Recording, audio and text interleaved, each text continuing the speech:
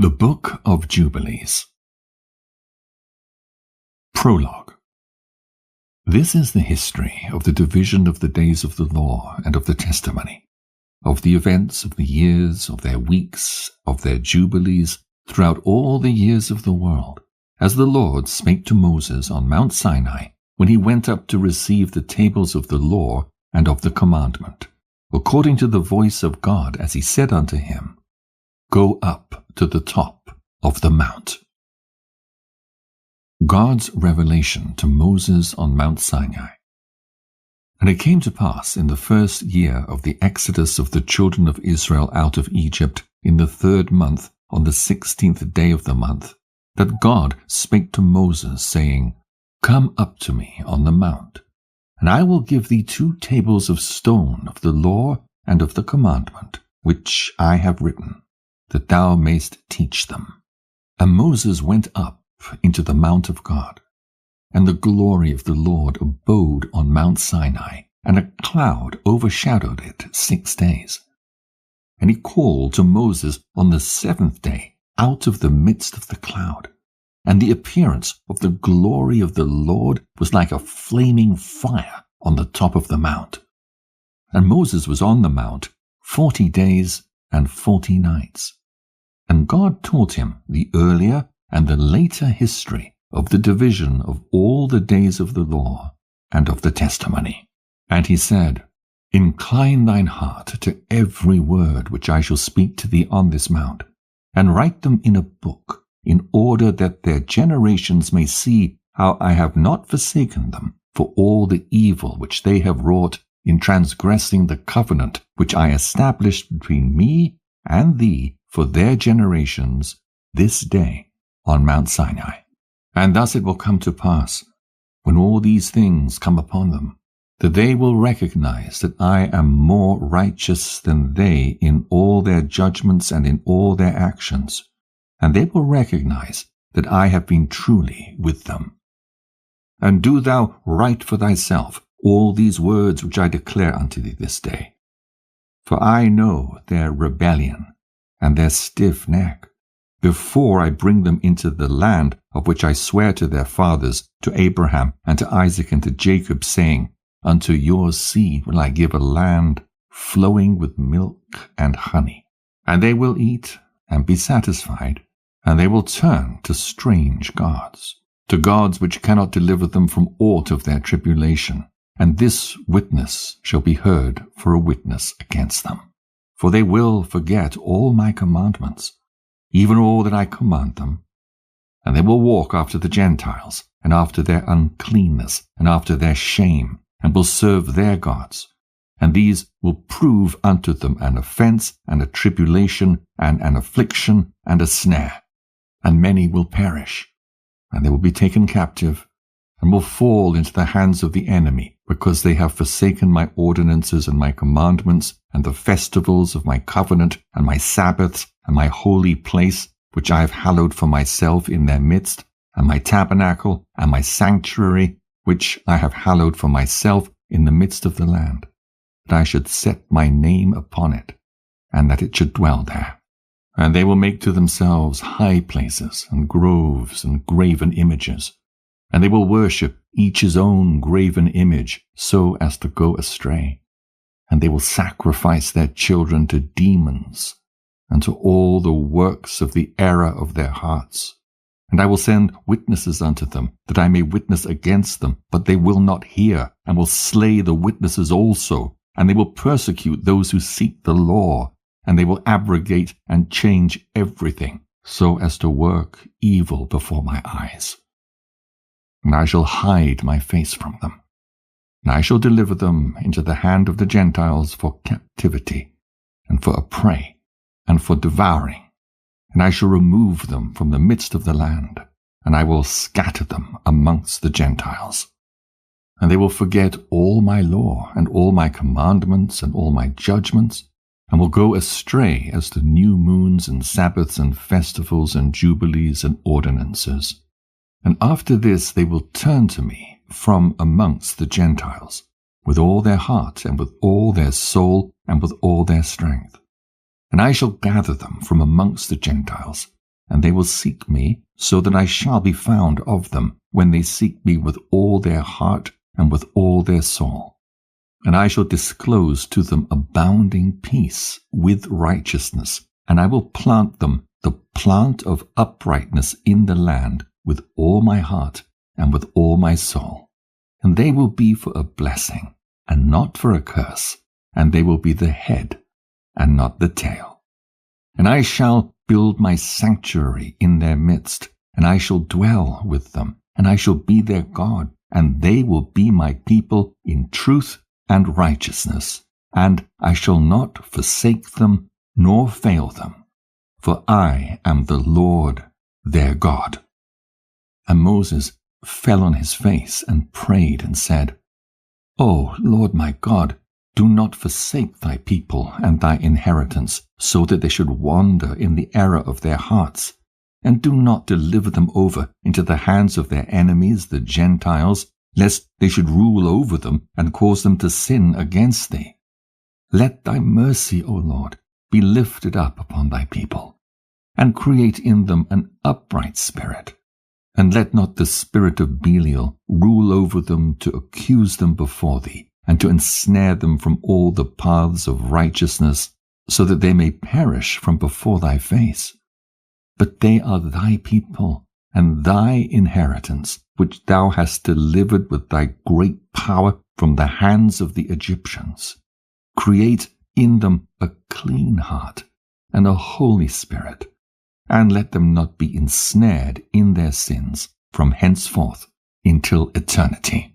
And the Lord said unto Moses, I know their contrariness, and their thoughts, and their stiff-neckedness, and they will not be obedient till they confess their own sin, and the sin of their fathers. And after this they will turn to me in all uprightness, and with all their heart and with all their soul, and I shall circumcise the foreskin of their heart, and the foreskin of the heart of their seed. And I shall create in them a holy spirit, and I shall cleanse them, so that they shall not turn away from me from that day unto eternity. And their souls will cleave to me and to all my commandments, and they will fulfill all my commandments. And I shall be their father, and they will be my children. And they will all be called children of the living God. And every angel and every spirit will know, yea, they will know that these are my children, and that I am their father in uprightness and righteousness, and that I love them. And do thou write down for thyself all these words which I declare unto thee on this mountain, the first and the last, which shall come to pass in all the divisions of the days in the law, and in the testimony, and in the weeks and the jubilees unto eternity, until I descend and dwell with them throughout eternity. God commands the angel to write. And he said to the angel of the presence, Write for Moses from the beginning of creation till my sanctuary has been built among them for all eternity. And the Lord will appear to the eyes of all, and all will know that I am the God of Israel, and the father of all the children of Jacob, and king on Mount Zion for all eternity. And Zion and Jerusalem will be holy. And the angel of the presence, who went before the camp of Israel, took the tables of the divisions of the years, from the time of creation, of the law and of the testimony of the weeks, of the jubilees, according to the individual years, according to all the number of the jubilees, according to the individual years, from the day of creation till the heavens and earth shall be renewed, and all their creation, according to the powers of the heaven, and according to all the creation of the earth, until the sanctuary of the Lord shall be made in Jerusalem on Mount Zion, and all the luminaries be renewed for healing, and for peace, and for blessing, for all the elect of Israel. And that thus it may be, from that day and unto all the days of the earth. The angel dictates to Moses the primeval history, the creation of the world, and institution of the Sabbath. And the angel of the presence spake to Moses according to the word of the Lord, saying, Write the complete history of the creation, how in 6 days the Lord God finished all his works, and all that he created, and kept Sabbath on the 7th day, and hallowed it for all ages, and appointed it as a sign for all his works. For on the 1st day he created the heavens which are above, and the earth and the waters, and all the spirits which serve before him, the angels of the presence, and the angels of sanctification, and the angels of the spirit of fire, and the angels of the spirit of the winds, and the angels of the spirit of the clouds, and of darkness, and of snow, and of hail, and of hoarfrost, and the angels of the voices, and of the thunder, and of the lightning, and the angels of the spirits of cold, and of heat, and of winter, and of spring, and of autumn, and of summer, and of all the spirits of his creatures which are in the heavens and on the earth. He created the abysses, and the darkness, eventide and night, and the light, dawn and day, which he hath prepared in the knowledge of his heart. And thereupon we saw his works, and praised him, and lauded before him on account of all his works. For 7 great works did he create on the 1st day. And on the 2nd day he created the firmament in the midst of the waters, and the waters were divided on that day. Half of them went up above, and half of them went down below the firmament that was in the midst over the face of the whole earth.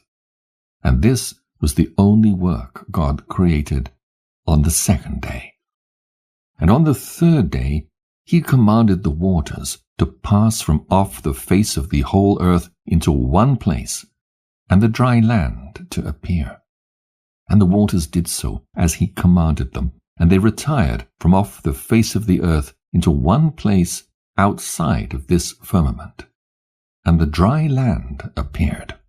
And on that day he created for them all the seas according to their separate gathering places, and all the rivers, and the gatherings of the waters in the mountains, and on all the earth, and all the lakes, and all the dew of the earth, and the seed which is sown, and all sprouting things, and fruit-bearing trees, and trees of the wood, and the garden of Eden in Eden, and all plants after their kind.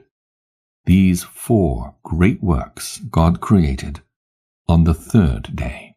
And on the 4th day he created the sun, and the moon, and the stars, and set them in the firmament of the heaven to give light upon all the earth, and to rule over the day and the night, and divide the light from the darkness.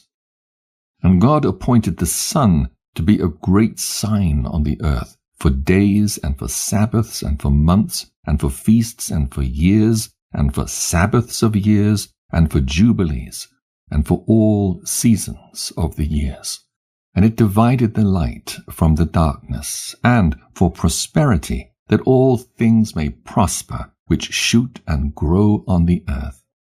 These 3 kinds he made on the 4th day. And on the 5th day he created great sea monsters in the depths of the waters, for these were the first things of flesh that were created by his hands, the fish, and everything that moves in the waters, and everything that flies, the birds, and all their kind. And the sun rose above them to prosper them, and above everything that was on the earth, everything that shoots out of the earth, and all fruit-bearing trees, and all flesh. These 3 kinds he created on the 5th day. And on the 6th day he created all the animals of the earth, and all cattle, and everything that moves on the earth. And after all this he created man. A man and a woman created he them, and gave him dominion over all that is upon the earth, and in the seas, and over everything that flies, and over beasts, and over cattle, and over everything that moves on the earth, and over the whole earth, and over all this he gave him dominion. And these 4 kinds he created on the 6th day. And there were altogether 22 kinds. And he finished all his work on the 6th day, all that is in the heavens and on the earth, and in the seas, and in the abysses, and in the light, and in the darkness, and in everything. And he gave us a great sign, the Sabbath day, that we should work 6 days, but keep Sabbath on the 7th day from all work. And all the angels of the presence, and all the angels of sanctification, these 2 great classes, he hath hidden us to keep the Sabbath with him in heaven and on earth. And he said unto us, Behold, I will separate unto myself a people from among all the peoples, and these will keep the Sabbath day. And I will sanctify them unto myself as my people, and will bless them. As I have sanctified the Sabbath day, and do sanctify it unto myself, even so shall I bless them. And they will be my people, and I shall be their God. And I have chosen the seed of Jacob from amongst all that I have seen, and I have written him down as my firstborn son, and have sanctified him unto myself for ever and ever. And I will teach them the Sabbath day, that they may keep Sabbath thereon from all work. And thus he created therein a sign in accordance with which they should keep the Sabbath with us on the 7th day, to eat and to drink, and to bless him who hath created all things, as he hath blessed and sanctified unto himself a peculiar people above all peoples, and that they should keep Sabbath together with us. And he caused his commands to ascend as a sweet savour acceptable before him all the days. There were 22 heads of mankind from Adam to Jacob, and 22 kinds of work which were made until the 7th day. This is blessed and holy, and the former also is blessed and holy, and this one serves with that one for sanctification and blessing. And to this Jacob and his seed it was granted that they should always be the blessed and holy ones of the first testimony and law, even as he had sanctified and blessed the Sabbath day on the 7th day. He created heaven and earth, and everything that he created in 6 days. And God made the 7th day holy for all his works. Therefore he commanded on its behalf that whoever doth any work thereon shall die, and that he who defileth it shall surely die. Wherefore do thou command the children of Israel to observe this day, that they may keep it holy, and not do thereon any work, and not to defile it, as it is holier than all other days. And whoever profaneth it shall surely die, and whoever doeth thereon any work shall surely die eternally, that the children of Israel may observe this day throughout their generations, and not be rooted out of the land. For it is a holy day, and a blessed day. And every one who observeth it and keepeth Sabbath thereon from all his work will be holy and blessed throughout all days, like unto us. Declare and say to the children of Israel the law of this day, both that they should keep Sabbath thereon, and that they should not forsake it in the error of their hearts, and that it is not lawful to do any work thereon which is unseemly, to do thereon their own pleasure, and that they should not prepare thereon anything to be eaten or drunk, which they had not prepared for themselves on the 6th day in their dwellings, and that it is not lawful to draw water, or bring in or take out thereon, through their gates, any burden. And they shall not bring in nor take out from house to house on that day. For that day is more holy and blessed than any Jubilee day of the Jubilees. On this we kept Sabbath in the heavens, before it was made known to any flesh to keep Sabbath thereon on the earth. And the Creator of all things blessed it. But he did not sanctify all peoples and nations to keep Sabbath thereon, but Israel alone. Them alone he permitted to eat and drink and to keep Sabbath thereon, on the earth. And the Creator of all things blessed this day which he had created for a blessing and a sanctification and a glory above all days. This law and testimony was given to the children of Israel as a law forever unto their generations. Paradise and the Fall.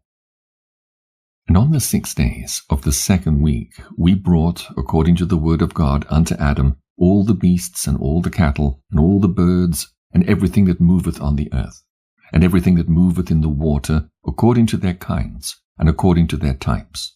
The beasts on the 1st day, the cattle on the 2nd day, the birds on the 3rd day, and all which moveth on the earth on the 4th day, and that which moveth in the water on the 5th day. And Adam named them all by their respective names, and as he called them, so was their name. And on these 5 days Adam saw all these, male and female, according to every kind that was on the earth. But he was alone, and found no helpmeet for him. And the Lord said unto us, It is not good that man should be alone. Let us make a helpmeet for him. And the Lord our God caused a deep sleep to fall upon him, and he slept. And he took for the woman 1 rib from amongst his ribs, and this rib was the origin of the woman from amongst his ribs. And he built up the flesh in its stead, and he built the woman. And he awaked Adam out of his sleep, and on awaking he rose on the 6th day, and he brought her to him. And he knew her, and said unto her, This is now bone of my bones, and flesh of my flesh. She will be called my wife, because she was taken from her husband. Therefore shall man and wife be one. And therefore shall a man leave his father and his mother, and cleave unto his wife, and they shall be one flesh. In the 1st week Adam was created, and the rib his wife. In the 2nd week he showed her unto him. And for this reason the commandment was given to keep in their defilement for a male 7 days, and for a female twice 7 days. And after Adam had completed 40 days in the land where he had been created, we brought him into the Garden of Eden to till and keep it. But his wife they brought in on the 80th day, and after this she entered into the Garden of Eden. And for this reason the commandment is written on the heavenly tables in regard to her that giveth birth. If she beareth a male, she shall remain in her uncleanness 7 days, according to the 1st week of days, and 33 days shall she remain in the blood of her purifying. And she shall not touch any hallowed thing, nor enter into the sanctuary, until she accomplished these days which are enjoined in the case of a male child. But in the case of a female child, she shall remain in her uncleanness 2 weeks of days, according to the first 2 weeks, and 66 days in the blood of her purification, and they will be in all 80 days. And when she had completed these 80 days, we brought her into the Garden of Eden. For it is holier than all the earth besides, and every tree that is planted in it is holy. Therefore there was ordained regarding her who beareth a male or a female child the statute of those days, that she should touch no hallowed thing, nor enter into the sanctuary, until these days for the male or female child are accomplished. This is the law and testimony which was written down for Israel, in order that they should observe it all the days. And in the 1st week of the 1st Jubilee, Adam and his wife were in the garden for 7 years, tilling and keeping it. And we gave him work, and we instructed him to do everything that is suitable for tillage. And he tilled the garden, and was naked, and knew it not, and was not ashamed. And he protected the garden from the birds and beasts and cattle, and gathered its fruit, and ate, and put aside the residue for himself and for his wife, and put aside that which was being kept. And after the completion of the 7 years which he had completed there, 7 years exactly, And in the 2nd month, on the 17th day of the month, the serpent came and approached the woman. And the serpent said to the woman, Hath God commanded you, saying, Ye shall not eat of every tree of the garden? And she said to it, Of all the fruit of the trees of the garden God hath said unto us, Eat. But of the fruit of the tree which is in the midst of the garden God hath said unto us, Ye shall not eat thereof, neither shall ye touch it, lest ye die. And the serpent said unto the woman, Ye shall not surely die. For God doth know that on the day ye shall eat thereof, your eyes will be opened, and ye will be as gods, and ye will know good and evil. And the woman saw the tree, that it was agreeable and pleasant to the eye, and that its fruit was good for food. And she took thereof, and ate. And when she had first covered her shame with fig leaves, she gave thereof to Adam, and he ate. And his eyes were opened, and he saw that he was naked. And he took fig leaves, and sewed them together, and made an apron for himself, and covered his shame. And God cursed the serpent, and was wroth with it forever. And he was wroth with the woman, because she hearkened to the voice of the serpent, and did eat. And he said unto her, I shall greatly multiply thy sorrow and thy pains. In sorrow thou shalt bring forth children, and thy return shall be unto thy husband, and he will rule over thee. And to Adam also he said, Because thou hast hearkened unto the voice of thy wife, and hast eaten of the tree of which I commanded thee thou shouldst not eat thereof, cursed be the ground for thy sake. Thorns and thistles shall it bring forth to thee, and thou shalt eat thy bread in the sweat of thy face, till thou returnest to the earth from whence thou wast taken. For earth thou art, and unto earth shalt thou return. And he made for them coats of skin, and clothed them, and sent them forth from the Garden of Eden. And on that day which Adam went forth from the garden, he offered as a sweet savour an offering, frankincense, galbanum, and stacte, and spices, in the morning, with the rising of the sun, from the day when he covered his shame. And on that day was closed the mouth of all beasts, and of cattle, and of birds, and of whatever walketh, or of whatever moveth, so that they could no longer speak. For they had all spoken one with another with one lip and with one tongue. And he sent out of the Garden of Eden all flesh that was in the Garden of Eden, and all flesh was scattered according to its kinds, and according to its types, unto the places which had been created for them. And to Adam alone did he give the wherewithal to cover his shame, of all the beasts and cattle. On this account it is prescribed on the heavenly tables, as touching all those who know the judgment of the law, that they should cover their shame, and should not uncover themselves, as the Gentiles uncover themselves. And on the new moon of the 4th month, Adam and his wife went forth from the Garden of Eden, and they dwelt in the land of Elder, in the land of their creation. And Adam called the name of his wife Eve. And they had no son till the 1st Jubilee, and after this he knew her. Now he tilled the land as he had been instructed in the Garden of Eden. Cain and Abel. And in the 3rd week, in the 2nd Jubilee, she gave birth to Cain. And in the 4th she gave birth to Abel. And in the 5th she gave birth to her daughter Awan.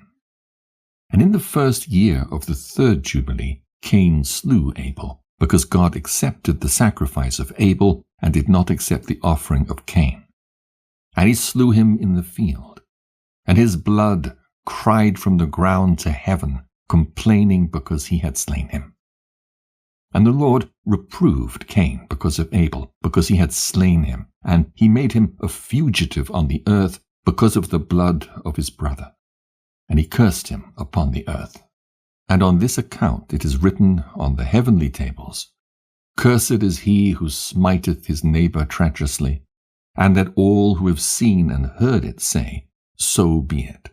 And the man who hath seen and not declared it, let him be accursed as the other. And for this reason we announce when we come before the Lord our God all the sin which is committed in heaven and on earth, and in light and in darkness and everywhere. And Adam and his wife mourned for Abel 4 weeks of years. And in the 4th year of the 5th week they became joyful.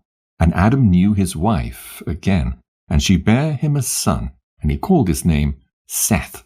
For he said, God hath raised up a second seed unto us on the earth, instead of Abel, for Cain slew him. And in the 6th week he begat his daughter Azurah. And Cain took Awan his sister to be his wife, and she bare him Enoch at the close of the 4th Jubilee. And in the 1st year of the 1st week of the 5th Jubilee, houses were built on the earth. And Cain built a city, and called its name after the name of his son, Enoch. And Adam knew Eve his wife, and she bare yet 9 sons. And in the 5th week of the 5th Jubilee, Seth took Azurah his sister to be his wife, and in the 4th year of the 6th week she bare him Enos. He began to call on the name of the Lord on the earth. The patriarchs from Adam to Noah, life of Enoch, death of Adam and Cain. And in the 7th Jubilee, in the 3rd week, Enos took Noam his sister to be his wife, and she bare him a son in the 3rd year of the 5th week, and he called his name Canaan. And at the close of the 8th Jubilee, Canaan took Mualaleth his sister to be his wife, and she bare him a son in the 9th Jubilee, in the 1st week, in the 3rd year of this week, and he called his name Mahalalel. And in the 2nd week of the 10th Jubilee, Mahalalel took unto him his wife Dinah, the daughter of Barachiel, the daughter of his father's brother. And she bare him a son in the 3rd week, in the 6th year, and he called his name Jared. For in his days the angels of the Lord descended on the earth, those who are named the Watchers, that they should instruct the children of men, and that they should do judgment and uprightness on the earth. And in the 11th Jubilee, Jared took to himself a wife, and her name was Barakah, the daughter of Rasajal, a daughter of his father's brother, in the 4th week of this Jubilee, and she bare him a son in the 5th week, in the 4th year of the Jubilee, and he called his name Enoch.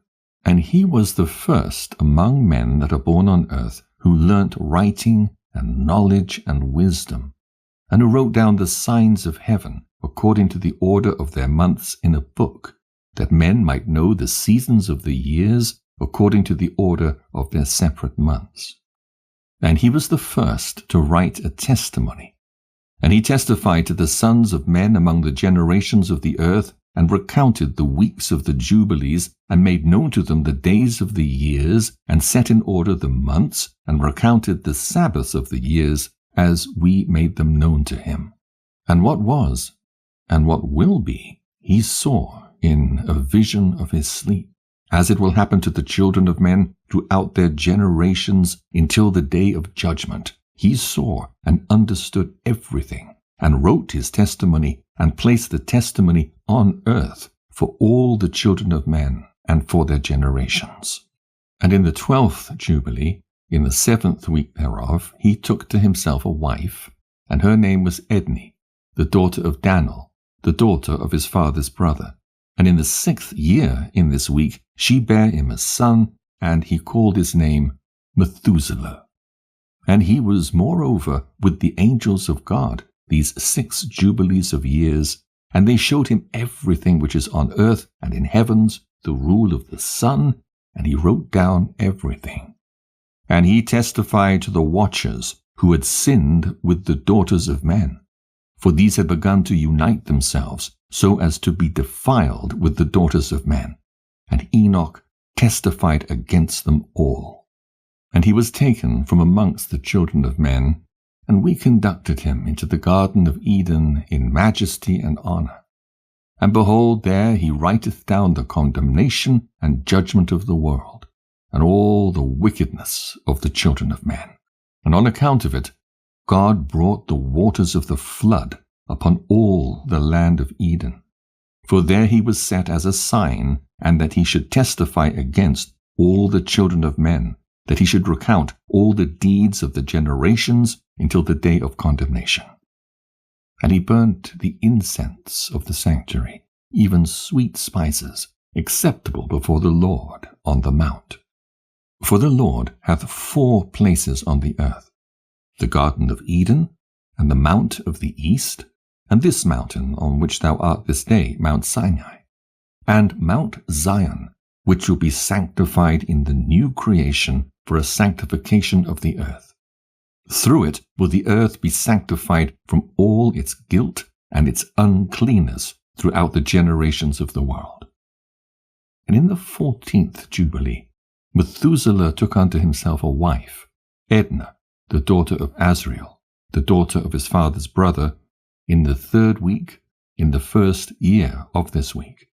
And he begat a son, and called his name Lamech. And in the 15th Jubilee, in the 3rd week, Lamech took to himself a wife, and her name was Betanos, the daughter of Barachiel, the daughter of his father's brother.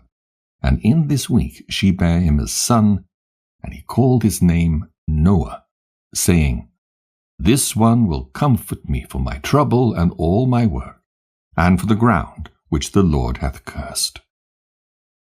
And at the close of the 19th Jubilee, in the 7th week, in the 6th year thereof, Adam died, and all his sons buried him in the land of his creation, and he was the first to be buried in the earth.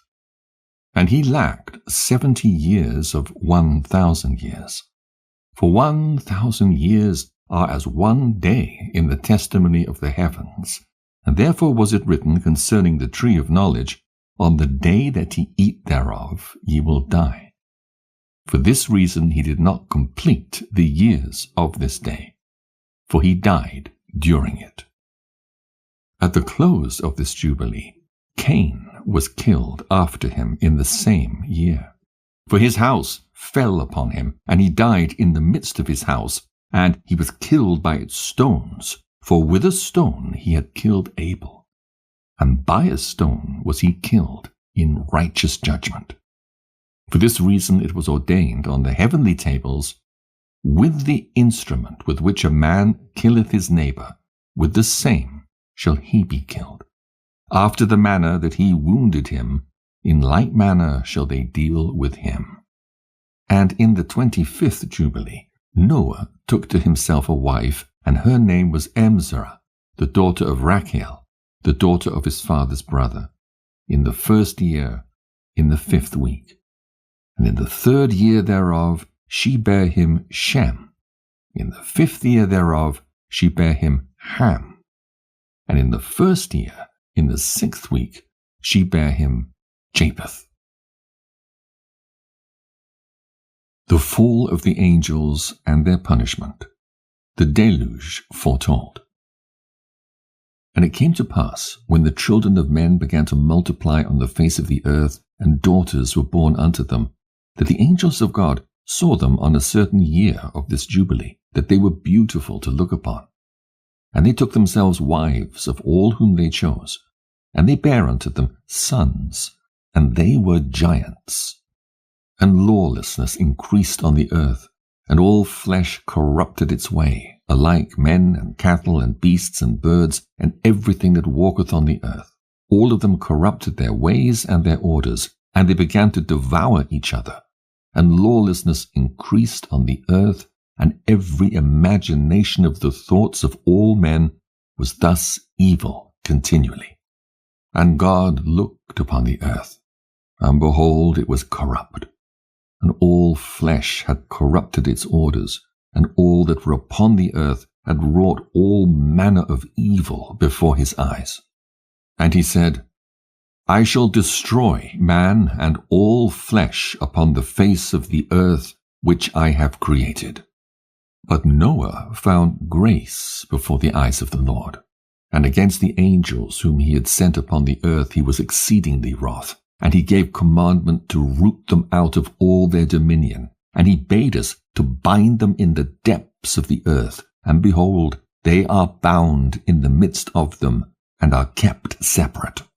And against their sons went forth a command from before his face that they should be smitten with the sword, and be removed from under heaven. And he said, Thy spirit will not always abide on man, for they also are flesh, and their days shall be 120 years. And he sent his sword into their midst, that each should slay his neighbor. And they began to slay each other, till they all fell by the sword, and were destroyed from the earth. And their fathers were witnesses of their destruction. And after this they were bound in the depths of the earth forever, until the day of the great condemnation, when judgment is executed on all those who have corrupted their ways and their works before the Lord. And he destroyed all from their places, and there was not left one of them whom he judged not according to all their wickedness. And he made for all his works a new and righteous nature, so that they should not sin in their whole nature forever, but should be all righteous, each in his kind, always. And the judgment of all is ordained and written on the heavenly tables in righteousness, even the judgment of all who depart from the path which was ordained for them to walk in. And if they walk not therein, judgment is written down for every creature and for every kind. And there is nothing in heaven, or on earth, or in light, or in darkness, or in Sheol, or in the depth, or in the places of darkness, which is not judged. And all their judgments are ordained and written and engraved. In regard to all he will judge, the great according to his greatness, and the small according to his smallness, and each according to his way. And he is not one who will regard the person of any, nor is he one who will receive gifts, if he saith that he will execute judgment on each. If one gave everything that is on the earth, he will not regard the gifts or the person of any, nor accept anything at his hands, for he is a righteous judge. And of the children of Israel it hath been written and ordained, if they turn to him in righteousness, he will forgive all their transgressions, and pardon all their sins. It is written and ordained, that he will show mercy to all who turn from all their guilt once each year. And as for all those who corrupted their ways and their thoughts before the flood, no man's person was accepted, save that of Noah alone. For his person was accepted in behalf of his sons, whom God saved from the waters of the flood on his account. For his heart was righteous in all his ways, according as it was commanded regarding him. And he had not departed from aught that was ordained for him.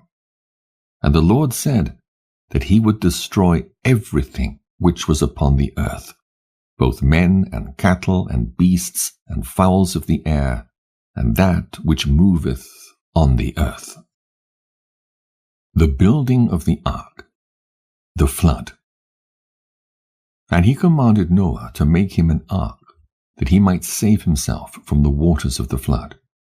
And Noah made the ark in all respects as he commanded him, in the 27th Jubilee of years, in the 5th week, in the 5th year, on the new moon of the 1st month. And he entered in the 6th year thereof, in the 2nd month, on the new moon of the 2nd month, till the 16th. And he entered, and all that we brought to him into the ark. And the Lord closed it from without on the 17th evening. And the Lord opened 7 floodgates of heaven, and the mouths of the fountains of the great deep, 7 mouths in number. And the floodgates began to pour down water from heaven 40 days and 40 nights. And the fountains of the deep also sent up waters, until the whole world was full of water. And the waters increased upon the earth 15 cubits did the waters rise above all the high mountains, and the ark was lifted up above the earth, and it moved upon the face of the waters. And the water prevailed on the face of the earth 5 months, 150 days. And the ark went and rested on the top of Lubah, one of the mountains of Ararat. And on the new moon in the 4th month, the fountains of the great deep were closed, and the floodgates of heaven were restrained. And on the new moon of the 7th month, all the mouths of the abysses of the earth were opened, and the water began to descend into the deep below. And on the new moon of the 10th month, the tops of the mountains were seen. And on the new moon of the 1st month, earth became visible. And the waters disappeared from above the earth in the 5th week, in the 7th year thereof. And on the 17th day, in the 2nd month, the earth was dry. And on the 27th thereof, he opened the ark, and sent forth from it beasts and cattle and birds, and every moving thing. Noah's sacrifice, God's covenant with him, instructions to Moses about eating of blood, the feast of weeks, etc., and division of the year. And on the new moon of the 3rd month he went forth from the ark, and built an altar on that mountain.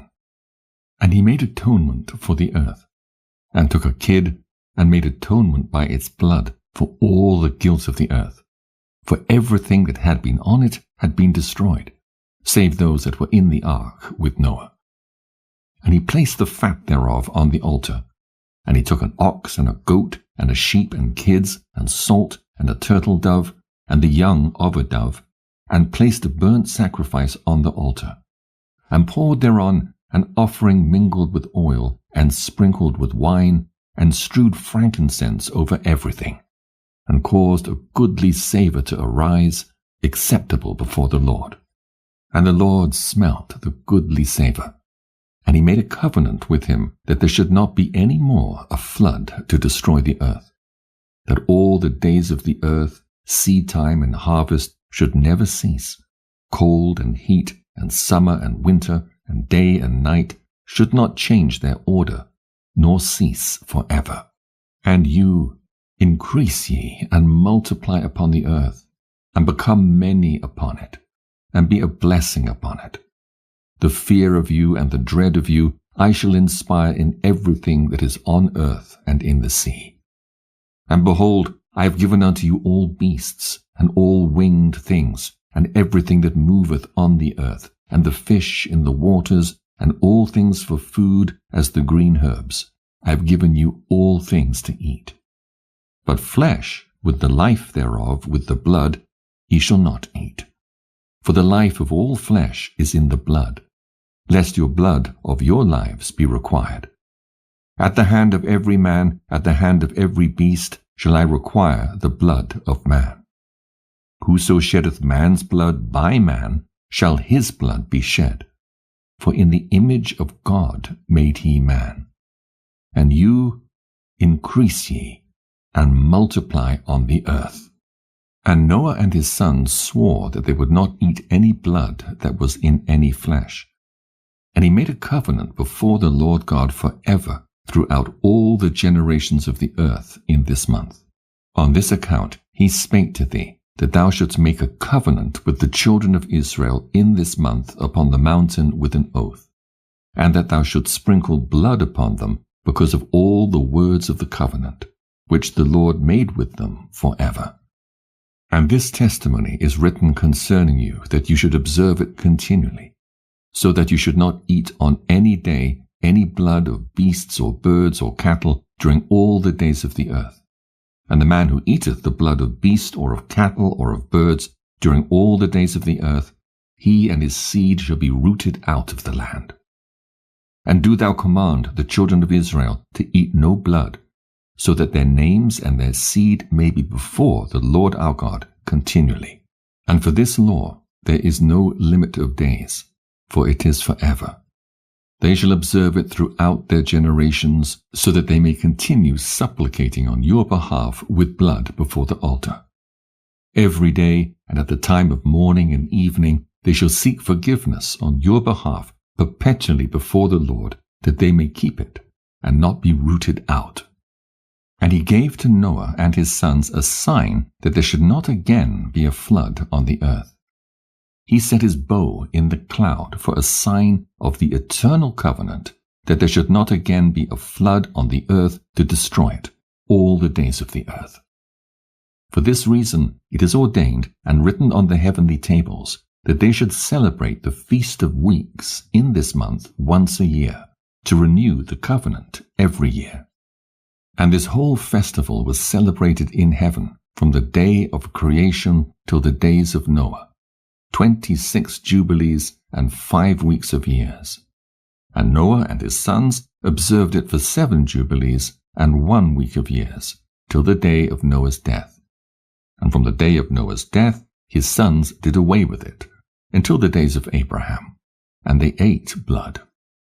But Abraham observed it, and Isaac and Jacob and his children observed it up to thy days. And in thy days the children of Israel forgot it, until he celebrated it anew on this mountain. And do thou command the children of Israel to observe this festival in all their generations for a commandment unto them. 1 day in the year in this month they shall celebrate the festival. For it is the Feast of Weeks, and the Feast of Firstfruits. This feast is twofold and of a double nature, according to what is written and engraven concerning it. Celebrate it. For I have written in the book of the first law, in that which I have written for thee, that thou shouldst celebrate it in its season, 1 day in the year. And I explained it to thee, its sacrifices, that the children of Israel should remember, and should celebrate it throughout their generations in this month, 1 day in every year. And on the new moon of the 1st month, and on the new moon of the 4th month, and on the new moon of the 7th month, and on the new moon of the 10th month, are the days of remembrance, and the days of the seasons in the 4 divisions of the year. These are written and ordained as a testimony forever. And Noah ordained them for himself as feasts for the generations forever, so that they have become thereby a memorial unto him. And on the new moon of the 1st month he was bidden to make for himself an ark. And on that day the earth became dry, and he opened the ark and saw the earth. And on the new moon of the 4th month the mouths of the depths of the abysses beneath were closed. And on the new moon of the 7th month all the mouths of the abysses of the earth were opened, and the waters began to descend into them. And on the new moon of the 10th month the tops of the mountains were seen, and Noah was glad. And on this account he ordained them for himself as feasts for a memorial forever, and thus are they ordained. And they placed them on the heavenly tables. Each had 13 weeks, from one to another past their memorial, from the 1st to the 2nd, and from the 2nd to the 3rd, and from the 3rd to the 4th. And all the days of the commandment will be 52 weeks of days, and these will make the entire year complete. Thus it is engraven and ordained on the heavenly tables, and there is no neglecting this commandment for a single year, or from year to year. And command thou the children of Israel that they observe the years according to this reckoning, 364 days, and these will constitute a complete year, and they will not disturb its time from its days and from its feasts, for everything will fall out in them according to their testimony, and they will not leave out any day, nor disturb any feasts. But if they do neglect and do not observe them according to his commandment, then they will disturb all their seasons, and the years will be dislodged from this order, and they will disturb the seasons, and the years will be dislodged, and they will neglect their ordinances. And all the children of Israel will forget, and will not find the path of the years, and will forget the new moons, the seasons, and Sabbaths, and they will go wrong as to all the order of the years. For I know, and from henceforth shall I declare it unto thee, and it is not of my own devising, for the book lieth written before me, and on the heavenly tables the division of days is ordained, lest they forget the feasts of the covenant, and walk according to the feasts of the Gentiles, after their error and after their ignorance. For there will be those who will assuredly make observations of the moon, how it disturbeth the seasons, and cometh in from year to year, 10 days too soon. For this reason the years will come upon them, when they will disturb the order, and make an abominable day the day of testimony, and an unclean day a feast day. And they will confound all the days, the holy with the unclean, and the unclean day with the holy. For they will go wrong as to the months and Sabbaths and feasts and jubilees. For this reason I command and testify to thee, that thou mayest testify to them. For after thy death thy children will disturb them, so that it will not make the year 364 days only. And for this reason they will go wrong as to the new moons and seasons and Sabbaths and festivals, and they will eat all kinds of blood, with all kinds of flesh. Noah offers sacrifice. The cursing of Canaan. Noah's sons and grandsons and their cities. Noah's admonitions. And in the 7th week, in the 1st year thereof, in this Jubilee, Noah planted vines on the mountain on which the ark had rested, named Lubah, one of the Ararat mountains. And they produced fruit in the 4th year, and he guarded their fruit, and gathered it in this year, in the 7th month. And he made wine therefrom, and put it into a vessel, and kept it until the 5th year, until the 1st day, on the new moon of the 1st month. And he celebrated with joy the day of this feast. And he made a burnt sacrifice unto the Lord, 1 young ox, and 1 ram, and 7 sheep, each a year old, and a kid of the goats, that he might make atonement thereby for himself and his sons. And he prepared the kid first, and placed some of its blood on the flesh that was on the altar which he had made. And all the fat he laid on the altar where he made the burnt sacrifice, and the ox and the ram and the sheep, and he laid all their flesh upon the altar. And he placed all their offerings mingled with oil upon it. And afterwards he sprinkled wine on the fire, which he had previously made on the altar. And he placed incense on the altar, and caused a sweet savour to ascend, acceptable before the Lord his God. And he rejoiced and drank of this wine, he and his children with joy. And it was evening, and he went into his tent, and being drunken he lay down and slept, and was uncovered in his tent as he slept. And Ham saw Noah his father naked, and went forth and told his 2 brethren without. And Shem took his garment, and arose, he and Japheth, and they placed the garment on their shoulders, and went backward, and covered the shame of their father, and their faces were backward.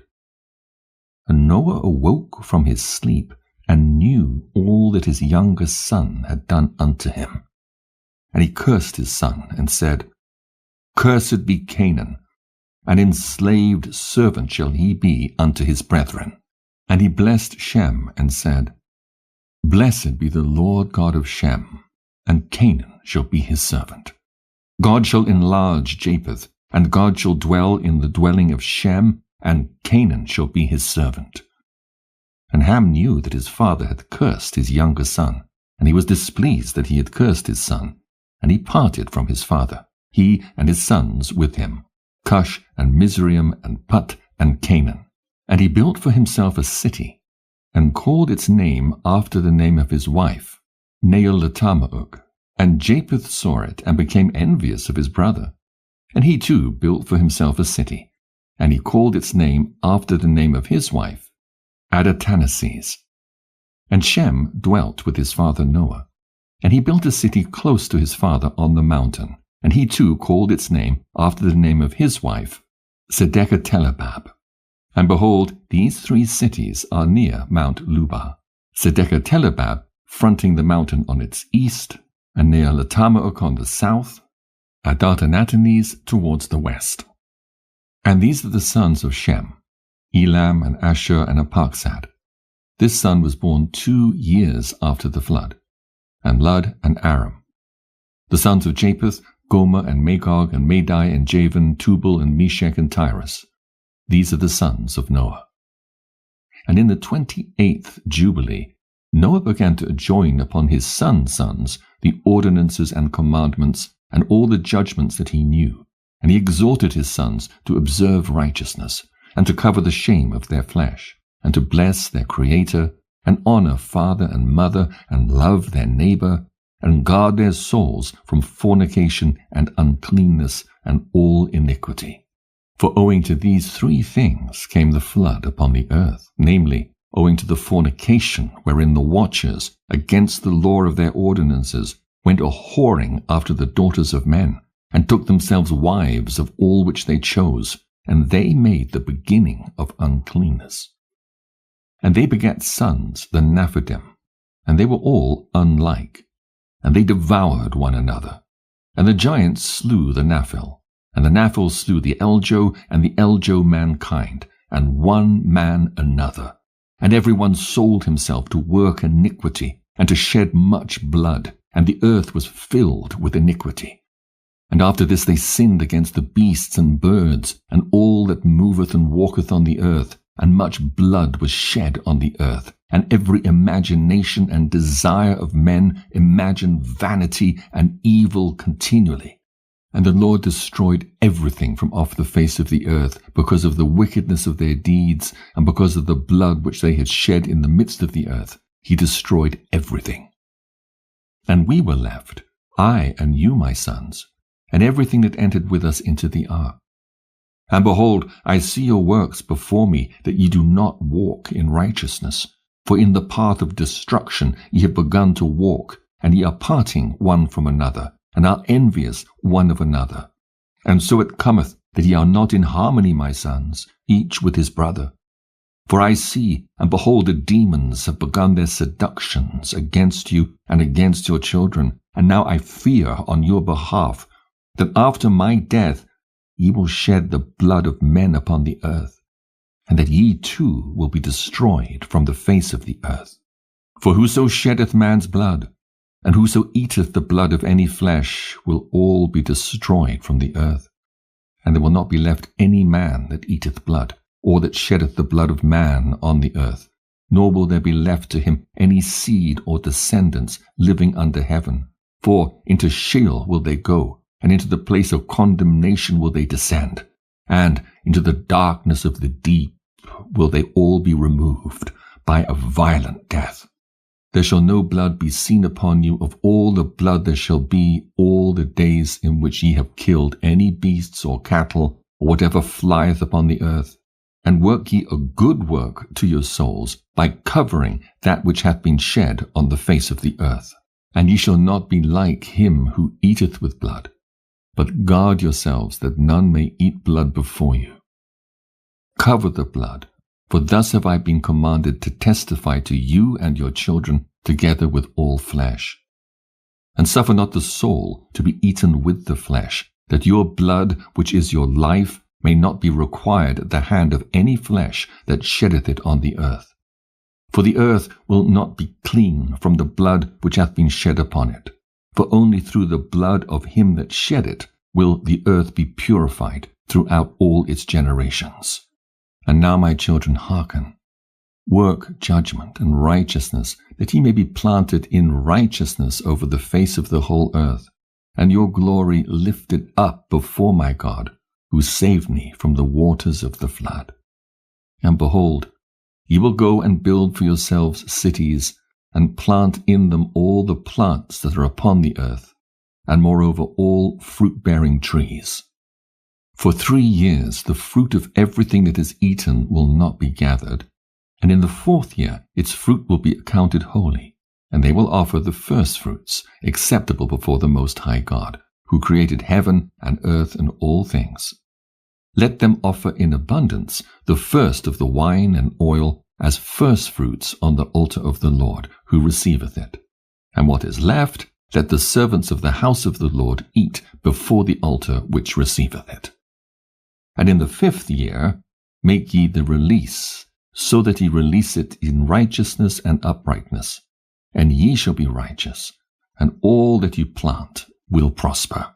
For thus did Enoch, the father of your father, command Methuselah his son, and Methuselah his son Lamech, and Lamech commanded me all the things which his father commanded him. And I also will give you commandment, my sons, as Enoch commanded his son in the 1st Jubilees, whilst still living, the 7th in his generation, he commanded and testified to his son and to his sons' sons, until the day of his death. Genealogy of the descendants of Shem. Noah and his sons divide the earth. In the 29th Jubilee, in the 1st week, in the beginning thereof, Arpachshad took to himself a wife, and her name was Razuajah, the daughter of Susan, the daughter of Elam.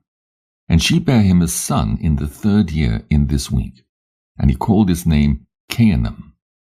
And the son grew, and his father taught him writing, and he went to seek for himself a place where he might seize for himself a city.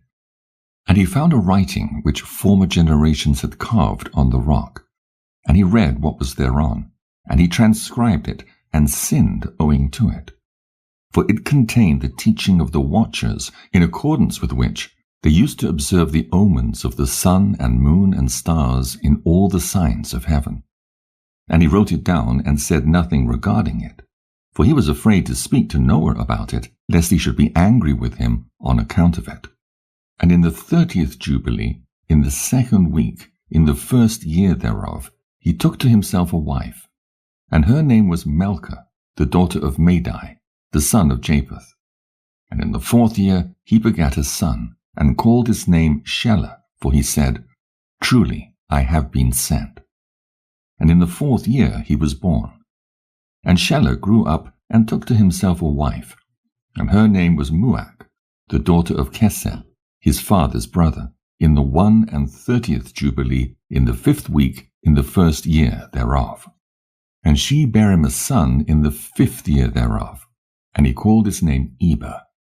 And he took unto himself a wife, and her name was Azarah, the daughter of Nebrod, in the 32nd Jubilee, in the 7th week, in the 3rd year thereof. And in the 6th year thereof she bare him a son, and he called his name Peleg. For in the days when he was born, the children of Noah began to divide the earth amongst themselves. For this reason he called his name Peleg. And they divided it secretly amongst themselves, and told it to Noah. And it came to pass, in the beginning of the 33rd Jubilee, that they divided the earth into 3 parts, for Shem, and Ham, and Japheth, according to the inheritance of each, in the 1st year, in the 1st week, when one of us who had been sent was with them. And he called his sons, and they drew nigh to him, they and their children, and he divided the earth into lots, which his 3 sons were to take in possession. And they reached forth their hands, and took the writing out of the bosom of Noah their father. And they came forth on the writing as Shem's lot, the middle of the earth, which he should take as an inheritance for himself and for his sons, for the generations of eternity.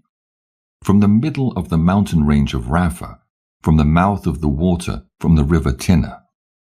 And his portion goeth towards the west through the midst of this river, and it extendeth till it reacheth the water of the abysses, out of which this river goeth forth, and poureth its waters into the sea Meat. And this river floweth into the great sea.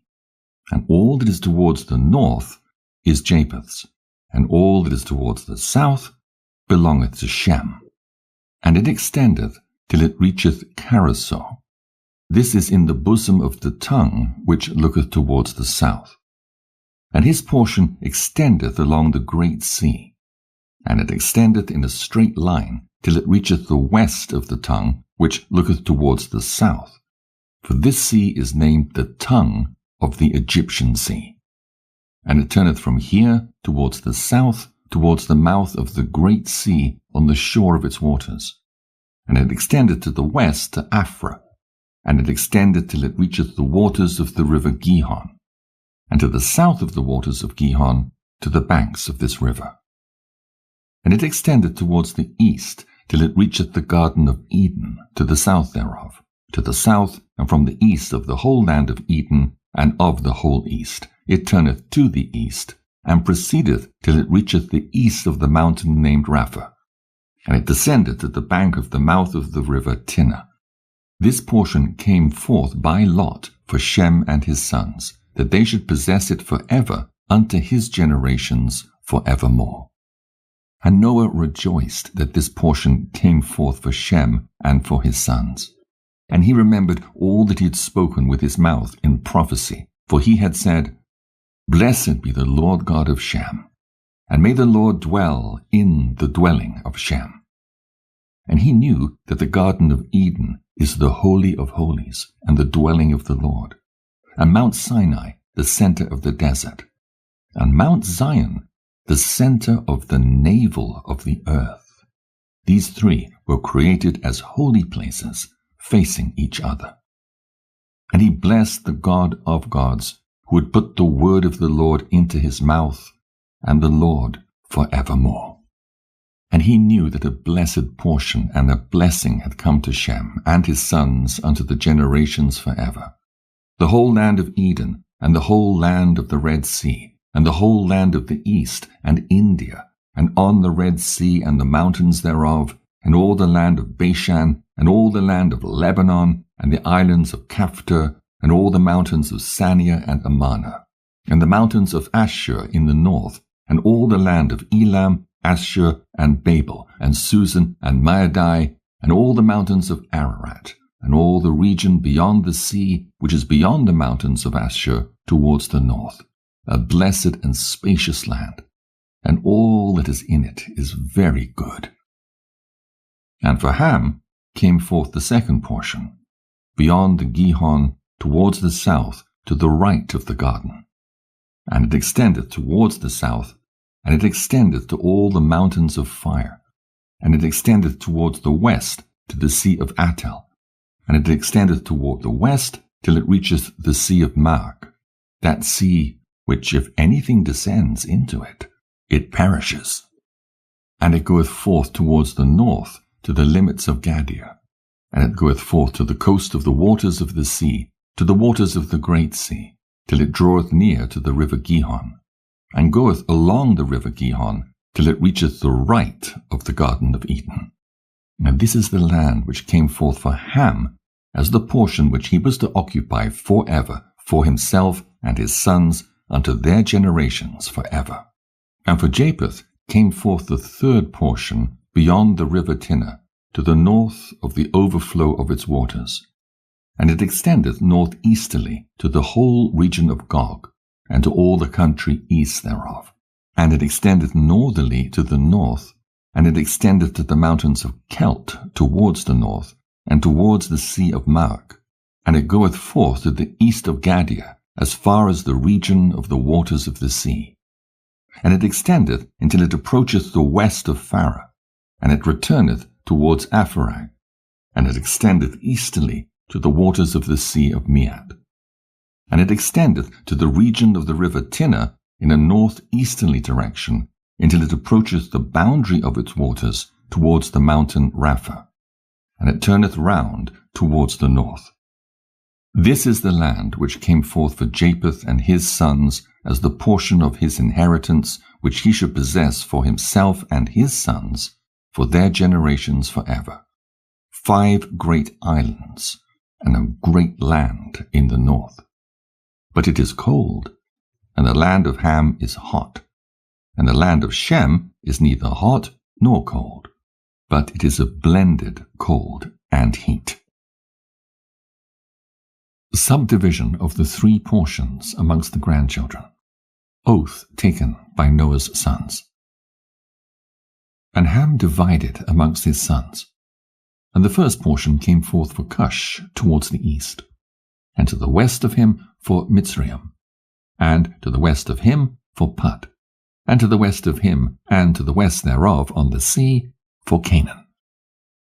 And Shem also divided amongst his sons.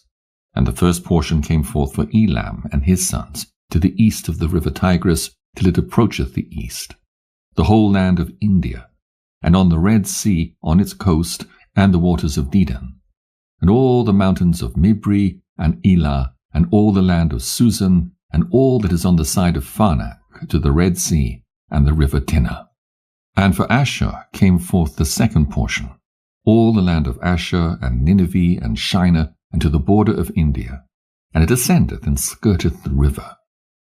And for Apakshad came forth the third portion, all the land of the region of the Chaldees, to the east of the Euphrates, bordering on the Red Sea, and all the waters of the desert, close to the tongue of the sea, which looketh towards Egypt, all the land of Lebanon, and Sania, and Amanah, to the border of the Euphrates.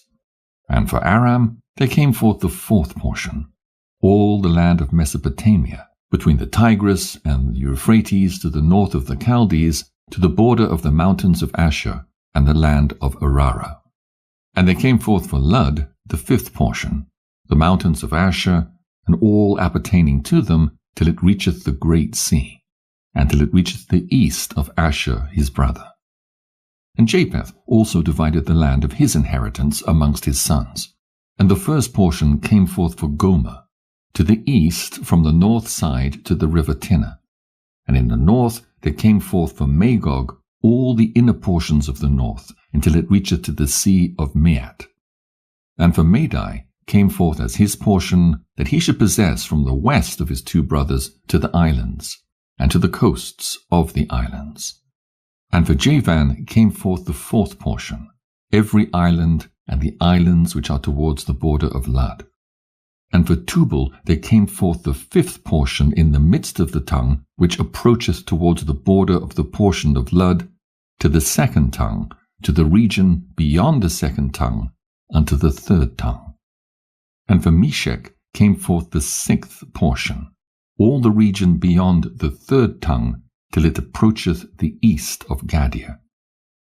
And thus the sons of Noah divided unto their sons in the presence of Noah their father, and he bound them all by an oath, imprecating a curse on every one that sought to seize the portion which had not fallen to him by his lot.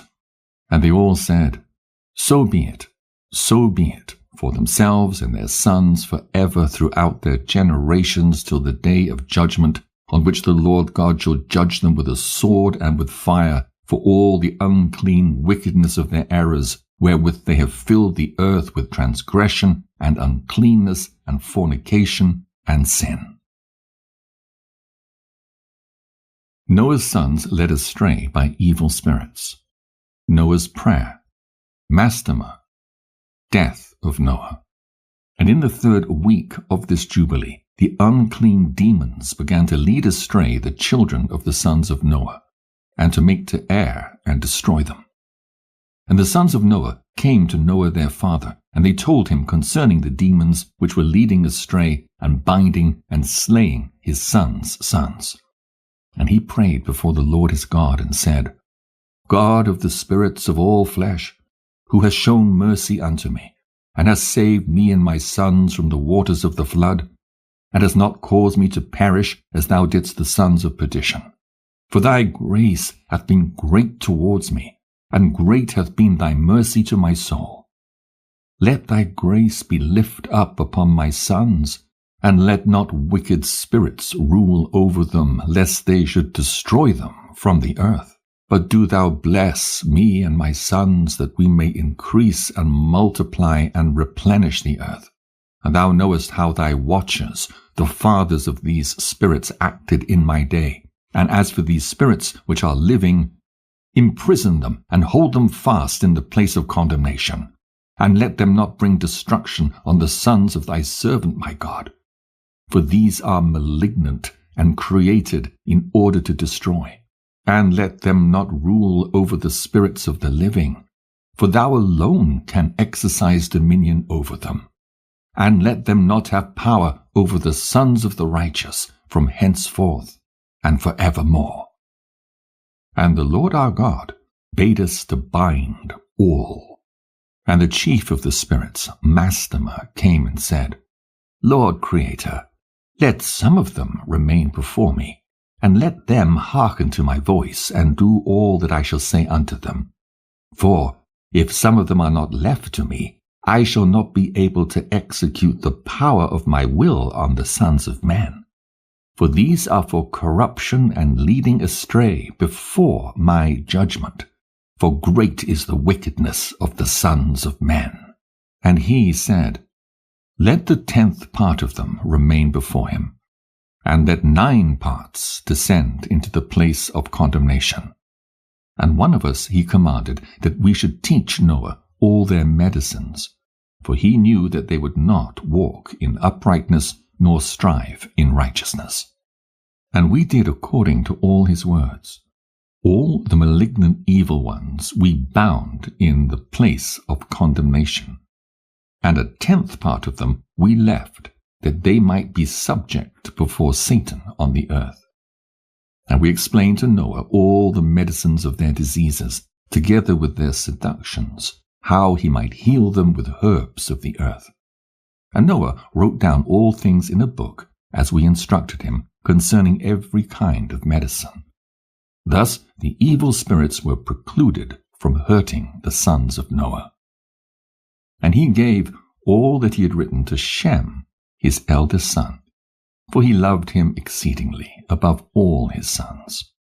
And Noah slept with his fathers and was buried on Mount Lubah in the land of Ararat.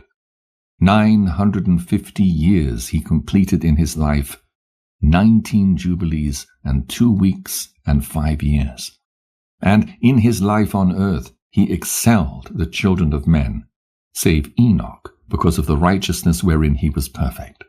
For Enoch's office was ordained for a testimony to the generations of the world, so that he should recount all the deeds of generation unto generation till the day of judgment. The Tower of Babel and the confusion of tongues. And in the 33rd Jubilee, in the 1st year, in the 2nd week, Peleg took to himself a wife, whose name was Lomna, the daughter of Sinai. And she bare him a son in the 4th year of this week. And he called his name Reu, for he said, Behold, the children of men have become evil through the wicked purpose of building for themselves a city and a tower in the land of Shinar. For they departed from the land of Ararat eastward to Shinar. For in his days they built the city and the tower, saying, Go to, let us ascend thereby into heaven. And they began to build. And in the 4th week they made brick with fire, and the bricks served them for stone, and the clay with which they cemented them together was asphalt, which cometh out of the sea, and out of the fountains of water in the land of Shinar. And they built it. 43 years were they building it. Its breadth was 203 bricks, and the height of a brick was the 1/3 of one, and its height amounted to 5,433 cubits and 2 palms. And the extent of one wall was 13 states, and of the other 30 states. And the Lord our God said unto us, Behold, they are one people, and this they begin to do, and now nothing will be withholden from them. Go to, let us go down and confound their language, that they may not understand one another's speech, and that they may be dispersed into cities and nations, and one purpose will no longer abide with them till the day of judgment.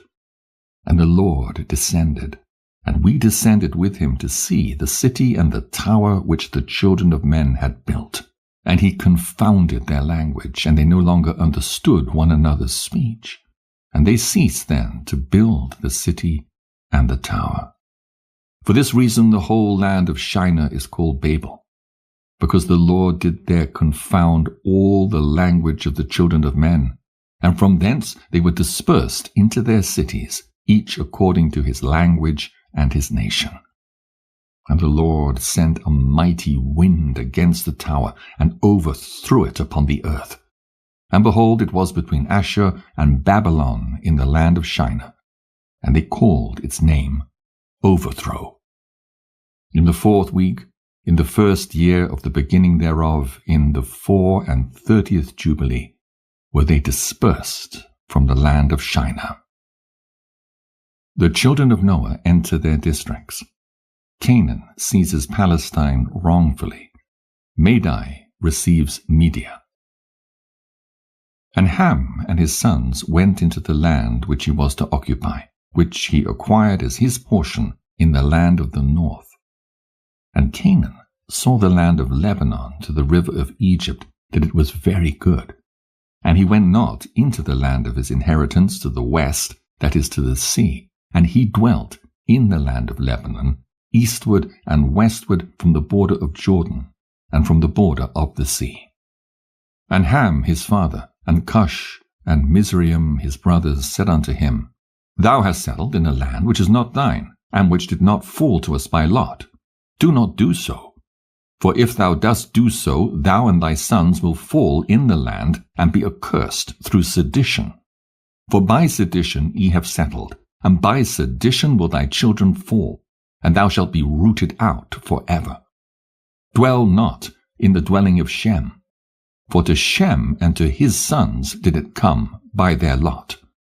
Cursed art thou, and cursed shalt thou be beyond all the sons of Noah, by the curse by which we bound ourselves by an oath in the presence of the holy judge, and in the presence of Noah our father.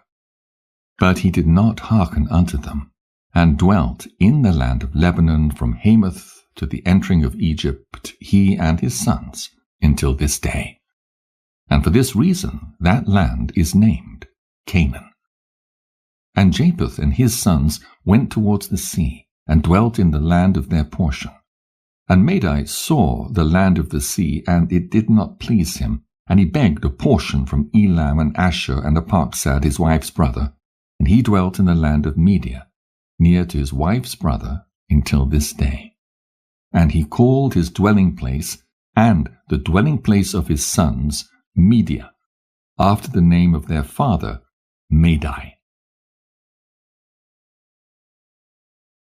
The history of the patriarchs, from Reu to Abraham, the corruption of the human race. And in the 35th Jubilee, in the 3rd week, in the 1st year thereof, Reu took to himself a wife, and her name was Orah, the daughter of the son of Kesed. And she bare him a son, and he called his name Sero, in the 7th year of this week, in this Jubilee. And the sons of Noah began to war on each other, to take captive and to slay each other, and to shed the blood of men on the earth, and to eat blood, and to build strong cities, the walls and towers. And individuals began to exalt themselves above the nation, and to found the beginnings of kingdoms, and to go to war, people against people, and nation against nation, and city against city. And all began to do evil, and to acquire arms, and to teach their sons war. And they began to capture cities, and to sell male and female slaves. And the son of Kesed, built the city of Ara of the Chaldees, and called its name after his own name, and the name of his father. And they made for themselves molten images, and they worshipped each the idol, the molten image which they had made for themselves. And they began to make graven images and unclean simulacra, and malignant spirits assisted and seduced them into committing transgression and uncleanness. And the prince Mastema exerted himself to do all this, and he sent forth other spirits, those which were put under his hand, to do all manner of wrong and sin, and all manner of transgression, to corrupt and destroy, and to shed blood upon the earth. And for this reason he called the name of Sero Serug, for every one turned to do all manner of sin and transgression. And he grew up and dwelt in Ur of the Chaldees, near to the father of his wife's mother, and he worshipped idols. And he took to himself a wife in the 36th Jubilee, in the 5th week, in the 1st year thereof. And her name was Melcha, the daughter of Cabba, the daughter of his father's brother. And she bare him Nahor in the 1st year of this week, and he grew and dwelt in Ur of the Chaldees. And his father taught him the researches of the Chaldees to divine and augur, according to the signs of heaven. And in the 37th Jubilee, in the 6th week, in the 1st year thereof, he took to himself a wife, and her name was Ejaska, the daughter of Nestag of the Chaldees. And she bare him Terah in the 7th year of this week. And the prince Mastor sent ravens and birds to devour the seed which was sown in the land, in order to destroy the land, and rob the children of men of their labors. Before they could plough in the seed, the ravens picked it from the surface of the ground. And for this reason he called his name Terah, because the ravens and the birds reduced them to destitution and devoured their seed. And the years began to be barren, owing to the birds, and they devoured all the fruit of the trees from the trees. It was only with great effort that they could save a little of all the fruit of the earth in their days. And in this 39th Jubilee, in the 2nd week in the 1st year, Terah took to himself a wife, and her name was Edna, the daughter of Abram, the daughter of his father's sister. And in the 7th year of this week, she bare him a son, and he called his name Abram, by the name of the father of his mother, for he had died before his daughter had conceived a son. Abram's knowledge of God and wonderful deeds. And the child began to understand the errors of the earth, that all went astray after graven images and after uncleanness. And his father taught him writing, and he was 2 weeks of years old, and he separated himself from his father, that he might not worship idols with him. And he began to pray to the Creator of all things, that he might save him from the errors of the children of men, and that his portion should not fall into error after uncleanness and vileness. And the seed time came for the sowing of seed upon the land, and they all went forth together to protect their seed against the ravens. And Abram went forth with those that went, and the child was a lad of 14 years. And a cloud of ravens came to devour the seed, and Abram ran to meet them before they settled on the ground, and cried to them before they settled on the ground to devour the seed, and said, Descend not, return to the place whence ye came. And they proceeded to turn back. And he caused the clouds of ravens to turn back that day 70 times. And of all the ravens throughout all the land where Abram was, there settled there not so much as one. And all who were with him throughout all the land saw him cry out, and all the ravens turned back. And his name became great in all the land of the Chaldees. And they came to him this year all that wished to sow. And he went with them until the time of sowing ceased, and they sowed their land, and that year they brought enough grain home, and ate, and were satisfied. And in the 1st year of the 5th week, Abram taught those who made implements for oxen, the artificers in wood, and they made a vessel above the ground, facing the frame of the plough, in order to put the seed thereon. And the seed fell down therefrom upon the share of the plough, and was hidden in the earth, and they no longer feared the ravens. And after this manner they made vessels above the ground on all the frames of the ploughs, and they sowed and tilled all the land according as Abram commanded them. And they no longer feared the birds. Abram seeks to convert Terah from idolatry. The family of Terah. Abram burns the idols. Death of Haran. And it came to pass in the 6th week, in the 7th year thereof, that Abram said to Terah his father, saying, Father. And he said, Behold, here am I, my son. And he said, What help and profit have we from those idols which thou dost worship? and before which thou dost bow thyself. For there is no spirit in them, for they are dumb forms, and a misleading of the heart. Worship them not. Worship the God of heaven, who causeth the rain and the dew to descend on the earth, and doeth everything upon the earth, and hath created everything by his word, and all life is from before his face. Why do ye worship things that have no spirit in them? Or they are the work of men's hands, and on your shoulders do ye bear them, and ye have no help from them. But they are a great cause of shame to those who make them, and a misleading of the heart to those who worship them. Worship them not. And his father said unto him, I also know it, my son. But what shall I do with the people who've made me to serve before them?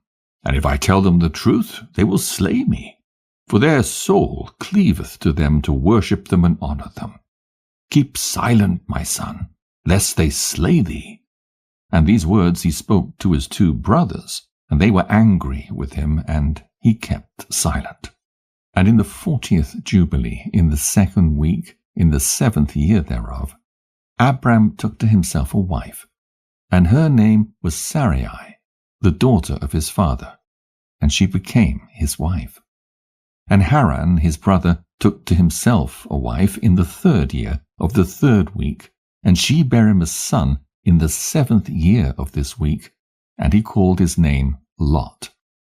And Nahor his brother took to himself a wife, and in the 60th year of the life of Abram, that is, in the 4th week in the 4th year thereof, Abram arose by night and burned the house of the idols, and he burned all that was in the house, and no man knew it.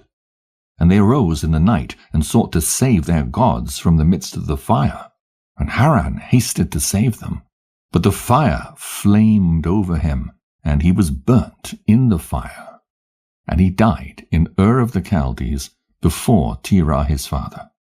And they buried him in Ur of the Chaldees. The family of Terah in Haran. Abram's experiences there. His journey to Canaan. And Terah went forth from Ur of the Chaldees, he and his sons, to go to the land of Lebanon, and into the land of Canaan. And he dwelt in the land of Haran. And Abram dwelt with Terah his father in Haran 2 weeks of years. And in the 6th week, in the 5th year thereof, Abram sat up throughout the night on the new moon of the 7th month to observe the stars from the evening to the morning, in order to see what would be the character of the year with regard to the rains. And he was alone as he sat and observed. And a word came into his heart, and he said, All the signs of the stars and the signs of the moon and of the sun are all in the hand of the Lord. Why do I search them out?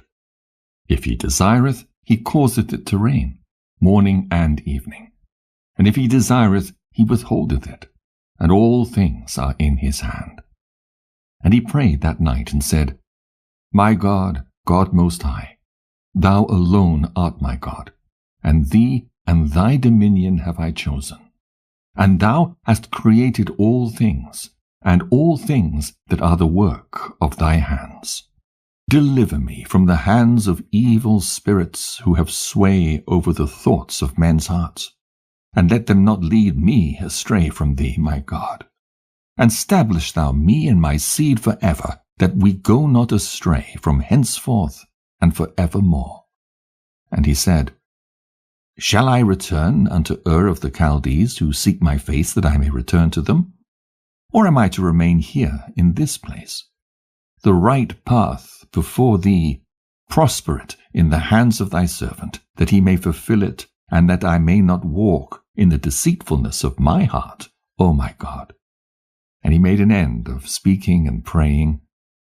And behold, the word of the Lord was sent to him through me, saying, Get thee up from thy country, and from thy kindred, and from the house of thy father, unto a land which I shall show thee. And I shall make thee a great and numerous nation, and I shall bless thee, and I shall make thy name great, and thou wilt be blessed in the earth, and in thee will all families of the earth be blessed. And I shall bless them that bless thee, and curse them that curse thee.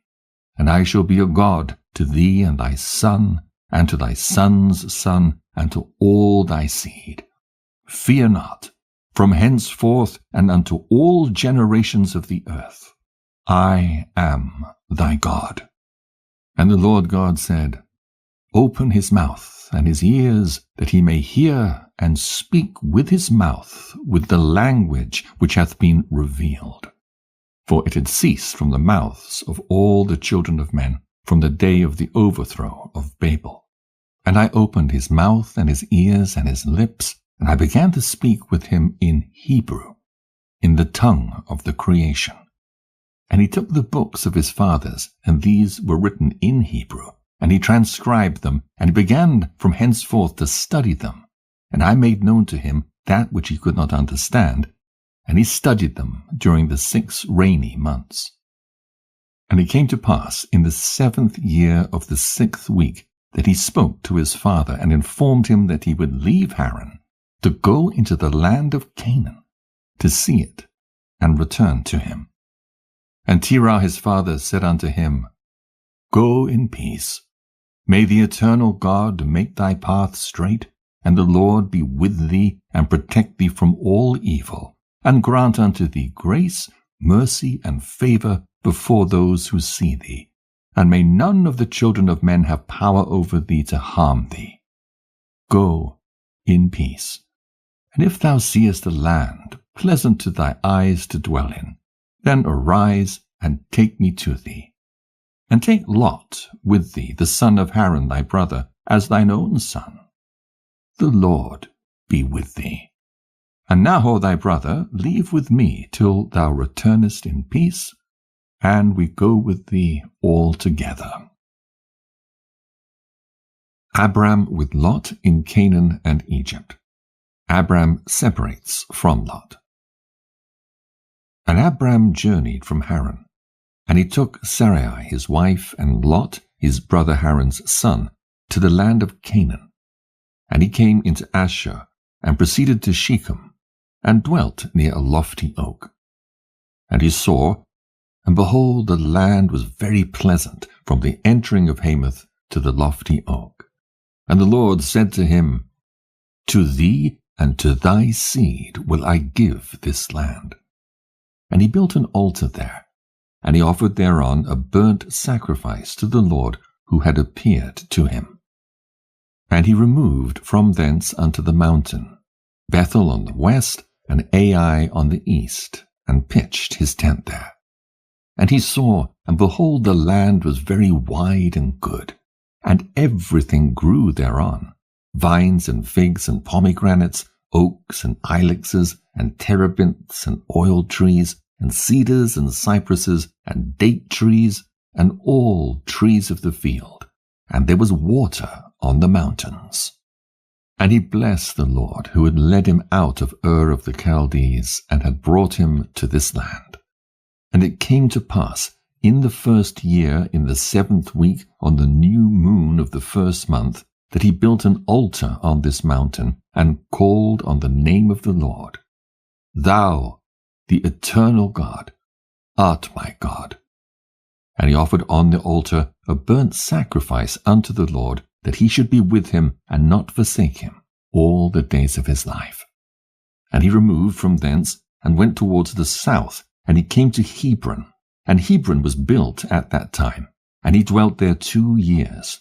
And he went from thence into the land of the south, to Bilhah. And there was a famine in the land. And Abram went into Egypt in the 3rd year of the week, and he dwelt in Egypt 5 years, before his wife was torn away from him. Now Taneas in Egypt was at that time built, 7 years after Hebron. And it came to pass, when Pharaoh seized Sarai the wife of Abram, that the Lord plagued Pharaoh and his house with great plagues, because of Sarai, Abram's wife. When Abram was very glorious, by reasons of possessions in sheep and cattle and asses and horses and camels and menservants and maidservants, and in silver and gold exceedingly. and Lot also his brother's son was wealthy. And Pharaoh gave back Sarai, the wife of Abram, and he sent him out of the land of Egypt. And he journeyed to the place where he had pitched his tent at the beginning, to the place of the altar, with Ai on the east and Bethel on the west. And he blessed the Lord his God, who had brought him back in peace. And it came to pass, in the 41st Jubilee, in the 3rd year of the 1st week, that he returned to this place, and offered thereon a burnt sacrifice, and called on the name of the Lord, and said, Thou, the Most High God, art my God, for ever and ever. And in the 4th year of this week, Lot parted from him. And Lot dwelt in Sodom, and the men of Sodom were sinners exceedingly. And it grieved him in his heart that his brother's son had parted from him, for he had no children. In that year, when Lot was taken captive, the Lord said unto Abram, after that Lot had parted from him, in the 4th year of this week, Lift up thine eyes from the place where thou art dwelling, northward and southward and westward and eastward. For all the land which thou seest I shall give to thee and to thy seed forever, and I shall make thy seed as the sand of the sea. Though a man may number the dust of the earth, yet thy seed shall not be numbered. Arise, walk through the land in the length of it and the breadth of it, and see it all, for to thy seed shall I give it. And Abram went to Hebron, and dwelt there. The campaign of Kedorlaomer. And in this year came Kedorlaomer king of Elam, and Amraphel king of Shinar, and Arioch king of Selasar, and Turgal king of nations, and slew the king of Gomorrah. And the king of Sodom fled, and many fell through wounds in the vale of Siddim by the salt sea. And they took captive Sodom and Adam and Zeboim, and they took captive Lot also, the son of Abram's brother, and all his possessions, and they went to Dan. And one who had escaped came and told Abram that his brother's son had been taken captive. And Abram armed his household servants. For Abram and for his seed 1/10 of the firstfruits to the Lord. And the Lord ordained it as an ordinance forever, that they should give it to the priests who served before him, that they should possess it forever. And to this law there is no limit of days, for he hath ordained it for the generations forever, that they should give to the Lord 1/10 of everything, of the seed and of the wine and of the oil and of the cattle and of the sheep. And he gave it unto the priests to eat and drink with joy before him. And the king of Sodom came to him and bowed himself before him and said, Our Lord Abraham, give unto us the souls which thou hast rescued, but let the booty be thine. And Abram said unto him, I lift up my hands to the Most High God, that from a thread to a shoe latchet I shall not take aught that is thine, lest thou shouldst say, I have made Abram rich, save only what the young men have eaten, and the portion of the men who went with me, Aner, Eshcol, and Mamre. These will take their portion. God's covenant with Abram. After these things, in the 4th year of this week, on the new moon of the 3rd month, the word of the Lord came to Abram in a dream, saying, Fear not, Abram, I am thy defender, and thy reward will be exceeding great. And he said, Lord, Lord, what wilt thou give me, seeing I go hence childless, and the son of Masech, the son of my handmaid, is the Damasek Eliezer? He will be my heir, and to me thou hast given no seed. And he said unto him, This man will not be thy heir, but one that will come out of thine own bowels. He will be thine heir. And he brought him forth abroad, and said unto him, Look toward heaven, and number the stars, if thou art able to number them. And he looked toward heaven, and beheld the stars. And he said unto him, so shall thy seed be. And he believed in the Lord, and it was counted to him for righteousness. And he said unto him, I am the Lord that brought thee out of Ur of the Chaldees, to give thee the land of the Canaanites, to possess it forever. And I shall be God unto thee, and to thy seed after thee. And he said, Lord, Lord, whereby shall I know that I shall inherit it? And he said unto him, Take me an heifer of 3 years, and a goat of 3 years, and a sheep of 3 years, and a turtle dove, and a pigeon. And he took all these in the middle of the month. And he dwelt at the oak of Mamre, which is near Hebron. And he built there an altar, and sacrificed all these. And he poured their blood upon the altar, and divided them in the midst, and laid them over against each other. But the birds divided he not. And the birds came down upon the pieces, and Abram drove them away, and did not suffer the birds to touch them. And it came to pass, when the sun had set, that an ecstasy fell upon Abram. And lo, an horror of great darkness fell upon him. And it was said unto Abram, Know of a surety that thy seed shall be a stranger in a land that is not theirs, and they will bring them into bondage, and afflict them 400 years. And the nation also to whom they will be in bondage shall I judge, and after that they will come forth thence with much substance. And thou wilt go to thy fathers in peace, and be buried in a good old age. But in the 4th generation they will return hither, for the iniquity of the Amorites is not yet full. And he awoke from his sleep. And he arose, and the sun had set, and there was a flame, and behold, a furnace was smoking, and a flame of fire passed between the pieces.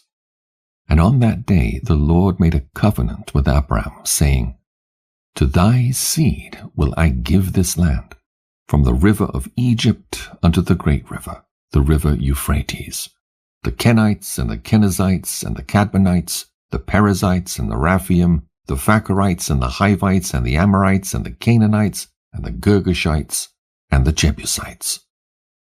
And the day passed, and Abram offered the pieces and the birds and their fruit offerings and their drink offerings, and the fire devoured them. And on that day we made a covenant with Abram, according as we had covenanted with Noah in this month. And Abram renewed the festival and ordinance for himself forever. The birth of Ishmael. And Abram rejoiced and made all these things known to Sarai his wife. And he believed that he would have seed, but she did not bear. And Sarai advised her husband Abram, and said unto him, Go in unto Hagar my Egyptian maid. It may be that I shall build up seed unto thee by her. And Abram hearkened to the voice of Sarai his wife, and said unto her, Do so. And Sarai took Hagar her maid, the Egyptian, and gave her to Abram her husband, to be his wife. And he went in unto her, and she conceived, and bare him a son, and he called his name Ishmael, in the 5th year of this week. And this was the 86th year in the life of Abram. The Feast of Firstfruits. Circumcision instituted. The promise of Isaac's birth. Circumcision ordained for all Israel. And in the 5th year of the 4th week of this Jubilee, in the 3rd month, in the middle of the month, Abram celebrated the feast of the firstfruits of the grain harvest.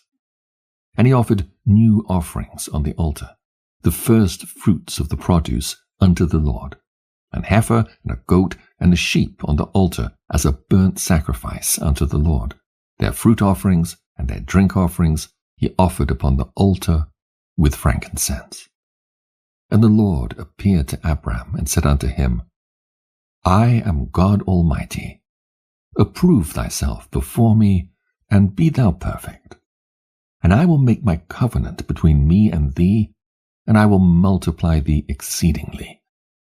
And Abram fell on his face, and God talked with him, and said, Behold, my ordinance is with thee, and thou wilt be the father of many nations. Neither will thy name any more be called Abram, but thy name from henceforth, even forever, shall be Abraham, for the father of many nations have I made thee. And I will make thee very great, and I will make thee into nations, and kings will come forth from thee. And I shall establish my covenant between me and thee and thy seed after thee throughout their generations for an eternal covenant, so that I may be a God unto thee and to thy seed after thee. And I shall give to thee and to thy seed after thee the land where thou hast been a sojourner, the land of Canaan, that thou mayest possess it forever. And I shall be their God. And the Lord said unto Abraham, And as for thee, do thou keep my covenant, thou and thy seed after thee, and circumcise ye every male among you, and circumcise your foreskins, and it will be a token of an eternal covenant between me and you. And the child on the 8th day ye will circumcise, every male throughout your generations, him that is born in the house, or whom ye have bought with money from any stranger whom ye have acquired, who is not of thy seed. He that is born in thy house will surely be circumcised, and those whom thou hast bought with money will be circumcised, and my covenant will be in your flesh for an eternal ordinance. And the uncircumcised male who is not circumcised in the flesh of his foreskin on the 8th day, that soul will be cut off from his people, for he hath broken my covenant. And God said unto Abraham, As for Sarai thy wife, her name will no more be called Sarai, but Sarah will be her name. And I shall bless her, and give thee a son by her. And I shall bless him, and he will become a nation, and kings of nations will proceed from him. And Abraham fell on his face and rejoiced, and said in his heart, Shall a son be born to him that is 100 years old? And shall Sarah, who is 90 years old, bring forth? And Abraham said unto God, O that Ishmael might live before thee. And God said, Yea, and Sarah also will bear thee a son, and thou wilt call his name Isaac, and I shall establish my covenant with him, an everlasting covenant, and for his seed after him. And as for Ishmael also I have heard thee. And behold, I shall bless him, and make him great, and multiply him exceedingly, and he will beget 12 princes, and I shall make him a great nation. But my covenant shall I establish with Isaac, whom Sarah will bear to thee in these days, in the next year. And he left off speaking with him. And God went up from Abraham.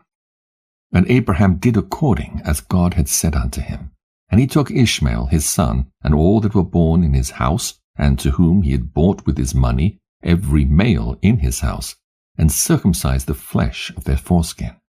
And on the selfsame day was Abraham circumcised, and all the men of his house, and those born in the house, and all those whom he had bought with money from the children of the stranger, were circumcised with him. This law is for all the generations forever. And there is no circumcision of the days, and no omission of 1 day out of the 8 days, for it is an eternal ordinance, ordained and written on the heavenly tables. And every one that is born, the flesh of whose foreskin is not circumcised on the 8th day, belongeth not to the children of the covenant which the Lord made with Abraham, but to the children of destruction. Nor is there, moreover, any sign on him that he is the Lord's, but he is destined to be destroyed and slain from the earth, and to be rooted out of the earth, for he hath broken the covenant of the Lord our God. For all the angels of the presence and all the angels of sanctification have been so created from the day of their creation, and before the angels of the presence and the angels of sanctification he hath sanctified Israel, that they should be with him and with his holy angels. And do thou command the children of Israel, and let them observe the sign of this covenant for their generations as an eternal ordinance, and they will not be rooted out of the land. For the command is ordained for a covenant, that they should observe it forever among all the children of Israel.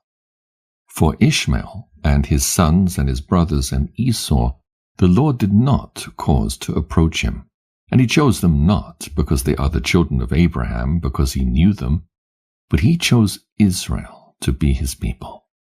And he sanctified it, and gathered it from amongst all the children of men. For there are many nations and many peoples, and all are his, and over all hath he placed spirits in authority to lead them astray from him. But over Israel he did not appoint any angel or spirit, for he alone is their ruler, and he will preserve them and require them at the hand of his angels and his spirits, and at the hand of all his powers, in order that he may preserve them and bless them, and that they may be his, and he may be theirs, from henceforth forever. And now I announce unto thee that the children of Israel will not keep true to this ordinance, and they will not circumcise their sons according to all this law. For in the flesh of their circumcision they will omit this circumcision of their sons, and all of them, sons of Bilhah, will leave their sons uncircumcised as they were born. And there will be great wrath from the Lord against the children of Israel, because they have forsaken his covenant, and turned aside from his word, and provoked and blasphemed, inasmuch as they did not observe the ordinance of this law. For they have treated their members like the Gentiles, so that they may be removed and rooted out of the land. And there will no more be pardon or forgiveness unto them, so that there should be forgiveness and pardon for all the sin of this eternal era. Angelic visitation of Abraham in Hebron. Promise of Isaac's birth repeated. The destruction of Sodom, and Lot's deliverance. And on the new moon of the 4th month we appeared unto Abraham at the oak of Mamre, and we talked with him, and we announced to him that a son would be given to him by Sarah his wife. And Sarah laughed, for she heard that we'd spoken these words with Abraham. And we admonished her, and she became afraid, and denied that she had laughed on account of the words. And we told her the name of her son, as his name is ordained and written in the heavenly tables, Isaac. And that when we returned to her at a set time, she would have conceived a son. And in this month the Lord executed his judgments on Sodom and Gomorrah and Zeboim and all the region of the Jordan.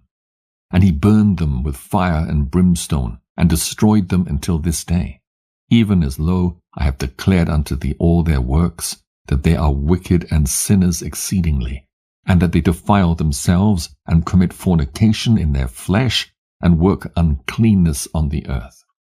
And in like manner, God will execute judgment on the places where they have done according to the uncleanness of the Sodomites, like unto the judgment of Sodom. But Lot we saved, for God remembered Abraham, and sent him out from the midst of the overthrow. And he and his daughters committed sin upon the earth, such as had not been on the earth since the days of Adam till this time. For the man lay with his daughters. And behold, it was commanded and engraven concerning all his seed on the heavenly tables, to remove them and root them out, and to execute judgment upon them, like the judgment of Sodom, and to leave no seed of the man on earth on the day of condemnation. Abraham at Beersheba, birth and circumcision of Isaac, institution of the feast of the tabernacles. And in this month Abraham moved from Hebron, and departed and dwelt between Kadesh and Shur in the mountains of Gerar. And in the middle of the 5th month he moved from thence, and dwelt at the well of the oath. And in the middle of the 6th month the Lord visited Sarah, and did unto her as he had spoken, and she conceived. And she bare a son in the 3rd month. And in the middle of the month, at the time of which the Lord had spoken to Abraham, on the festival of the firstfruits of the harvest, Isaac was born. And Abraham circumcised his son on the 8th day. He was the first that was circumcised according to the covenant which is ordained forever. And in the 6th year of the 4th week, we came to Abraham, to the well of the oath. And we appeared unto him, and we blessed him, and we announced to him all the things which had been decreed concerning him, that he should not die, till he should beget 6 sons more, and should see them before he died, but that in Isaac should his name and seed be called, and that all the seed of his sons should be Gentiles, and be reckoned with the Gentiles. But from the sons of Isaac one should become a holy seed, and should not be reckoned among the Gentiles, for he should become the portion of the Most High. And all his seed had fallen into the possession of God, that it should be unto the Lord a people for his possession above all nations, and that it should become a kingdom and priests and a holy nation. And we went our way, and we announced to Sarah all that we had told him, and they both rejoiced with exceeding great joy. And he built there an altar to the Lord who had delivered him, and who was making him rejoice in the land of his sojourning. And he celebrated a festival of joy in this month, 7 days, near the altar which he had built at the well of the oath. And he built booths for himself and for his servants on this festival, and he was the first to celebrate the Feast of Tabernacles on the earth. And during these 7 days, he brought each day to the altar a burnt offering to the Lord, 2 oxen, 2 rams, 7 sheep, 1 he-goat, for a sin offering, that he might atone thereby for himself and for his seed. And as a thank offering, 7 rams, 7 kids, 7 sheep, and 7 he-goats, and their fruit offerings and their drink offerings. And he burnt all the fat thereof on the altar, a chosen offering unto the Lord for a sweet-smelling savour. And morning and evening he burnt fragrant substances, frankincense and galbanum and stacte, and nard and myrrh and spice and costum. All these 7 he offered, crushed, mixed together in equal parts and pure. And he celebrated this feast during 7 days, rejoicing with all his heart and with all his soul, he and all those who were in his house, and there was no stranger with him, nor any that was uncircumcised. And he blessed his Creator, who had created him in his generation, for he had created him according to his good pleasure. For he knew and perceived that from him would arise the plant of righteousness for the eternal generations, and from him a holy seed, so that it should become like him who had made all things. And he blessed and rejoiced, and he called the name of this festival the Festival of the Lord, a joy acceptable to the Most High God. And we blessed him forever, and all his seed after him throughout all the generations of the earth, because he celebrated this festival in its season, according to the testimony of the heavenly tables. For this reason it is ordained on the heavenly tables concerning Israel, that they shall celebrate the Feast of Tabernacles 7 days with joy, in the 7th month, acceptable before the Lord, a statute for ever throughout their generations, every year. And to this there is no limit of days, for it is ordained for ever regarding Israel that they should celebrate it, and dwell in booths, and set wreaths upon their heads, and take leafy boughs and willows from the brook. And Abraham took branches of palm trees, and the fruit of goodly trees, and every day going round the altar with the branches 7 times a day in the morning, he praised and gave thanks to his God for all things in joy. The expulsion of Hagar and Ishmael. And in the 1st year of the 5th week, Isaac was weaned in this Jubilee. And Abraham made a great banquet in the 3rd month on the day his son Isaac was weaned. And Ishmael, the son of Hagar the Egyptian, was before the face of Abraham his father in his place. And Abraham rejoiced and blessed God because he had seen his sons and had not died childless. And he remembered the words which he had spoken to him on the day on which Lot had parted from him. And he rejoiced because the Lord had given him seed upon the earth to inherit the earth. And he blessed with all his mouth the Creator of all things. And Sarah saw Ishmael playing and dancing with Abraham, rejoicing with great joy.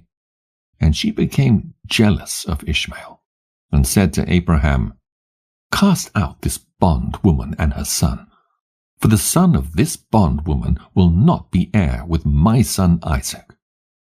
And the thing was grievous in Abraham's sight, because of his maidservant and because of his son, that he should drive them from him. And God said to Abraham, "Let it not be grievous in thy sight because of the child and because of the bondwoman. In all that Sarah hath said unto thee, hearken to her words, and do them. For in Isaac shall thy name and seed be called. But as for the son of this bondwoman, I will make him a great nation, because he is of thy seed." And Abraham rose up early in the morning and took bread and a bottle of water, and placed them on the shoulders of Hagar and the child, and sent her away. And she departed and wandered in the wilderness of Beersheba.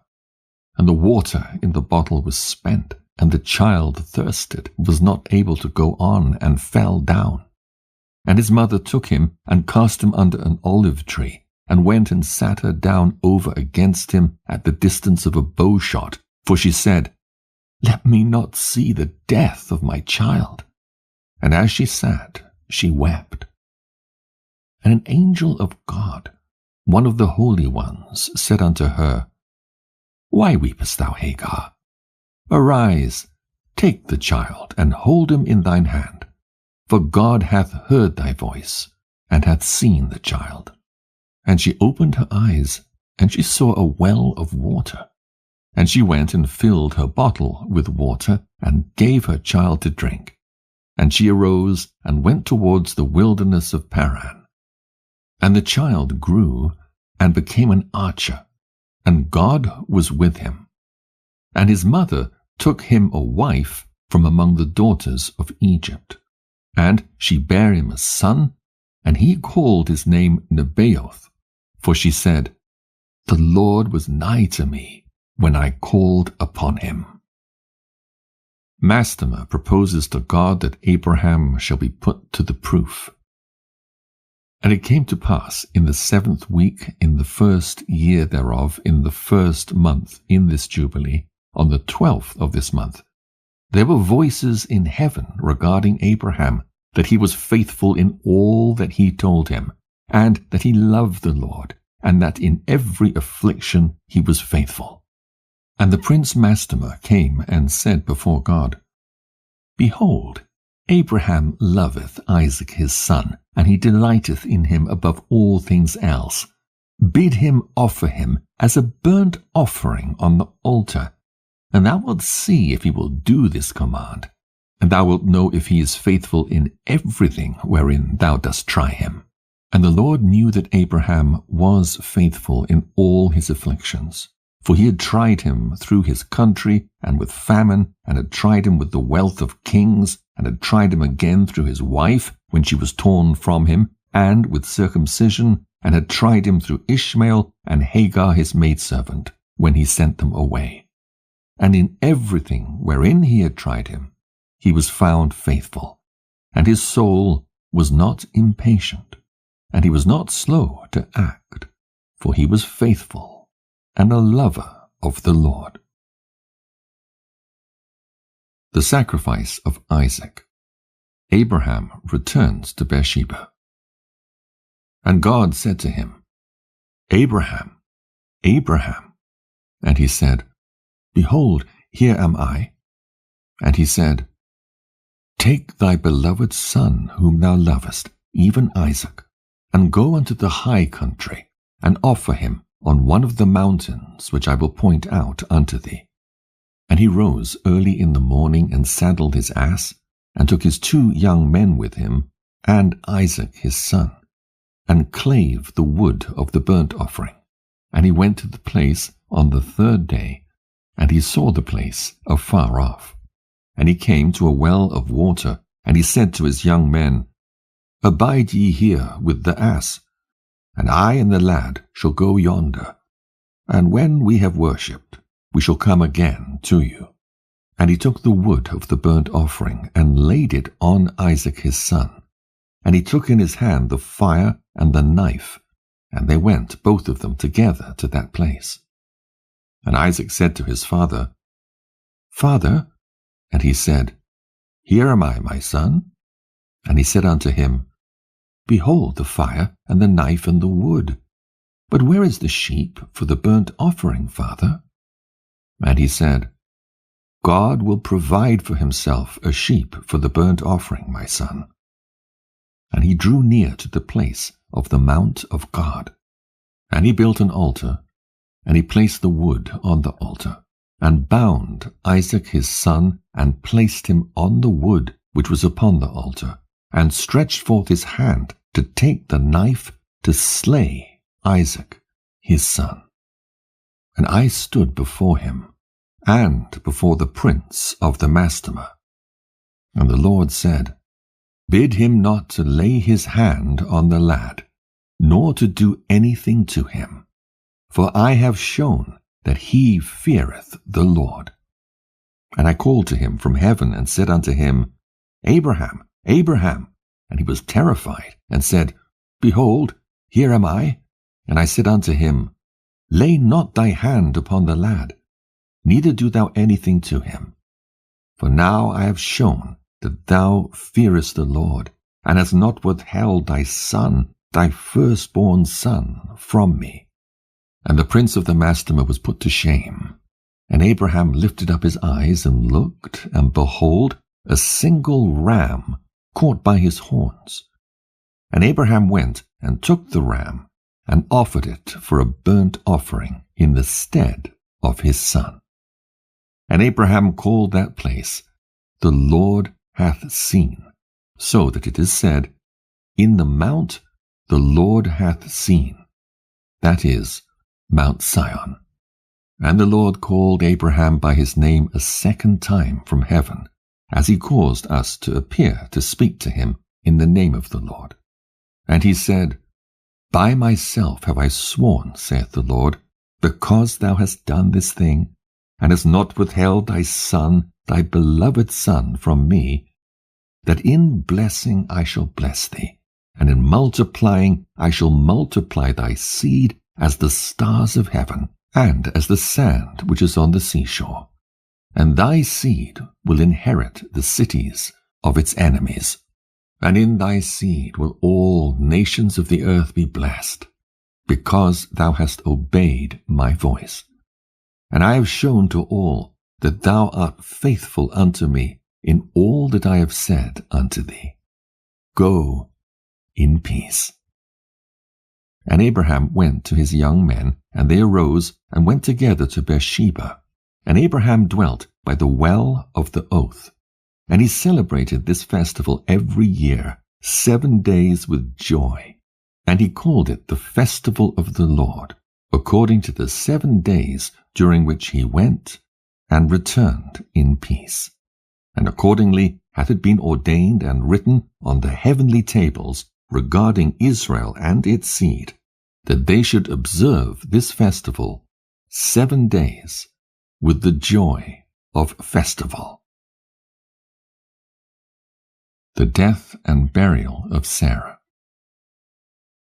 And in the 1st year of the 1st week, in the 42nd Jubilee, Abraham returned and dwelt opposite Hebron, that is, Kirjath Arba, 2 weeks of years.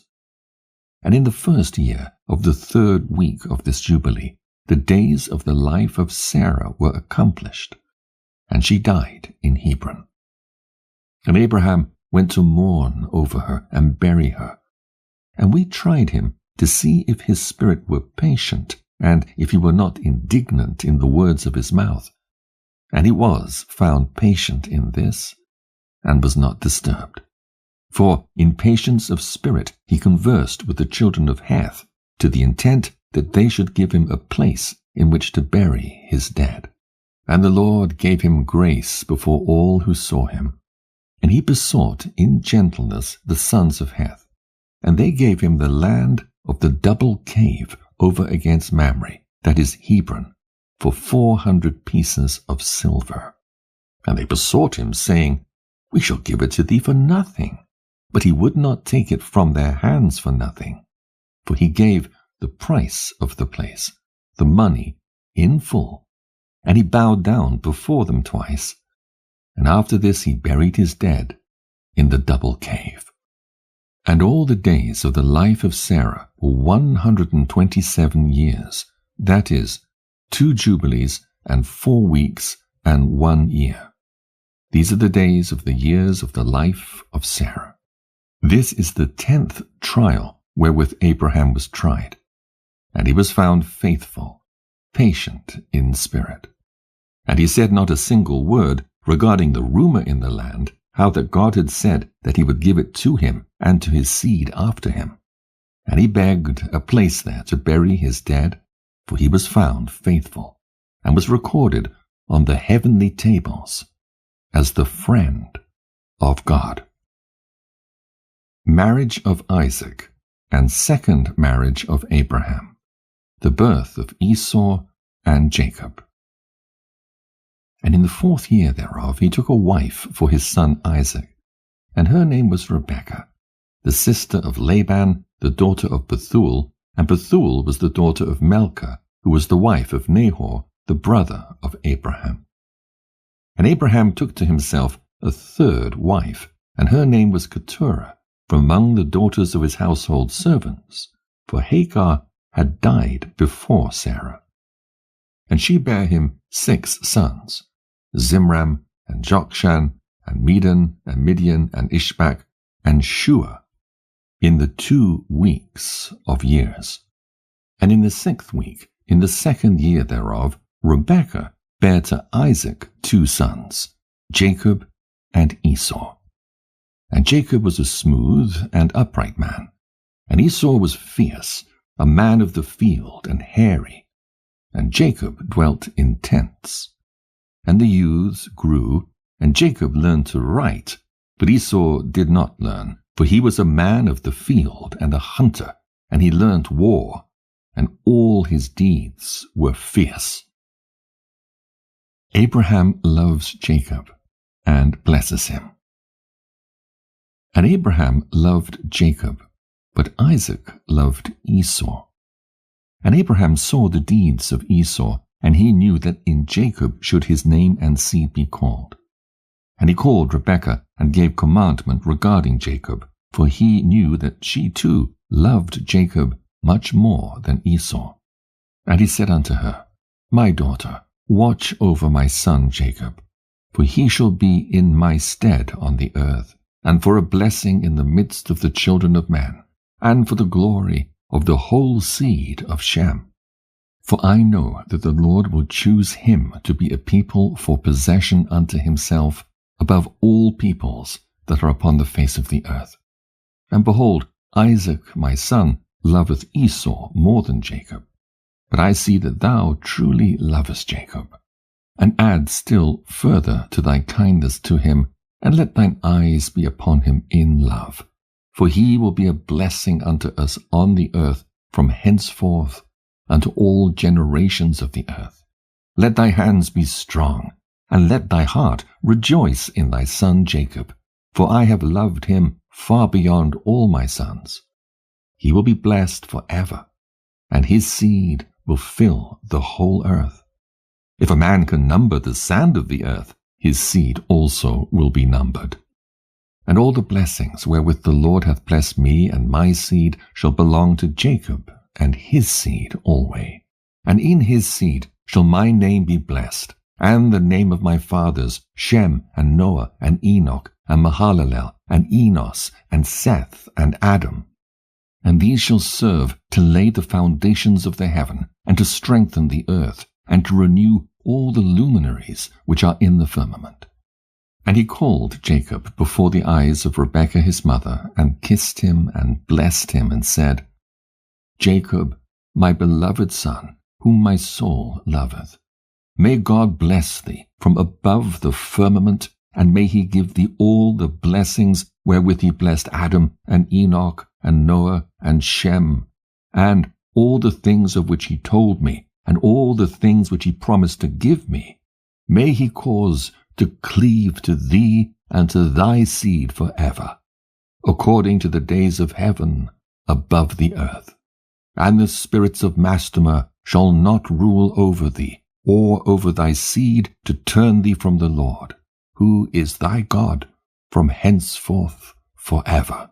And may the Lord God be a father to thee, and thou the firstborn son, and to the people alway. Go in peace, my son. And they both went forth together from Abraham. And Rebekah loved Jacob with all her heart and with all her soul, very much more than Esau. But Isaac loved Esau much more than Jacob. Abraham's last words to his children and grandchildren. And in the 42nd Jubilee, in the first year of the 7th week, Abraham called Ishmael and his 12 sons, and Isaac and his 2 sons, and the 6 sons of Keturah and their sons. And he commanded them that they should observe the way of the Lord, that they should work righteousness, and love each his neighbor, and act on this manner amongst all men, that they should each so walk with regard to them as to do judgment and righteousness on the earth, that they should circumcise their sons according to the covenant which he had made with them, and not deviate to the right hand or to the left of all the paths which the Lord had commanded us, and that we should keep ourselves from all fornication and uncleanness. And if any woman or maid commit fornication amongst you, burn her with fire, and let them not commit fornication with her after their eyes and their heart, and let them not take to themselves wives from the daughters of Canaan, for the seed of Canaan will be rooted out of the land. And he told them of the judgment of the giants, and the judgment of the Sodomites, how they had been judged on account of their wickedness, and had died on account of their fornication and uncleanness and mutual corruption through fornication. And guard yourselves from all fornication and uncleanness, and from all pollution of sin, lest ye make our name a curse, and your whole life a hissing, and all your sons be destroyed by the sword, and ye become accursed like Sodom, and all your remnant as the sons of Gomorrah. I implore you, my sons, love the God of heaven, and cleave ye to all his commandments, and walk not after their idols and after their uncleannesses. And make not for yourselves molten or graven gods, for they are vanity, and there is no spirit in them, for they are work of men's hands, and all who trust in them trust in nothing. Serve them not, nor worship them, but serve ye the Most High God, and worship him continually, and hope for his countenance always, and work uprightness and righteousness before him, that he may have pleasure in you, and grant you his mercy, and send rain upon you morning and evening, and bless all your works which ye have wrought upon the earth, and bless thy bread and thy water, and bless the fruit of thy womb, and the fruit of thy land, and the herds of thy cattle, and the flocks of thy sheep. And ye will be for a blessing on the earth, and all nations of the earth will desire you, and bless your sons in my name, that they may be blessed as I am. And he gave to Ishmael and to his sons and to the sons of Keturah gifts, and he sent them away from Isaac his son, and he gave everything to Isaac his son. the dwelling places of the Ishmaelites and of the sons of Keturah. And Ishmael and his sons and the sons of Keturah and their sons went together and dwelt from Paran to the entering in of Babylon in all the land which is towards the east, facing the desert. And these mingled with each other, and their name was called Arabs and Ishmaelites. Abraham's last words to Isaac. And in the 6th year of the 7th week of this Jubilee, Abraham called Isaac his son, and commanded him, saying, I am become old, and know not the day of my death, and am full of my days. And behold, I am 175 years old, and throughout all the days of my life I have remembered the Lord, and sought with all my heart to do his will, and to walk uprightly in all his ways. My soul hath hated idols, and I have despised those that serve them, and I have given my heart and spirit that I might observe to do the will of him who created me. For he is the living God, and he is holy and faithful, and he is righteous beyond all, and there is with him no accepting of men's persons, and no accepting of gifts. For God is righteous, and executeth judgment on all those who transgress his commandments and despise his covenant. And do thou, my son, observe his commandments, and his ordinances, and his judgments, and walk not after the abominations, and after the graven images, and after the molten images, and eat no blood at all of animals or cattle, or of any bird which flieth in the heaven. And if thou dost slay a victim as an acceptable peace offering, slay ye it, and pour out its blood upon the altar, and all the fat of the offering offer on the altar with fine flour, and the meat offering mingled with oil with its drink offering. Offer them all together on the altar of burnt offering, for it is a sweet savour before the Lord.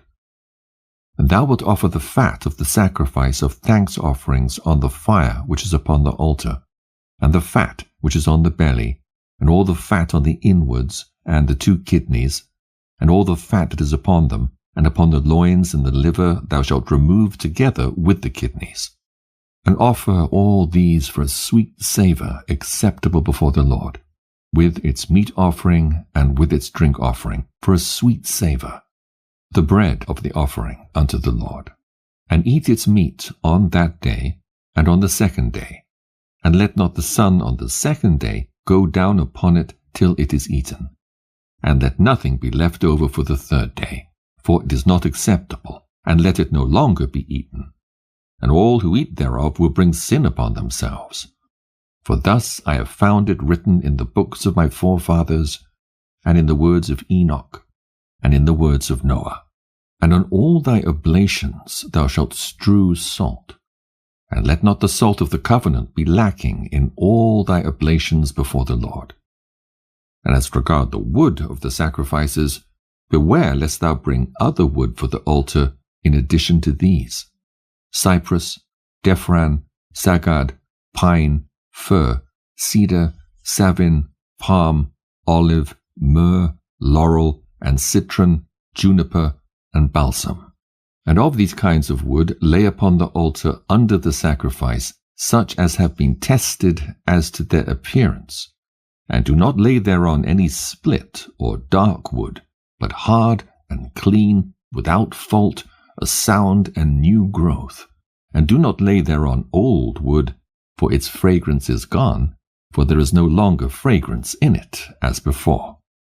Besides these kinds of wood, there is none other that thou shalt place on the altar, for the fragrance is dispersed, and the smell of its fragrance goeth not up to heaven. Observe this commandment, and do it, my son, that thou mayest be upright in all thy deeds. And at all times be clean in thy body, and wash thyself with water before thou approachest to offer on the altar. And wash thy hands and thy feet before thou drawest near to the altar. And when thou art done sacrificing, wash again thy hands and thy feet. And let no blood appear upon you, nor upon your clothes. Be on guard, my son, against blood. Be on guard exceedingly. Cover it with dust, and do not eat any blood, for it is the soul. Eat no blood whatever. And take no gifts for the blood of man, lest it be shed with impunity, without judgment. For it is the blood that is shed that causeth the earth to sin. And the earth cannot be cleansed from the blood of man, save by the blood of him who shed it. And take no present or gift for the blood of man. Blood for blood, that thou mayest be accepted before the Lord the Most High God.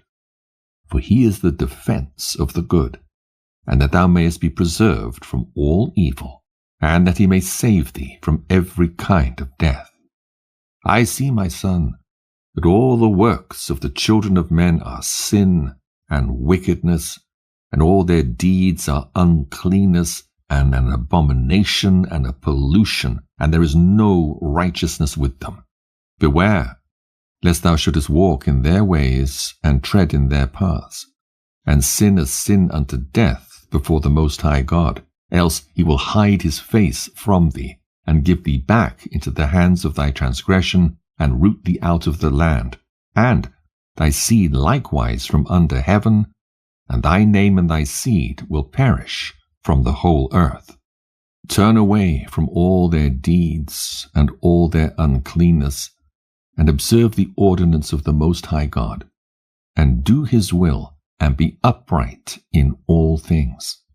And he will bless thee in all thy deeds, and will raise up from thee the plant of righteousness through all the earth, throughout all generations of the earth. And my name and thy name will not be forgotten under heaven forever. Go, my son, in peace. May the Most High God, my God, and thy God, strengthen thee to do his will. And may he bless all thy seed, and the residue of thy seed for the generations forever, with all righteous blessings, that thou mayest be a blessing on all the earth. And he went out from him, rejoicing. Isaac, Ishmael, and Jacob join in festival with Abraham for the last time. Abraham's prayer. And it came to pass, in the first week in the 44th Jubilee in the second year, that is, the year in which Abraham died, that Isaac and Ishmael came from the well of the oath to celebrate the Feast of Weeks, that is, the feast of the firstfruits of the harvest, to Abraham their father. And Abraham rejoiced, because his 2 sons had come. For Isaac had many possessions in Beersheba, and Isaac was wont to go and see his possessions, and to return to his father. And in those days Ishmael came to see his father, and they both came together, and Isaac offered a sacrifice for a burnt offering, and presented it on the altar of his father, which he had made in Hebron.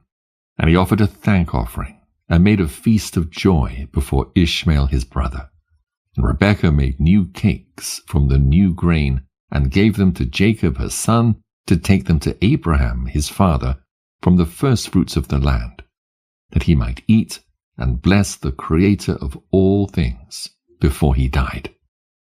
And Isaac too sent by the hand of Jacob to Abraham a best thank offering, that he might eat and drink. And he ate and drank, and blessed the Most High God, who hath created heaven and earth, who made all the fat things of the earth, and given them to the children of men, that they might eat and drink and bless their Creator. And now I give thanks unto thee, my God, because thou hast caused me to see this day. Behold, I am 163 years, an old man and full of days, and all my days have been unto me peace. The sword of the adversary hath not overcome me in all that thou hast given me and my children all the days of my life until this day. My God, may thy mercy and thy peace be upon thy servant, and upon the seed of his sons, that they may be to thee a chosen nation, and an inheritance from amongst all the nations of the earth, from henceforth unto all the days of the generations of the earth, unto all ages. Abraham's last words to and blessings of Jacob. And he called Jacob and said, My son Jacob, may the God of all bless thee and strengthen thee to do righteousness and his will before him. And may he choose thee and thy seed, that ye may become a people for his inheritance, according to his will alway. And do thou, my son Jacob, draw near and kiss me.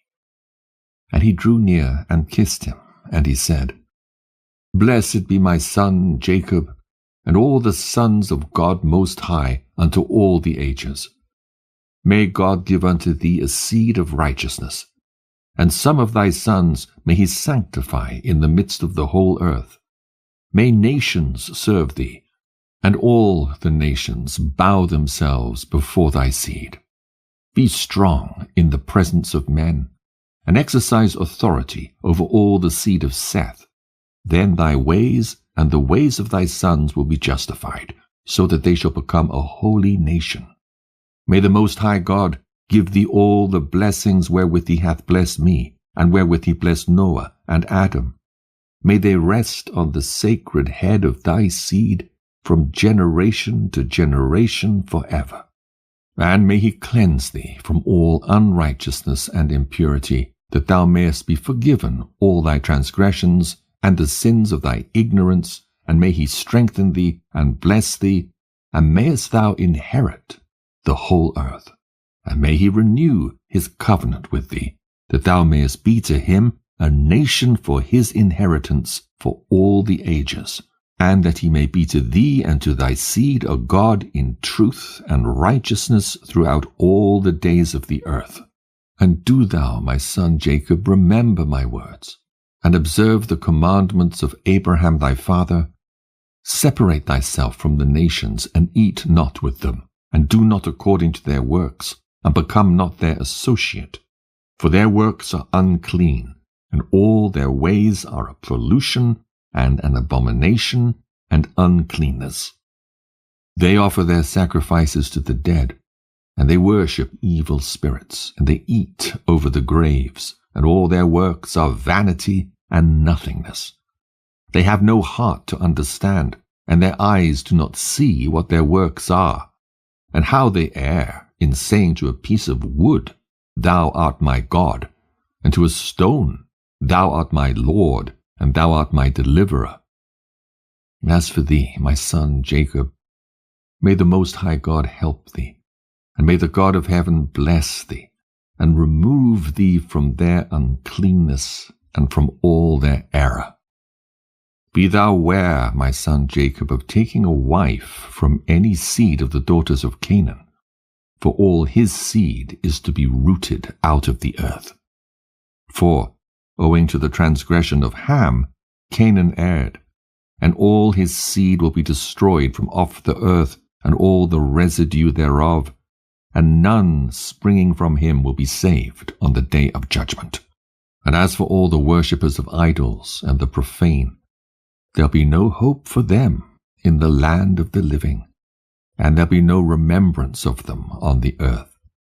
For they will descend into Sheol, and into the place of condemnation will they go. As the children of Sodom were taken away from the earth, so will all those who worship idols be taken away. Fear not, my son Jacob, and be not dismayed, O son of Abraham.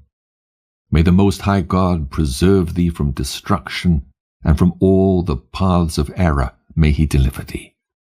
This house have I built for myself, that I might put my name upon it in the earth. It is given to thee and to thy seed forever, and will be named the house of Abraham. It is given to thee and to thy seed forever, for thou wilt build my houses and establish my name before God forever.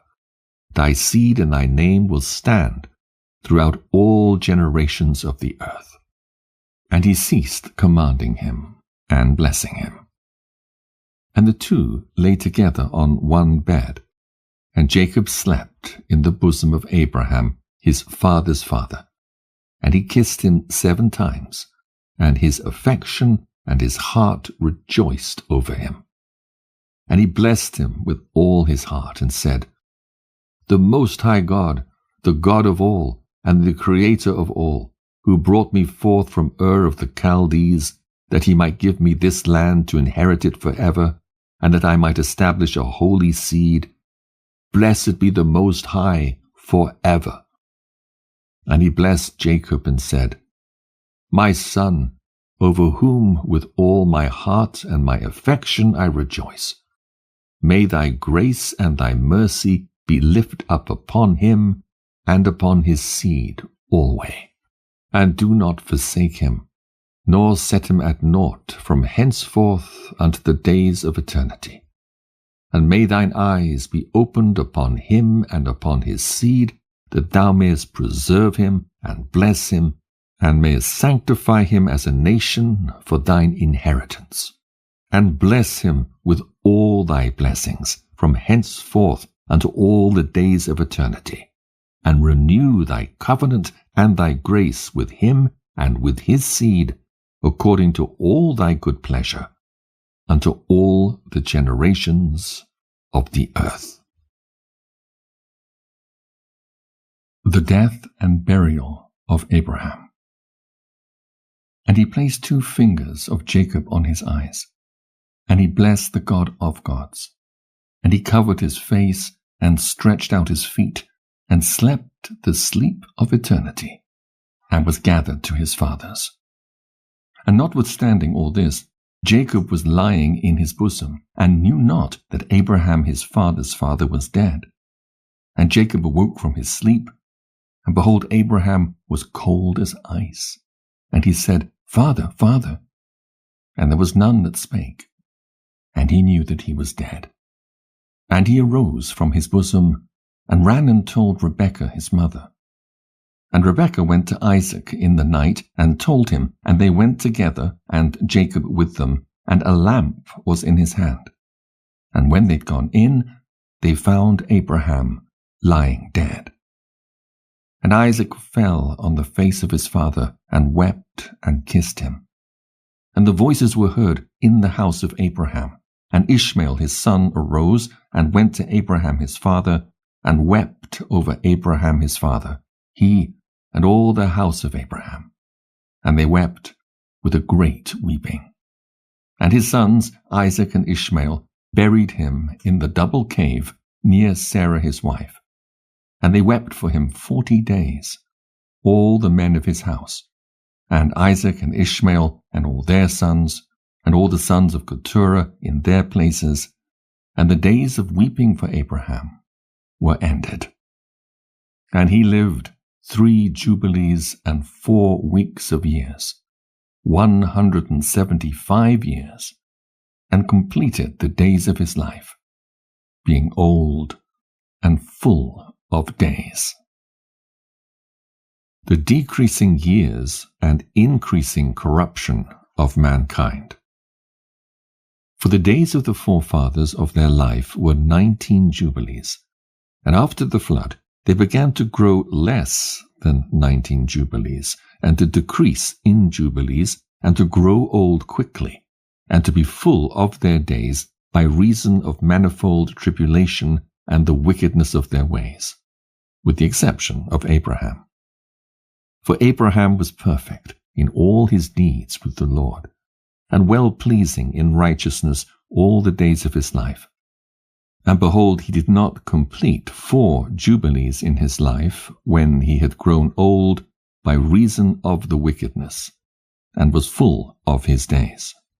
And all the generations which will arise from this time until the day of the great judgment will grow old quickly before they complete 2 jubilees, and their knowledge will forsake them by reason of their old age.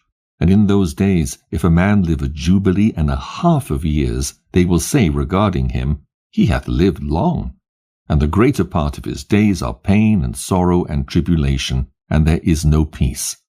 For calamity followeth on calamity, and wound on wound, and tribulation on tribulation, and evil tidings on evil tidings, and illness on illness, and all evil judgments such as these, one with another, illness and overthrow and snow and frost and ice and fever and chills and torpor and famine and death and sword and captivity and all kinds of calamities and pains. And all these will come on an evil generation which transgresseth on the earth. And their works are uncleanness and fornication and pollution and abominations. Then they will say, The days of the forefathers were many, even unto 1,000 years, and were good. But behold, the days of our life, if a man hath lived many, are 60 years and 10, and if he's strong, 80 years, and those evil. And there's no peace in the days of this evil generation. And in that generation the sons will convict their fathers and the elders of sin and unrighteousness, and of the words of their mouth, and the great wickednesses which they perpetrate, and concerning their forsaking the covenant which the Lord made between them and him, that they should observe and do all his commandments and his ordinances and all his laws, without departing either to the right hand or to the left. For all have done evil, and every mouth speaketh iniquity, and all their works are an uncleanness and an abomination, and all their ways are pollution, uncleanness, and destruction. The Messianic woes. Behold, the earth will be destroyed on account of all their works, and there will be no seed of the vine and no oil, for their works are altogether faithless, and they will all perish together, beasts and cattle and birds, and all the fish of the sea, on account of the children of men.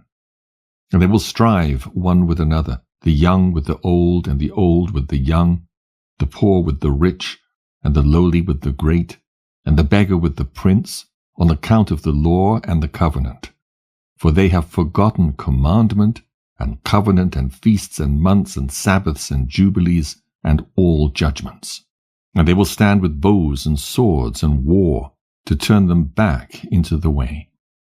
But they will not return until much blood hath been shed on the earth one by another. And those who have escaped will not return from their wickedness to the ways of righteousness, but they will all exalt themselves to deceit and wealth, that they may each take all that is his neighbor's. And they will name the great name, but not in truth and not in righteousness. And they will defile the Holy of Holies with their uncleanness and the corruption of their pollution. And a great punishment will befall the deeds of this generation from the Lord. And he will give them over to the sword and to judgment and to captivity, and to be plundered and devoured. And he will wake up against them the sinners of the Gentiles, who have neither mercy nor compassion, and who will respect the person of none, neither old nor young, nor anyone, for they are more wicked and strong to do evil than all the children of men. They will use violence against Israel, and transgression against Jacob, and much blood will be shed upon the earth, and there will be none to gather, and none to bury. In those days they will cry aloud and call and pray that they may be saved from the hand of the sinners, the Gentiles, but none will be saved. And the heads of the children will be white with grey hair, and a child of 3 weeks will appear old like a man of 100 years. And their stature will be destroyed by tribulation and oppression. Renewed study of the law, followed by a renewal of mankind, the Messianic kingdom, and the blessedness of the righteous. And in those days, the children will begin to study the laws, and to seek the commandments, and to return to the path of righteousness. And the days will begin to grow many, and increase amongst those children of men, till their days draw nigh to 1,000 years, and to a greater number of years than before was the number of the days. And there will be no old man, nor one who is not satisfied with his days, for all will be as children and youths. And all their days they will complete, and live in peace and in joy. And there'll be no Satan, nor any evil destroyer, for all their days will be days of blessing and healing. And at that time the Lord will heal his servants, and they will rise up and see great peace, and drive out their adversaries, and the righteous will see and be thankful, and rejoice with joy forever and ever, and will see all their judgments and all their curses on their enemies. And their bones will rest in the earth, and their spirits will have much joy. And they will know that it is the Lord who executeth judgment, and showeth mercy to hundreds and thousands, and to all that love him. And do thou, Moses, write down these words, for thus are they written, and they record them on the heavenly tables, for a testimony for the generations forever. Isaac at the well of vision. Esau sells his birthright. And it came to pass after the death of Abraham that the Lord blessed Isaac his son. And he arose from Hebron, and went and dwelt at the well of the vision in the 1st year of the 3rd week of this Jubilee, 7 years. And in the 1st year of the 4th week a famine began in the land, besides the first famine, which had been in the days of Abraham. And Jacob sod lentil pottage. And Esau came from the field hungry, and he said to Jacob his brother, Give me of this red pottage. And Jacob said to him, Sell to me thy birthright, and I will give thee bread, and also some of this lentil pottage. And Esau said in his heart, I shall die. Of what profit to me is this birthright? And he said to Jacob, I give it to thee. And Jacob said, Swear to me this day. And he sware unto him. And Jacob gave his brother Esau bread and pottage, and he ate till he was satisfied. And Esau despised his birthright. For this reason was Esau's name called Edom, on account of the red pottage which Jacob gave him for his birthright. And Jacob became the elder, and Esau was brought down from his dignity. Isaac's sojourn in Gerar, and dealings with Abimelech. And the famine was over the land. And Isaac departed to go down into Egypt in the 2nd year of this week, and went to the king of the Philistines to Gerar unto Abimelech. And the Lord appeared unto him, and said unto him, Go not down into Egypt. Dwell in the land that I shall tell thee of, and sojourn in this land. And I shall be with thee, and bless thee. For to thee and to thy seed shall I give all this land. And I shall establish my oath which I swear unto Abraham thy father. And I shall multiply thy seed as the stars of heaven, and shall give unto thy seed all this land. And in thy seed will all the nations of the earth be blessed, because thy father obeyed my voice, and kept my charge, and my commandments, and my laws, and my ordinances, and my covenant. And now obey my voice, and dwell in this land. And he dwelt in Gerar 3 weeks of years. And Abimelech charged concerning him, and concerning all that was his, saying, Any man that shall touch him, or aught that is his, shall surely die. And Isaac waxed strong among the Philistines, and he got many possessions, oxen and sheep and camels and asses, and a great household. And he sowed in the land of the Philistines, and brought in 100-fold. And Isaac became exceedingly great, and the Philistines envied him. Now all the wells which the servants of Abraham had dug during the life of Abraham, the Philistines had stopped them after the death of Abraham, and filled them with earth. And Abimelech said unto Isaac, Go from us, for thou art much mightier than we. And Isaac departed thence in the 1st year of the 7th week, and sojourned in the valleys of Gerar. And they digged again the wells of water which the servants of Abraham his father had digged, and which the Philistines had closed after the death of Abraham his father. And he called their names as Abraham his father had named them. And the servants of Isaac dug a well in the valley, and found living water. And the shepherds of Gerar strove with the shepherds of Isaac, saying, The water is ours. And Isaac called the name of the well Perversity, because they had been perverse with us. And they dug a second well, and they strove for that also, and he called its name Enmity.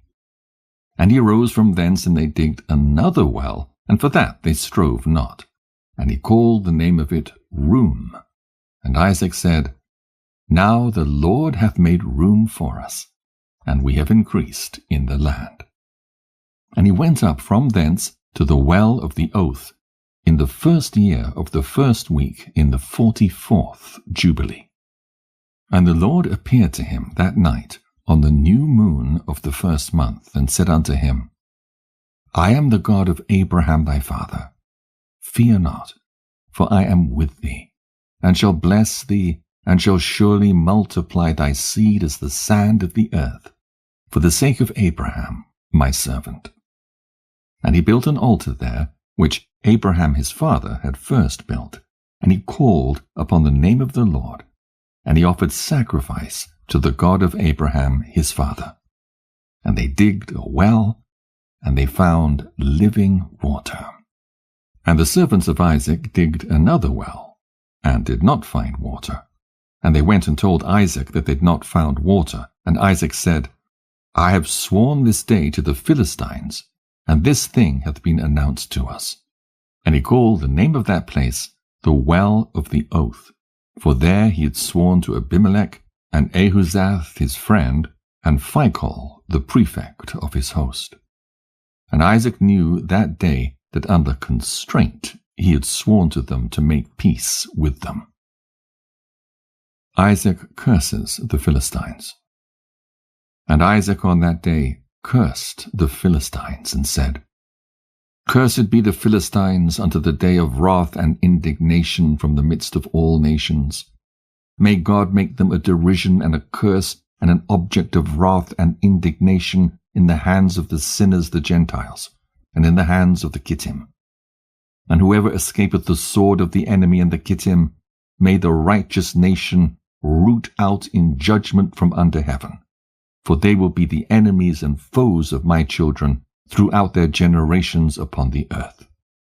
And no remnant will be left to them, nor one that will be saved on the day of the wrath of judgment. For destruction and rooting out and expulsion from the earth is the whole seed of the Philistines reserved. And there will no longer be left for these Caphtorim a name or a seed on the earth. For though he ascend unto heaven, thence will he be brought down. And though he make himself strong on earth, thence will he be dragged forth. And though he hide himself amongst the nations, even from thence will he be rooted out. And though he descend into Sheol, there also will his condemnation be great. And there also he will have no peace. And if he go into captivity, by the hands of those that seek his life will they slay him on the way. And neither name nor seed will be left to him on all the earth, for into eternal malediction will he depart. And thus it is written and engraved concerning him on the heavenly tables, to do unto him on the day of judgment, so that he may be rooted out from the earth. Rebekah admonishes Jacob not to marry a Canaanitish woman. Rebekah's blessing. And in the 2nd year of this week in this Jubilee, Rebekah called Jacob her son, and spake unto him, saying, My son, do not take thee a wife of the daughters of Canaan, as Esau thy brother, who took him 2 wives of the daughters of Canaan. And they have embittered my soul with all their unclean deeds. For all their deeds are fornication and lust, and there is no righteousness with them, for their deeds are evil. And I, my son, love thee exceedingly, and my heart and my affection bless thee every hour of the day and watch of the night. And now, my son, hearken to my voice, and do the will of thy mother, and do not take thee a wife of the daughters of this land, but only of the house of my father, and of my father's kindred. Thou wilt take thee a wife of the house of my father, and the Most High God will bless thee, and thy children will be a righteous generation, and a holy seed. And then spake Jacob to Rebekah his mother, and said unto her, Behold, mother, I am 9 weeks of years old, and I neither know, nor have I touched any woman, nor have I betrothed myself to any, nor even think of taking me a wife of the daughters of Canaan. For I remember, mother, the words of Abraham our father, for he commanded me not to take a wife of the daughters of Canaan, but to take me a wife from the seed of my father's house and from my kindred. I have heard before that daughters have been born to Laban thy brother, and I have set my heart on them to take a wife from amongst them. And for this reason I have guarded myself in my spirit against sinning or being corrupted in all my ways throughout all the days of my life. For with regard to lust and fornication, Abraham my father gave me many commands. And, despite all that he hath commanded me, these 22 years my brother hath striven with me, and spoken frequently to me, and said, My brother, take to wife a sister of my 2 wives. But I refuse to do as he hath done. I swear before thee, mother, that all the days of my life I will not take me a wife from the daughters of the seed of Canaan, and I will not act wickedly, as my brother hath done. Fear not, mother. Be assured that I shall do thy will, and walk in uprightness, and not corrupt my ways forever. And thereupon she lifted up her face to heaven, and extended the fingers of her hands, and opened her mouth, and blessed the Most High God, who had created the heaven and the earth, and she gave him thanks and praise. And she said, Blessed be the Lord God, and may his holy name be blessed forever and ever, who hath given me Jacob as a pure son and a holy seed. For he is thine, and thine shall his seed be continually, and throughout all the generations forevermore. Bless him, O Lord, and place in my mouth the blessing of righteousness, that I may bless him. And at that hour, when the spirit of righteousness descended into her mouth, she placed both her hands on the head of Jacob and said, Blessed art thou, Lord of righteousness and God of the ages, and may he bless thee beyond all the generations of men. May he give thee, my son, the path of righteousness, and reveal righteousness to thy seed.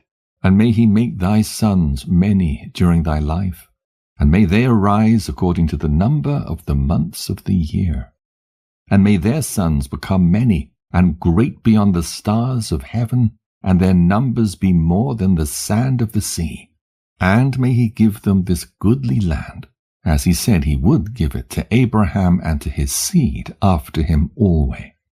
And may they hold it as a possession forever.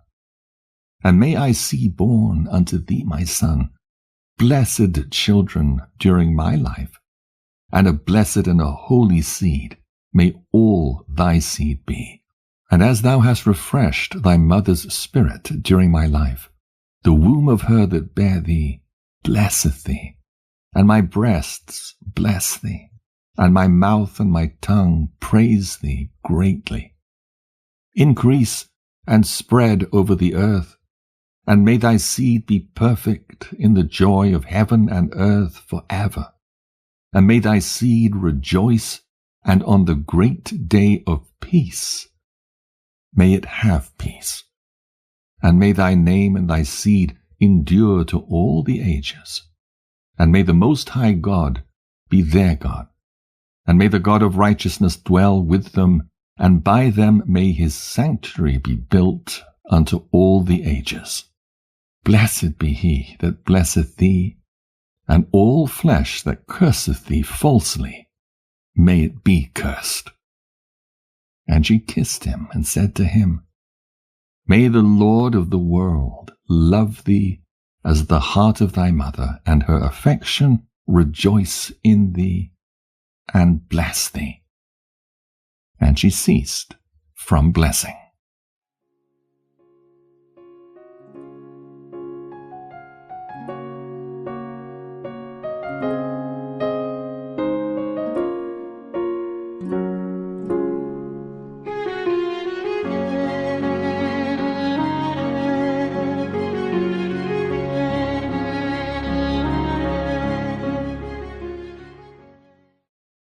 Jacob obtains the blessing of the firstborn.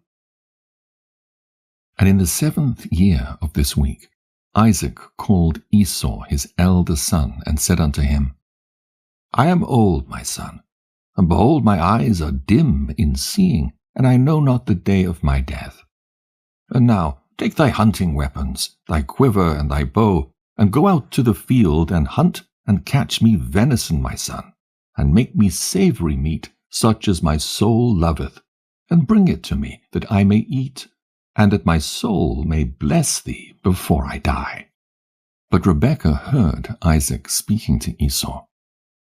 And Esau went forth early to the field to hunt and catch, and bring home to his father. And Rebekah called Jacob her son, and said unto him, Behold, I heard Isaac thy father speak unto Esau thy brother, saying, Hunt for me, and make me savory meat, and bring it to me, that I may eat, and bless thee before the Lord, before I die. And now, my son, obey my voice in that which I command thee. Go to thy flock, and fetch me 2 good kids of the goats, and I will make them savory meat for thy father, such as he loveth. And thou shalt bring it to thy father, that he may eat and bless thee before the Lord, before he die, and that thou mayest be blessed.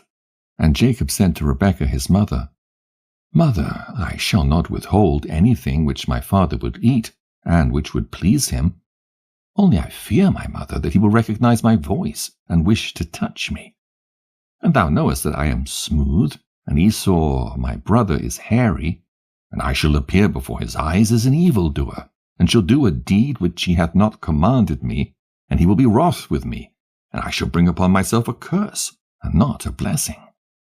And Rebekah his mother said unto him, Unto me be thy curse, my son, only obey my voice.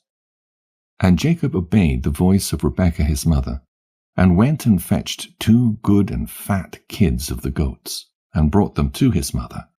And his mother made them savory meat, such as he loved. And Rebekah took the goodly raiment of Esau her eldest son, which was with her in the house, and she clothed Jacob her younger son with them. And she put the skins of the kids upon his hands, and on the exposed parts of his neck.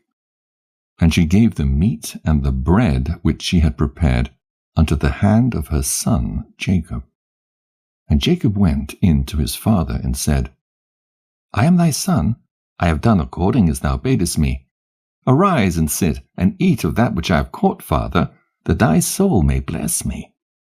And Isaac said to his son, How hast thou found so quickly, my son? And Jacob said, Because the Lord thy God caused me to find. And Isaac said unto him, Come near, that I may feel thee, my son, if thou art my son Esau or not. And Jacob went near to Isaac his father, and he felt him, and said, The voice is Jacob's voice, but the hands are the hands of Esau. And he discerned him not, because it was a dispensation from heaven to remove his power of perception, and Isaac discerned not. For his hands were hairy, as his brother Esau's, so that he blessed him. And he said, Art thou my son Esau? And he said, I am thy son. And he said, Bring near to me, that I may eat of that which thou hast caught, my son, that my soul may bless thee. And he brought near to him, and he did eat, and he brought him wine, and he drank. And Isaac his father said unto him, Come near, and kiss me, my son. And he came near, and kissed him.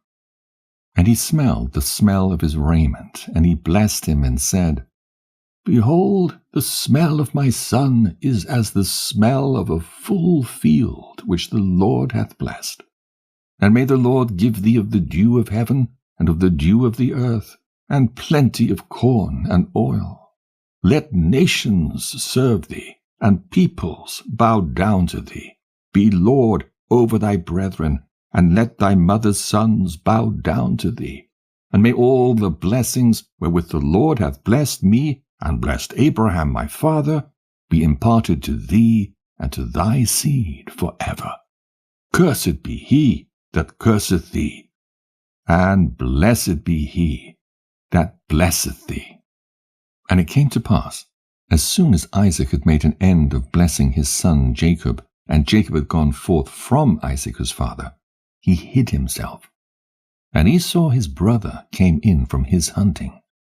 And he also made savory meat, and brought it to his father, and said unto his father, Let my father arise, and eat of my venison, that thy soul may bless me. And Isaac his father said unto him, Who art thou? And he said unto him, I am thy firstborn, thy son Esau. I have done as thou hast commanded me. And Isaac was very greatly astonished, and said, Who is he that hath hunted and caught and brought it to me? And I have eaten of all before thou camest, and have blessed him. And he shall be blessed, and all his seed for ever. And it came to pass, when Esau heard the words of his father Isaac, that he cried with an exceeding great and bitter cry, and said unto his father, Bless me, even me also, father. And he said unto him, Thy brother came with guile, and hath taken away thy blessing. And he said, Now I know why his name is named Jacob. Behold, he hath supplanted me these 2 times. He took away my birthright, and now he hath taken away my blessing. And he said, Hast thou not reserved a blessing for me, father? And Isaac answered and said unto Esau, Behold, I have made him thy lord, and all his brethren have I given to him for servants, and with plenty of corn and wine and oil have I strengthened him. And what shall now I do for thee, my son? And Esau said to Isaac his father, Hast thou but one blessing, O father? Bless me, even me also, father. And Esau lifted up his voice and wept. And Isaac answered and said unto him, Behold, far from the dew of the earth shall be thy dwelling, and far from the dew of heaven from above. And by thy sword wilt thou live, and thou wilt serve thy brother. And it shall come to pass, when thou becomest great, and dost shake his yoke from off thy neck, thou wilt sin a complete sin unto death, and thy seed will be rooted out from under heaven. And Esau kept threatening Jacob because of the blessing wherewith his father blessed him. And he said in his heart, May the days of mourning for my father now come, so that I may slay my brother Jacob. Rebekah induces Isaac to send Jacob to Mesopotamia.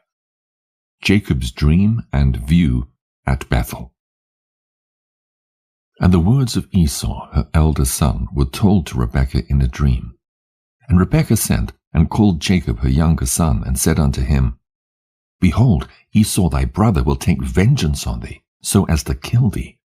Now therefore, my son, obey my voice, and arise, and flee thou to Laban my brother to Haran, and tarry with him a few days, until thy brother's anger turneth away, and he remove his anger from thee, and forget all that thou hast done.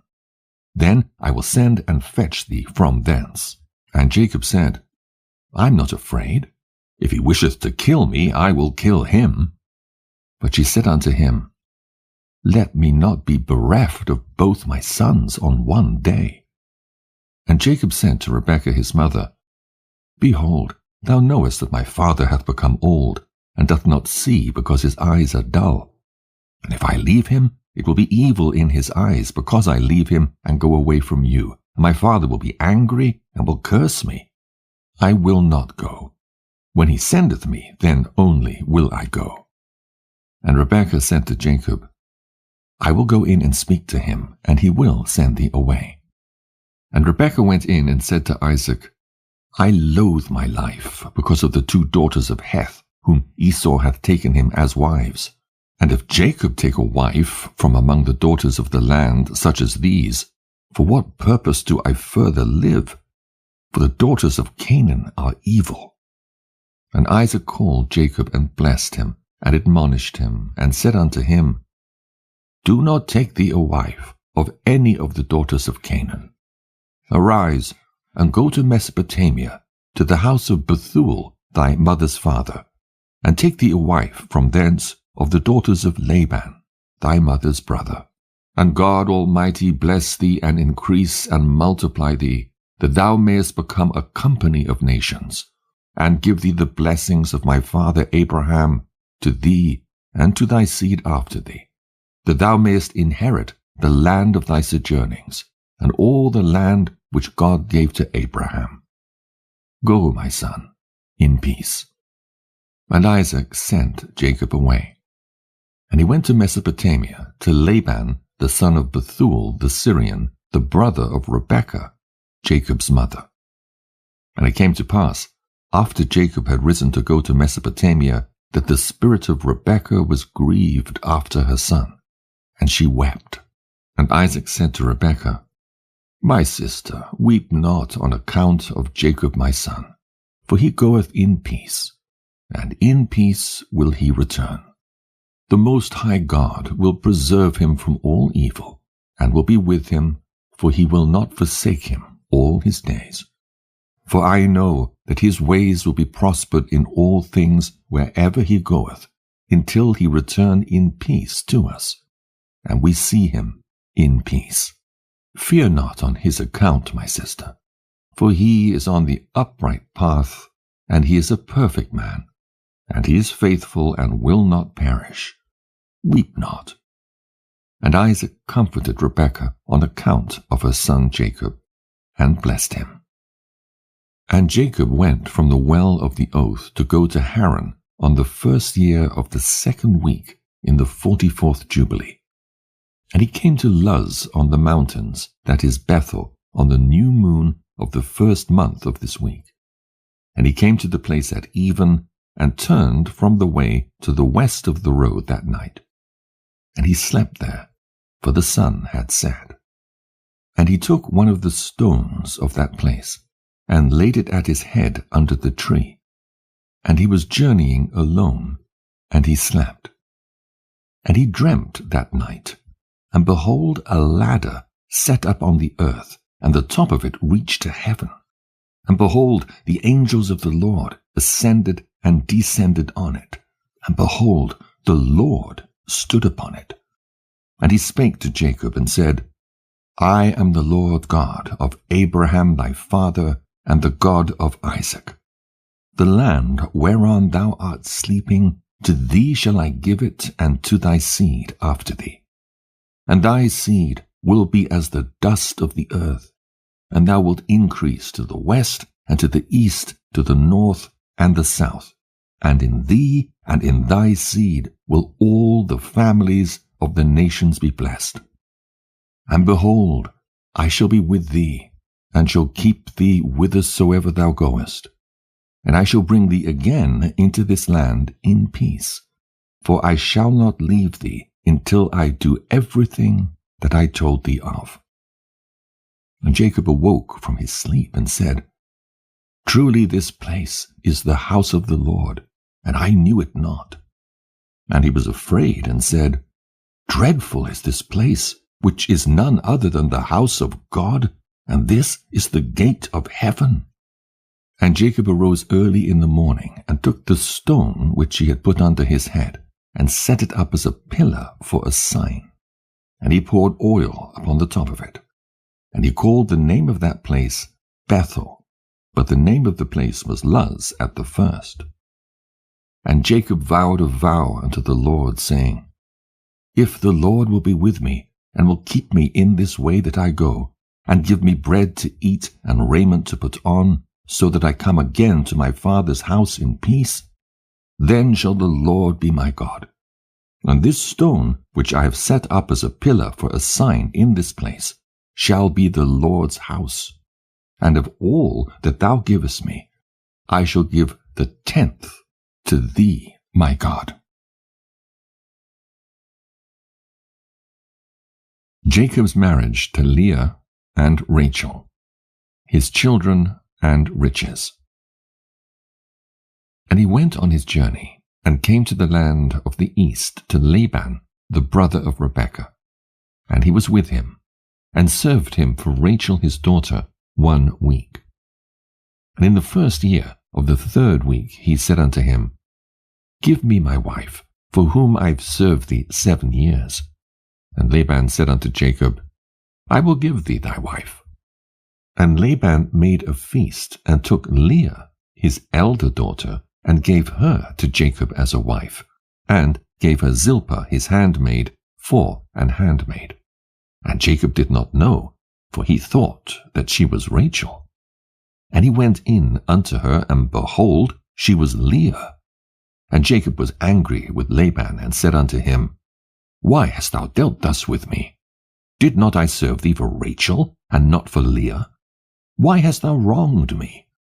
Take thy daughter, and I will go, for thou hast done evil to me. For Jacob loved Rachel more than Leah. For Leah's eyes were weak, but her form was very handsome. But Rachel had beautiful eyes, and a beautiful and very handsome form. And Laban said to Jacob, It is not so done in our country to give the younger before the elder, and it is not right to do this, for thus it is ordained and written in the heavenly tables, that no one should give her younger daughter before the elder, but the elder one giveth first, and after her the younger. And the man who doeth so, they set down guilt against him in heaven, and none is righteous that doeth this thing, for this deed is evil before the Lord. And command thou the children of Israel that they do not this thing. Let them neither take nor give the younger before they have given the elder, for it is very wicked. And Laban said to Jacob, Let the 7 days of the feast of this one pass by, and I shall give thee Rachel, that thou mayest serve me another 7 years, that thou mayest pasture my sheep, as thou didst in the former week. And on the day when the 7 days of the feast of Leah had passed, Laban gave Rachel to Jacob, that he might serve him another 7 years. And he gave to Rachel Bilhah, the sister of Zilpah, as a handmaid. And he served yet other 7 years for Rachel, for Leah had been given to him for nothing. And the Lord opened the womb of Leah, and she conceived and bare Jacob a son. And he called his name Reuben, on the 14th day of the 9th month in the 1st year of the 3rd week. But the womb of Rachel was closed, for the Lord saw that Leah was hated, and Rachel loved. And again Jacob went in unto Leah, and she conceived and bare Jacob a 2nd son, and he called his name Simeon, on the 21st of the 10th month, and in the 3rd year of this week. And again Jacob went in unto Leah, and she conceived and bare him a 3rd son, and he called his name Levi, in the new moon of the 1st month, in the 6th year of this week. And again Jacob went in unto her, and she conceived, and bare him a 4th son, and he called his name Judah, on the 15th of the 3rd month, in the 1st year of the 4th week. And on account of all this, Rachel envied Leah, for she did not bear. And she said to Jacob, Give me children. And Jacob said, Have I withheld from thee the fruits of thy womb? Have I forsaken thee? And when Rachel saw that Leah had borne 4 sons to Jacob, Reuben and Simeon and Levi and Judah, she said unto him, Go in unto Bilhah my handmaid, and she will conceive and bear a son unto me. And she gave him Bilhah her handmaid to wife. And he went in unto her, and she conceived and bare him a son, and he called his name Dan, on the 9th of the 6th month in the 6th year of the 3rd week. And Jacob went in again unto Bilhah a 2nd time, and she conceived and bare Jacob another son.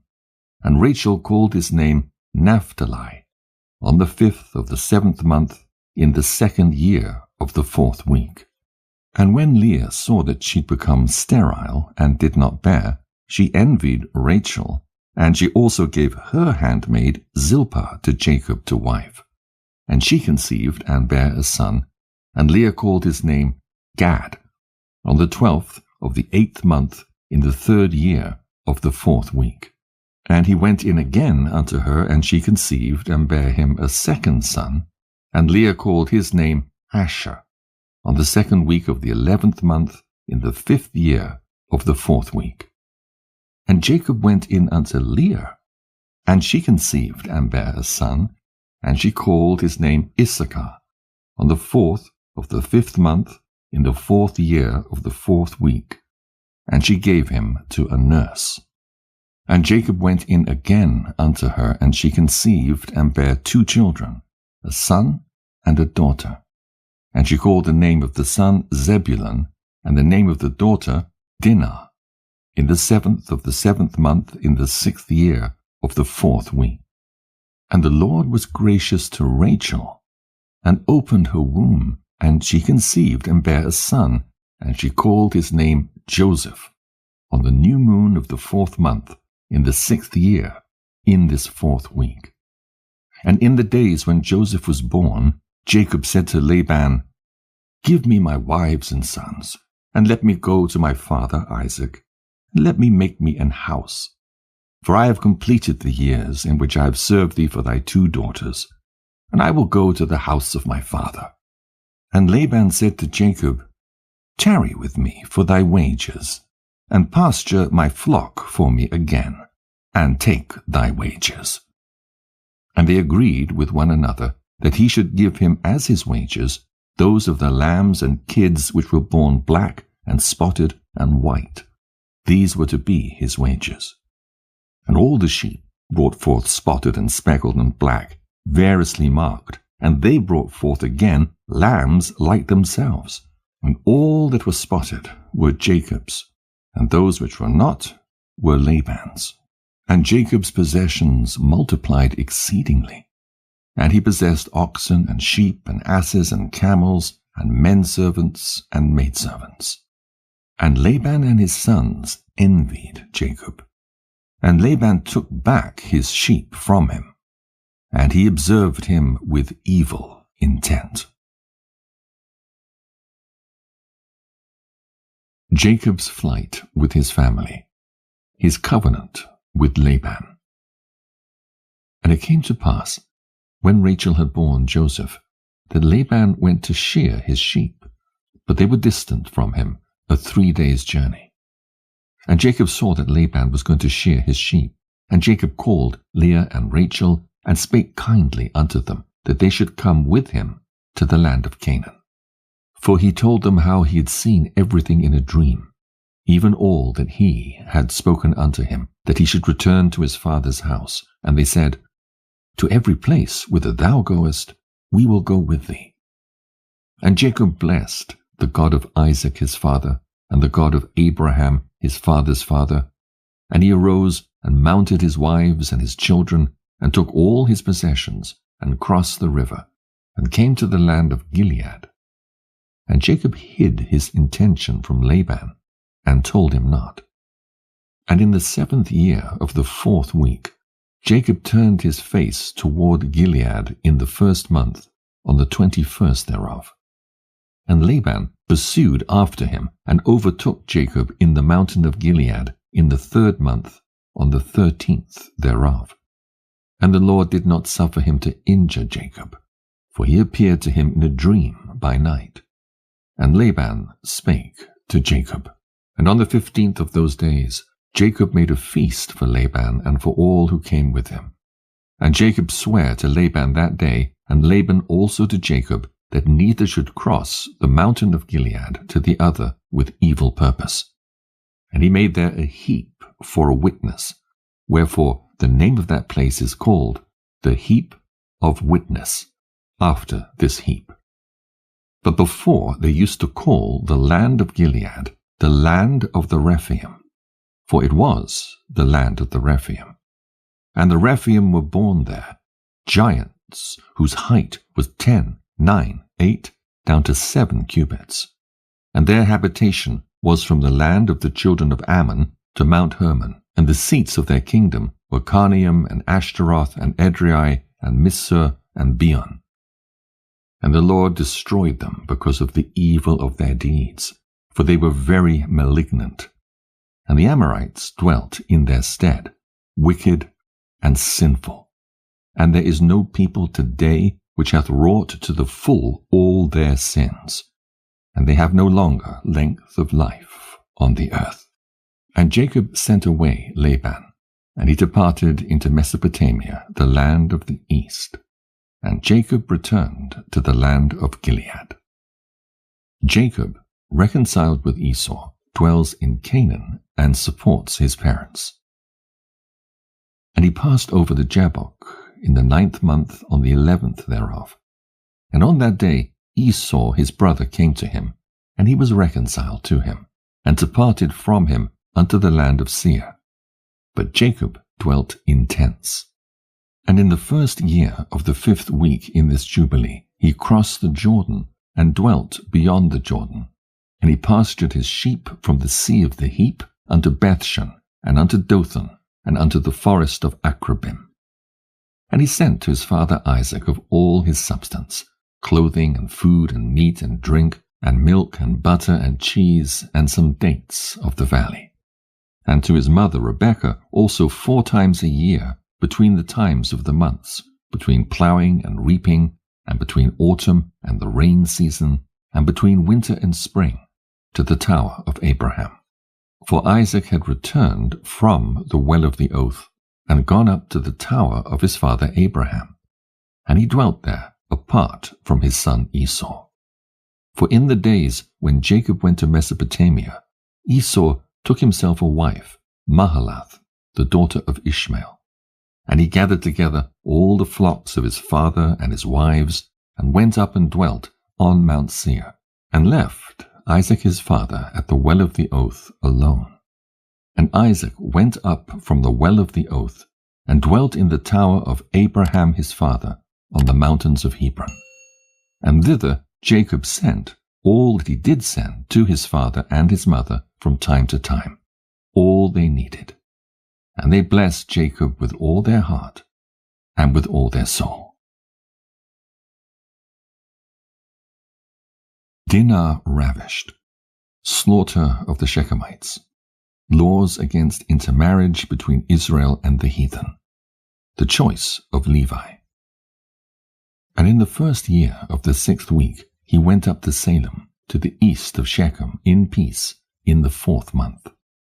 And there they carried off Dinah, the daughter of Jacob, into the house of Shechem, the son of Hamor the Hivite, the prince of the land. And he lay with her and defiled her, and she was a little girl, a child of 12 years. And he besought his father and her brothers that she might be given to him to wife. And Jacob and his sons were wroth because of the men of Shechem, for they had defiled Dinah their sister. And they spake to them with evil intent, and dealt deceitfully with them, and beguiled them. And Simeon and Levi came unexpectedly to Shechem, and executed judgment on all the men of Shechem, and slew all the men whom they found in it, and left not a single one remaining in it. And they slew all in torments, because they had dishonored their sister Dinah. And thus let it not again be done from henceforth that a daughter of Israel be defiled. For judgment is ordained in heaven against them, that they should destroy with the sword all the men of the Shechemites, because they had wrought shame in Israel. And the Lord delivered them into the hands of the sons of Jacob, that they might exterminate them with the sword, and execute judgment upon them. And that it might not thus again be done in Israel, that a virgin of Israel should be defiled. And if there is any man who wisheth in Israel to give his daughter or his sister to any man who is of the seed of the Gentiles, he shall surely die. And they shall stone him with stones, for he hath wrought shame in Israel. And they shall burn the woman with fire, because she hath dishonored the name of the house of her father, and she shall be rooted out of Israel. And let not an adulteress and no uncleanness be found in Israel throughout all the days of the generations of the earth. For Israel is holy unto the Lord, and every man who hath defiled it shall surely die. They shall stone him with stones. For thus hath it been ordained and written in the heavenly tables regarding all the seed of Israel. He who defileth it shall surely die, and he shall be stoned with stones. And to this law there is no limit of days, and no remission, nor any atonement. But the man who hath defiled his daughter shall be rooted out in the midst of all Israel, because he hath given of his seed to Moloch, and wrought impiously, so as to defile it. And do thou, Moses, command the children of Israel, and exhort them not to give their daughters to the Gentiles, and not to take for their sons any of the daughters of the Gentiles, for this is abominable before the Lord. For this reason I have written for thee in the words of the law all the deeds of the Shechemites, which they wrought against Dinah, and how the sons of Jacob spake, saying, We shall not give our daughter to a man who is uncircumcised, for that were a reproach unto us. And it is a reproach to Israel, to those who give, and to those who take the daughters of the Gentiles, for this is unclean and abominable to Israel. And Israel will not be free from this uncleanness, if it hath a wife of the daughters of the Gentiles, or hath given any of its daughters to a man who is of any of the Gentiles. For there will be plague upon plague, and curse upon curse, and every judgment and plague and curse will come upon him, if he do this thing, or hide his eyes from those who commit uncleanness, or those who defile the sanctuary of the Lord, or those who profane his holy name. Then will the whole nation together be judged for all the uncleanness and profanation of this man. And there will be no respect of persons, and no receiving at his hands of fruits and offerings and burnt offerings and fat, nor the fragrance of sweet savour, so as to accept it. And so fare every man or woman in Israel who defileth the sanctuary. For this reason I have commanded thee, saying, Testify this testimony to Israel. See how the Shechemites fared and their sons, how they were delivered into the hands of the two sons of Jacob, and they slew them under tortures. And it was reckoned unto them for righteousness, and it is written down to them for righteousness. And the seed of Levi was chosen for the priesthood, and to be Levites, that they might minister before the Lord as we, continually, and that Levi and his sons may be blessed forever. For he was zealous to execute righteousness and judgment and vengeance on all those who arose against Israel. And so they inscribe as a testimony in his favor on the heavenly tables blessing and righteousness before the God of all. And we remember the righteousness which the man fulfilled during his life at all periods of the year, until 1,000 generations they will record it, and it will come to him and to his descendants after him, and he hath been recorded on the heavenly tables as a friend and a righteous man. All this account I have written for thee, and I have commanded thee to say to the children of Israel that they should not commit sin, nor transgress the ordinances, nor break the covenant which hath been ordained for them, but that they should fulfill it, and be recorded as friends.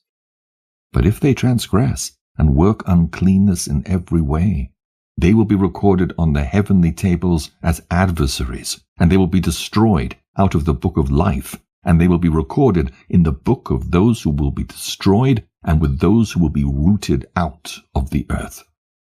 And on the day when the sons of Jacob slew Shechem, a writing was recorded in their favor in heaven that they had executed righteousness and uprightness and vengeance on the sinners, and it was written for a blessing. And they brought Dinah their sister out of the house of Shechem, and they took captive everything that was in Shechem, their sheep and their oxen and their asses and all their wealth and all their flocks, and brought them all to Jacob their father. And he reproached them because they had put the city to the sword, for he feared those who dwelt in the land, the Canaanites and the Perizzites. And the dread of the Lord was upon all the cities which are around Shechem, and they did not rise to pursue after the sons of Jacob, for terror had fallen upon them.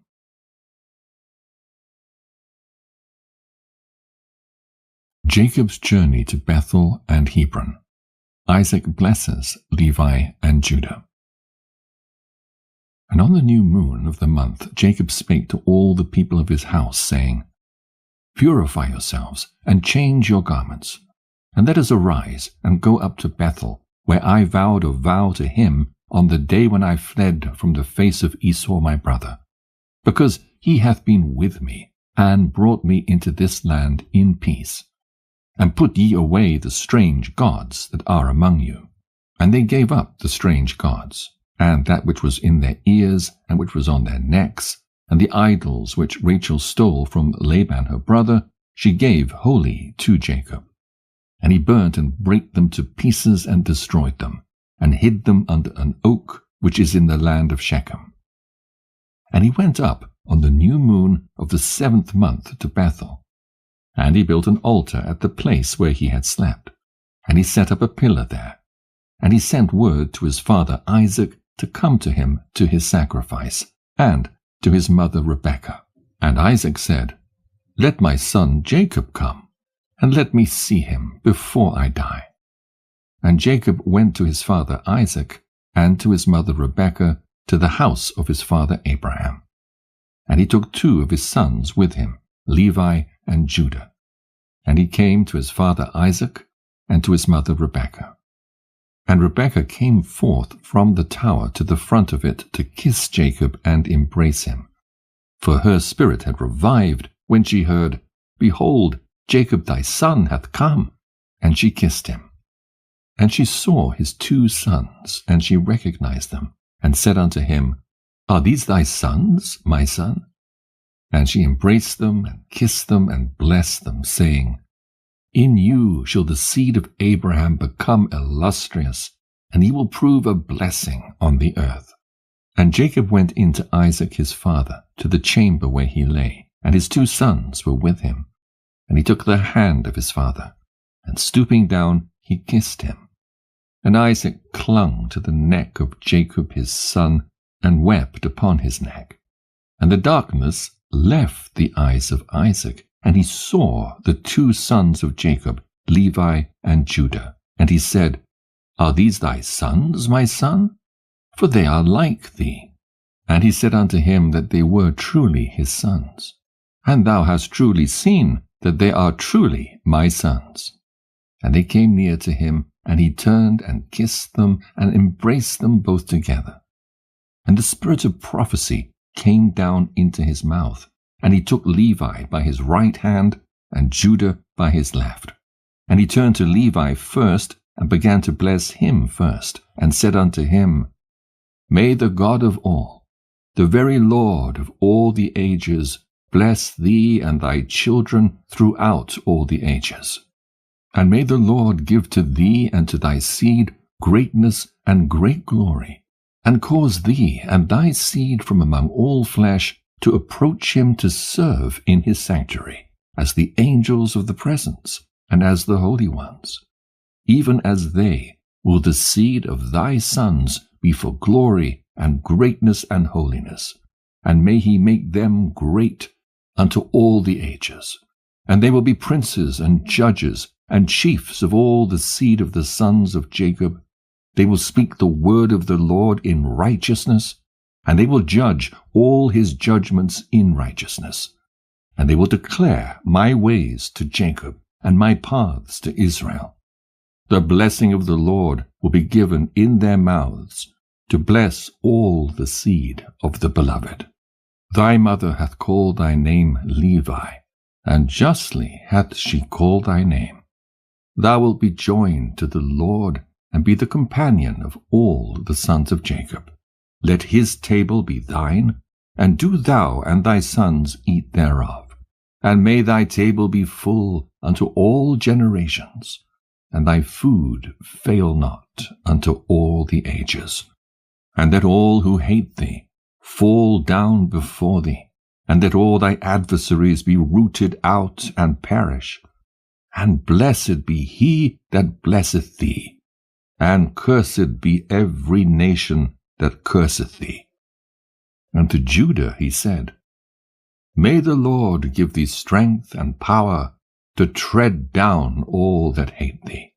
A prince shalt thou be, thou and one of thy sons, over the sons of Jacob. May thy name and the name of thy sons go forth and traverse every land and region. Then will the Gentiles fear before thy face, and all the nations will quake.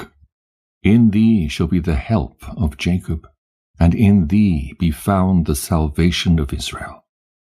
And when thou sittest on the throne of the honour of thy righteousness, there will be great peace for all the seed of the sons of the beloved.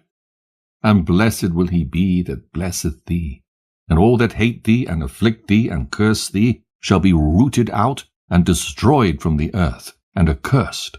And turning, he kissed him again, and embraced him, and rejoiced greatly. For he had seen the sons of Jacob his son in very truth.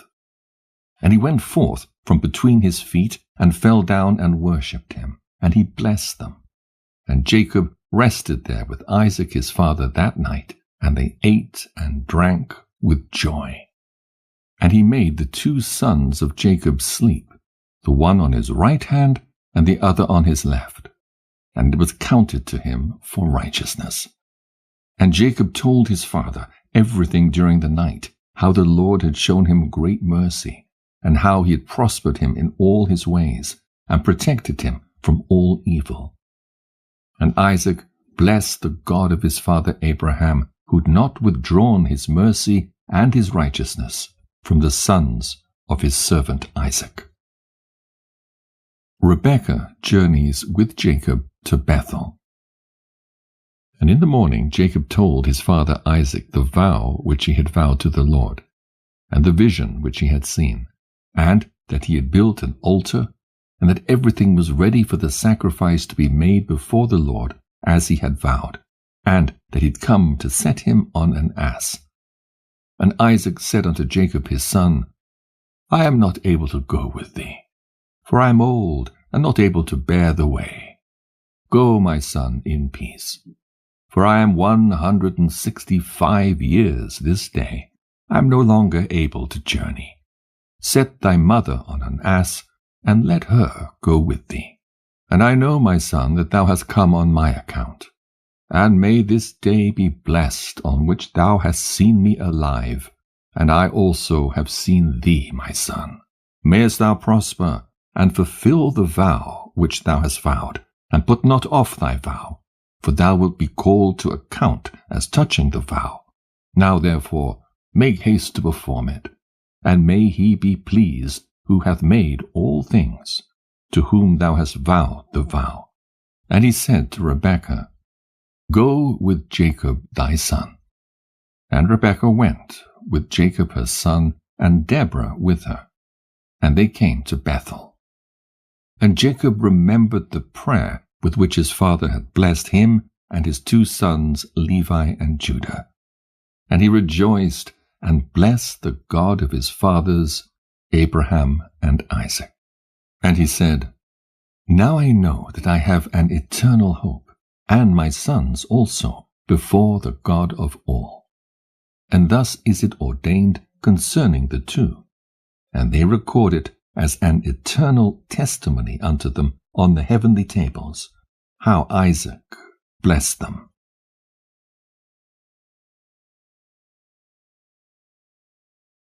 Levi's dream at Bethel. He is appointed to the priesthood.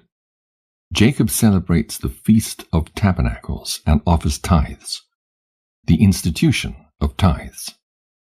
And he abode that night at Bethel, and Levi dreamed that they had ordained and made him the priest of the Most High God, him and his sons forever.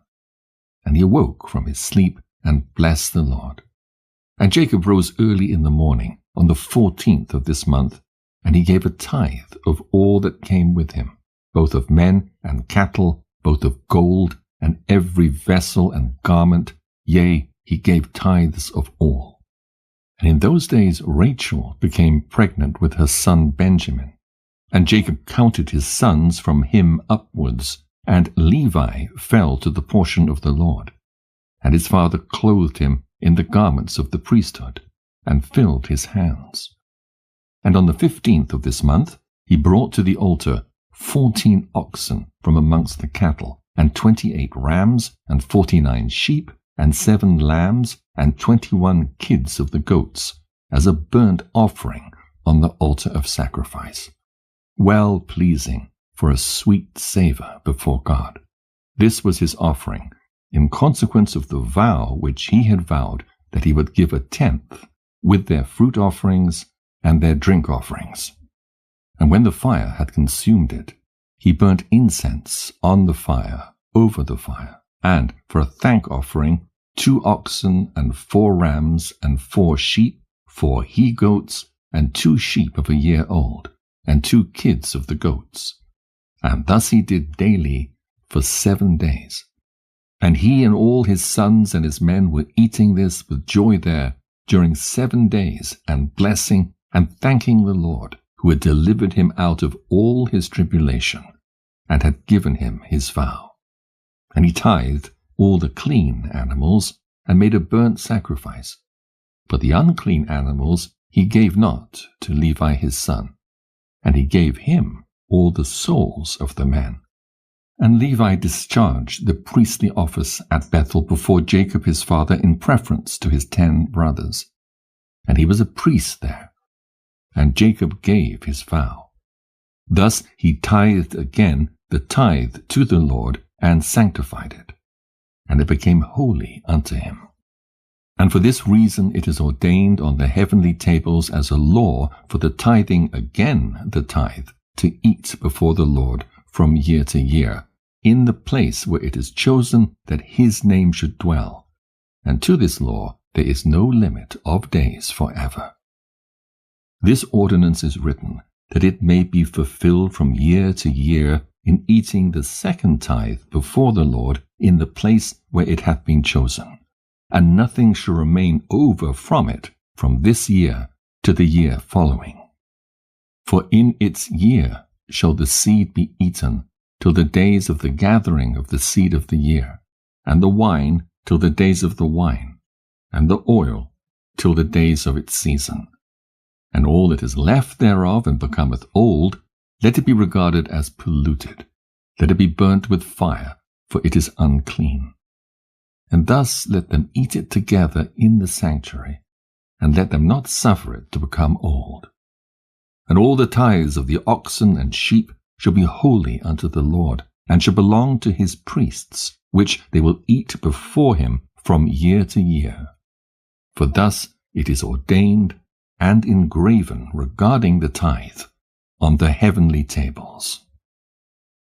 Jacob's visions. He celebrates the 8th day of tabernacles, the birth of Benjamin and death of Rachel. And on the following night, on the 22nd day of this month, Jacob resolved to build that place, and to surround the court with a wall, and to sanctify it and make it holy forever, for himself and his children after him. And the Lord appeared to him by night, and blessed him, and said unto him, Thy name shall not be called Jacob, but Israel shall they name thy name.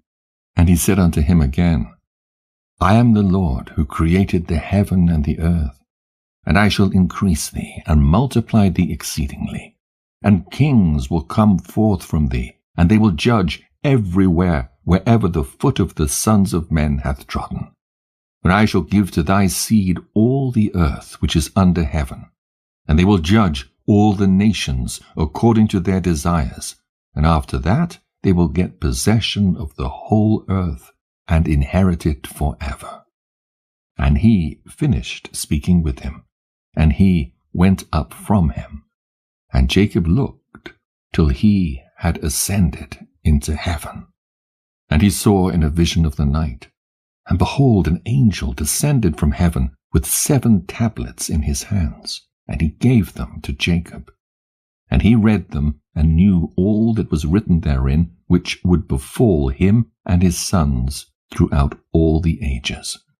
And he showed him all that was written on the tablets, and said unto him, Do not build this place, and do not make it an eternal sanctuary, and do not dwell here, for this is not the place. Go to the house of Abraham thy father, and dwell with Isaac thy father, until the death of thy father. For in Egypt thou wilt die in peace, and in this land thou wilt be buried with honor in the sepulchre of thy fathers with Abraham and Isaac. Fear not, for as thou hast seen and read it, thus would it all be. And do thou write down everything as thou hast seen and read. And Jacob said, Lord, how can I remember all that I have read and seen? And he said unto him, I will bring all things to thy remembrance. And he went up from him. And he awoke from his sleep, and he remembered everything which he had read and seen, and he wrote down all the words which he had read and seen. And he celebrated there yet another day, and he sacrificed thereon according to all that he sacrificed on the former days, and called its name Addition, for this day was added, and the former days he called the feast. And thus it was manifested that it should be. And it is written on the heavenly tables, wherefore it was revealed to him that he should celebrate it, and add it to the 7 days of the feast. And its name was called Addition, because that it was recorded amongst the days of the feast days, according to the number of the days of the year. And in the night on the 23rd of this month, Deborah, Rebekah's nurse, died, and they buried her beneath the city under the oak of the river. And he called the name of this place the River of Deborah, and the oak of the mourning of Deborah. And Rebekah went and returned to her house to his father Isaac, and Jacob sent by her hand rams and sheep and he-goats, that she should prepare a meal for his father, such as he desired. And he went after his mother till he came to the land of Cabretan, and he dwelt there. And Rachel bare a son in the night, and called his name Son of my sorrow, for she suffered in giving him birth. But his father called his name Benjamin, on the 11th of the 8th month, in the 1st of the 6th week of this Jubilee. And Rachel died there, and she was buried in the land of Ephrath, the same is Bethlehem. And Jacob built a pillar on the grave of Rachel, on the road above her grave. Reuben's sin with Bilhah. Laws regarding incest. Jacob's children. And Jacob went and dwelt to the south of Magdaladraeph, and he went to his father Isaac, he and Leah his wife, on the new moon of the 10th month. And Reuben saw Bilhah, Rachel's maid, the concubine of his father, bathing in water in a secret place, and he loved her. And he hid himself at night, and he entered the house of Bilhah at night, and he found her sleeping alone on a bed in her house. And he lay with her. And she awoke and saw, and behold, Reuben was lying with her in the bed. And she uncovered the border of her covering, and seized him, and cried out, and discovered that it was Reuben. And she was ashamed because of him, and released her hand from him, and he fled. And she lamented because of this thing exceedingly, and did not tell it to anyone. And when Jacob returned and sought her, she said unto him, I am not clean for thee, for I have been defiled as regards thee. For Reuben hath defiled me, and hath lain with me in the night. And I was asleep, and did not discover, until he uncovered my skirt, and slept with me. And Jacob was exceedingly wroth with Reuben, because he had lain with Bilhah, because he had uncovered his father's skirt. And Jacob did not approach her again, because Reuben had defiled her. And as for any man who uncovereth his father's skirt, his deed is wicked exceedingly, for he is abominable before the Lord. And for this reason it is written and ordained on the heavenly tables that a man should not lie with his father's wife, and should not uncover his father's skirt, for this is unclean. They shall surely die together, the man who lieth with his father's wife, and the woman also, for they have wrought uncleanness on the earth. And there shall be nothing unclean before God in the nation which he hath chosen for himself as a possession. And again it is written a second time, Cursed he be who lieth with the wife of his father, for he hath uncovered his father's shame. And all the holy ones of the Lord said, So be it, so be it. And do thou, Moses, command the children of Israel that they observe this word, for it entaileth a punishment of death, and it is unclean, and there is no atonement for ever to atone for the man who hath committed this. But he is to be put to death, and slain, and stoned with stones, and rooted out from the midst of the people of our God. For to no man who doeth so in Israel is it permitted to remain alive a single day on the earth, for he is abominable and unclean. And let them not say, To Reuben was granted life and forgiveness after he had lain with his father's concubine, and to her also, though she had a husband, and her husband Jacob his father was still alive. For until that time there had not been revealed the ordinance and judgment and law in its completeness for all. But in thy days it hath been revealed as a law of seasons and of days, and an everlasting law for the everlasting generations. And for this law there is no consummation of days, and no atonement for it. But they must both be rooted out in the midst of the nation. On the day whereon they committed it, they shall slay them. And do thou, Moses, write it down for Israel, that they may observe it, and do according to these words, and not commit a sin unto death. For the Lord our God is judge, who respecteth not persons, and accepteth not gifts. And tell them the words of the covenant, that they may hear and observe, and be on their guard with respect to them, and not be destroyed and rooted out of the land, for an uncleanness and an abomination and a contamination and a pollution are all they who commit it on the earth before our God. And there is no greater sin than the fornication which they commit on earth. For Israel is a holy nation unto the Lord its God, and a nation of inheritance, and a priestly and royal nation, and for his own possession. And there shall no uncleanness appear in the midst of the holy nation. And in the 3rd year of this 6th week, Jacob and all his sons went and dwelt in the house of Abraham, near Isaac his father, and Rebekah his mother. And these were the names of the sons of Jacob: the firstborn Reuben, Simeon, Levi, Judah, Issachar, Zebulun, the sons of Leah. And the sons of Rachel, Joseph and Benjamin, and the sons of Bilhah, Dan and Naphtali, and the sons of Zilpah, Gad and Asher, and Dinah, the daughter of Leah, the only daughter of Jacob. And they came and bowed themselves to Isaac and Rebekah, and when they saw them, they blessed Jacob and all his sons. And Isaac rejoiced exceedingly, for he saw the sons of Jacob, his younger son, and he blessed them.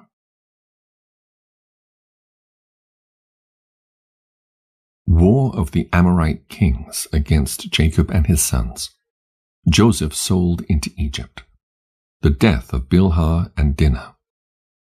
And in the 6th year of this week, in this 44th Jubilee, Jacob sent his sons to pasture their sheep, and his servants with them, to the pastures of Shechem. And the 7 kings of the Amorites assembled themselves together against them to slay them, hiding themselves under the trees, and to take their cattle as a prey. And Jacob and Levi and Judah and Joseph were in the house with Isaac their father, for his spirit was sorrowful, and they could not leave him. And Benjamin was the youngest, and for this reason remained with his father. And there came the king of Tappuah, and the king of Assur, and the king of Seragan, and the king of Shiloh, and the king of Gaias, and the king of Bethel, and the king of Shechemites, and all those who dwell in these mountains, and who dwell in the woods in the land of Canaan. And they announced this to Jacob, saying, Behold, the kings of the Amorites have surrounded thy sons, and plundered their herds. And he arose from his house, he and his 3 sons, and all the servants of his father, and his own servants, and he went against them with 6,000 men who carried swords. And he slew them in the pastures of Shechem, and pursued those who fled, and he slew them with the edge of the sword. And he slew Asor, and Tappuah, and Seragan, and Shiloh, and Shechemites, and Gaias, and he recovered his herds. And he prevailed over them, and imposed tribute on them, that they should pay him tribute, 5 fruit products of their land. And he built Arbaal and Timnath-Heres.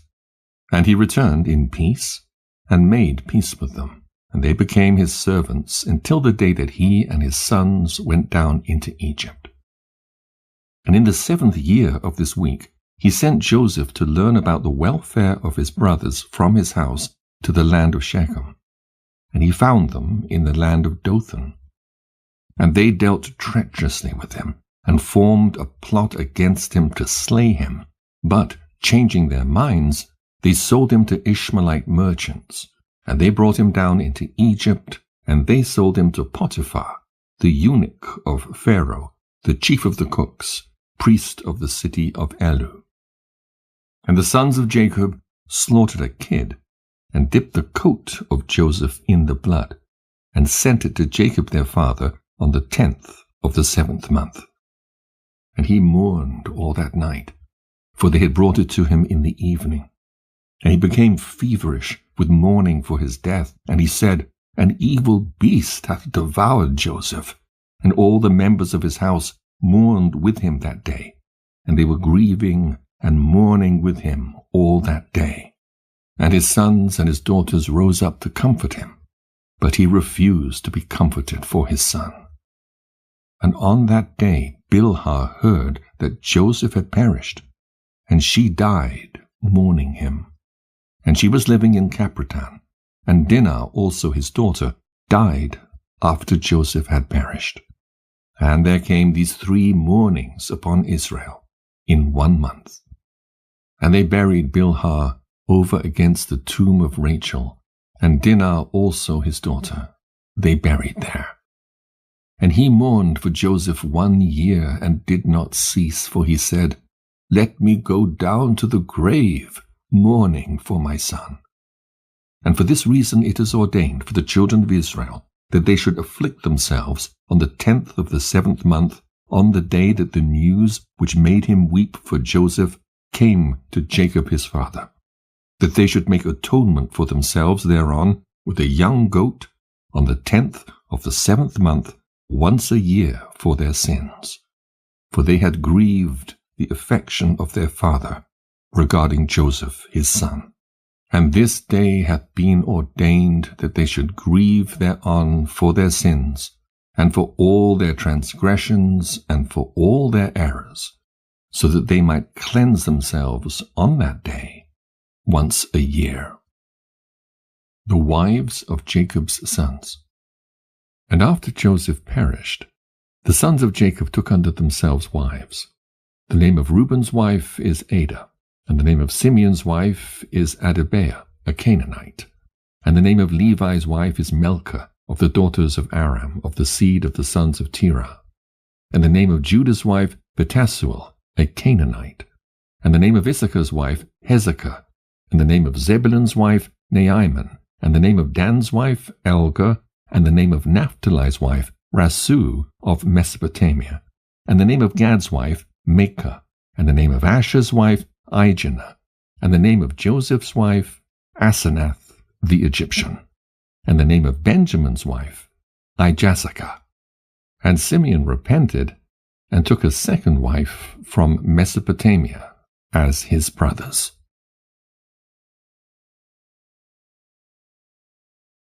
Rebekah's last admonitions and death. And in the 1st year of the 1st week of the 45th Jubilee, Rebekah called Jacob her son, and commanded him regarding his father and regarding his brother, that he should honor them all the days of his life. And Jacob said, I will do everything as thou hast commanded me, for this thing will be honor and greatness to me, and righteousness before the Lord, that I should honor them. Thou too, mother, knowest from the time I was born until this day all my deeds and all that is in my heart, that I always think good concerning all. And how should I not do this thing which thou hast commanded me, that I should honor my father and my brother? Tell me, mother, what perversity hast thou seen in me, and I shall turn away from it, and mercy will be upon me. And she said unto him, My son, I have not seen in thee all my days any perverse, but only upright deeds. And yet I shall tell thee the truth, my son, I shall die this year, and I shall not survive this year in my life. For I have seen in a dream the day of my death, that I should not live beyond 155 years. And behold, I have completed all the days of my life, which I am to live. And Jacob laughed at the words of his mother, because his mother had said unto him that she should die. And she was sitting opposite to him in possession of her strength, and she was not infirm in her strength. For she went in and out and saw, and her teeth were strong, and no ailment had touched her all the days of her life. And Jacob said unto her, Blessed am I, mother, if my days approach the days of thy life, and my strength remain with me thus as thy strength. And thou wilt not die, for thou art jesting idly with me regarding thy death. And she went in unto Isaac, and said unto him, One petition I make unto thee. Make Esau swear that he will not injure Jacob, nor pursue him with enmity. For thou knowest Esau's thoughts, that they are perverse from his youth, and there is no goodness in him, for he desireth after thy death to kill him. And thou knowest all that he hath done since the day Jacob his brother went to Haran until this day, how he hath forsaken us with his whole heart, and hath done evil to us. Thy flocks he hath taken to himself, and carried off all thy possessions from before thy face. And when we implored and besought him for what was our own, he did as a man who was taking pity on us. And he is bitter against thee, because thou didst bless Jacob, thy perfect and upright son. For there is no evil, but only goodness in him. And since he came from Haran unto this day, he hath not robbed us of aught, for he bringeth us everything in its season always, and rejoiceth with all his heart when we take at his hands. And he blesseth us, and hath not parted from us since he came from Haran until this day, and he remaineth with us continually at home, honoring us. And Isaac said unto her, I too know and see the deeds of Jacob who was with us, how that with all his heart he honoureth us. But I loved Esau formerly more than Jacob, because he was the firstborn. But now I love Jacob more than Esau, for he hath done manifold evil deeds, and there is no righteousness in him, for all his ways are unrighteousness and violence. And now my heart is troubled because of all his deeds, and neither he nor his seed is to be saved. For they are those who will be destroyed from the earth, and who will be rooted out from under heaven. For he hath forsaken the God of Abraham, and gone after his wives, and after their uncleanness, and after their error, he and his children. And thou dost bid me make him swear that he will not slay Jacob his brother, even if he swear he will not abide by his oath. And he will not do good, but evil only. But if he desireth to slay Jacob his brother, into Jacob's hands will he be given, and he will not escape from his hands. And fear thou not on account of Jacob. For the guardian of Jacob is great and powerful and honored, and praised more than the guardian of Esau. And Rebekah sent and called Esau, and he came to her, and she said unto him, I have a petition, my son, to make unto thee, and do thou promise to do it, my son. And he said, I will do everything that thou sayest unto me, and I will not refuse thy petition. And she said unto him, I ask you that the day I die thou wilt take me in, and bury me near Sarah thy father's mother, and that thou and Jacob will love each other, and that neither will desire evil against the other, but mutual love only. And so you will prosper, my sons, and be honored in the midst of the land, and no enemy will rejoice over you. And ye will be a blessing and a mercy in the eyes of all those that love you. And he said, I will do all that thou hast told me.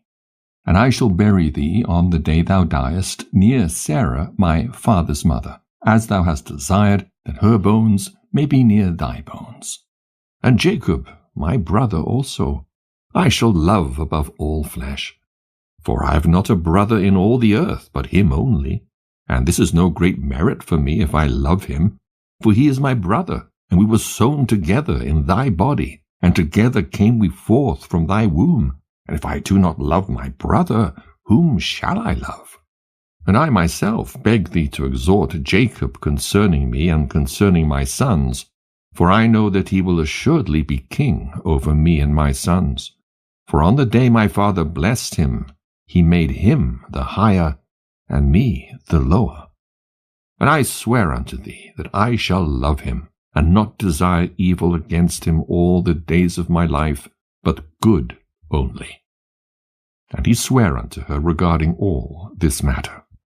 And she called Jacob before the eyes of Esau, and gave him commandment according to the words which she had spoken to Esau. And he said, I shall do thy pleasure. Believe me that no evil will proceed from me or from my sons against Esau. And I shall be first in naught, save in love only. And they ate and drank, she and her sons, that night. And she died, 3 jubilees and 1 week and 1 year old on that night. And her 2 sons, Esau and Jacob, buried her in the double cave near Sarah, their father's mother. Isaac's last words and admonitions. His death. The death of Leah. And in the 6th year of this week, Isaac called his 2 sons Esau and Jacob, and they came to him. And he said unto them, My sons, I am going the way of my fathers, to the eternal house where my fathers are. Wherefore bury me near Abraham my father in the double cave in the field of Ephron the Hittite, where Abraham purchased a sepulchre to bury in the sepulchre which I digged for myself, there bury me. And this I command you, my sons, that ye practice righteousness and uprightness on the earth, so that the Lord may bring upon you all that the Lord said that he would do to Abraham and to his seed. And love one another, my sons, your brothers, as a man who loveth his own soul, and let each seek in what he may benefit his brother, and act together on the earth, and let them love each other as their own souls. And concerning the question of idols, I command and admonish you to reject them, and hate them, and love them not. For they are full of deception for those that worship them, and for those that bow down to them. Remember ye, my sons, the Lord God of Abraham your father, and how I too worshipped him and served him in righteousness and in joy, that he might multiply you and increase your seed as the stars of heaven in multitude, and establish you on the earth as the plant of righteousness which will not be rooted out unto all the generations forever. And now I shall make you swear a great oath, for there is no oath which is greater than it by the name glorious and honored and great and splendid and wonderful and mighty, which created the heavens and the earth and all things together, that ye will fear him and worship him, and that each will love his brother with affection and righteousness, and that neither will desire evil against his brother, from henceforth forever all the days of your life, so that ye may prosper in all your deeds and not be destroyed. And if either of you deviseth evil against his brother, know that from henceforth every one that deviseth evil against his brother will fall into his hand. and will be rooted out of the land of the living, and his seed will be destroyed from under heaven. But on the day of turbulence and execration and indignation and anger, with flaming, devouring fire as he burnt Sodom, so likewise will he burn his land and his city and all that is his. And he will be blotted out of the book of the discipline of the children of men, and not be recorded in the book of life, but in that which is appointed to destruction. And he will depart into eternal execration, so that their condemnation may be always renewed in hate and in execration and in wrath and in torment and in indignation and in plagues and in disease forever. I say and testify to you, my sons, according to the judgment which will come upon the man who wisheth to injure his brother. And he divided all his possessions between the two on that day. And he gave the larger portion to him that was the firstborn, and the tower, and all that was about it, and all that Abraham possessed at the well of the oath. And he said, This larger portion I shall give to the firstborn. And Esau said, I have sold to Jacob and given my birthright to Jacob. To him let it be given, and I have not a single word to say regarding it, for it is his. And Isaac said, May a blessing rest upon you, my sons, and upon your seed this day, for ye have given me rest, and my heart is not pained concerning the birthright, lest thou shouldest work wickedness on account of it. May the Most High God bless the man that worketh righteousness, him and his seed forever. And he ended commanding them and blessing them, and they ate and drank together before him. And he rejoiced because there was one mind between them. And they went forth from him and rested that day and slept. And Isaac slept on his bed that day rejoicing. He slept the eternal sleep and died 180 years old. He completed 25 weeks and 5 years. And his two sons, Esau and Jacob, buried him. And Esau went to the land of Edom, to the mountains of Seir, and dwelt there. And Jacob dwelt in the mountains of Hebron, in the tower of the land of the sojournings of his father Abraham. And he worshipped the Lord with all his heart, and according to the visible commands, according as he had divided the days of his generations. And Leah, his wife, died in the 4th year of the 2nd week of the 45th Jubilee. And he buried her in the double cave near Rebekah his mother, to the left of the grave of Sarah, his father's mother. And all her sons and his sons came to mourn over Leah his wife with him, and to comfort him regarding her, for he was lamenting her. For he loved her exceedingly, after Rachel his sister died. For she was perfect and upright in all her ways, and honored Jacob. And all the days that she lived with him, he did not hear from her mouth a harsh word. For she was gentle and peaceable and upright and honorable.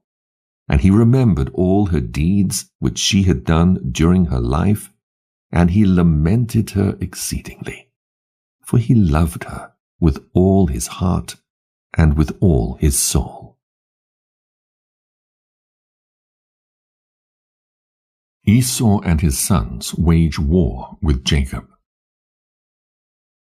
And on the day that Isaac, the father of Jacob and Esau, died, the sons of Esau heard that Isaac had given the portion of the elder to his younger son Jacob, and they were very angry, and they strove with their father, saying, Why hath thy father given Jacob the portion of the elder, and passed over thee, although thou art the elder, and Jacob the younger?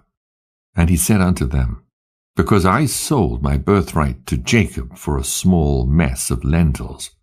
And on the day my father sent me to hunt and catch, and bring him something that he should eat and bless me, he came with guile, and brought my father food and drink. and my father blessed him, and put me under his hand. And now our father hath caused us to swear, me and him, that we shall not mutually devise evil, either against his brother, and that we shall continue in love and in peace, each with his brother, and not make our ways corrupt.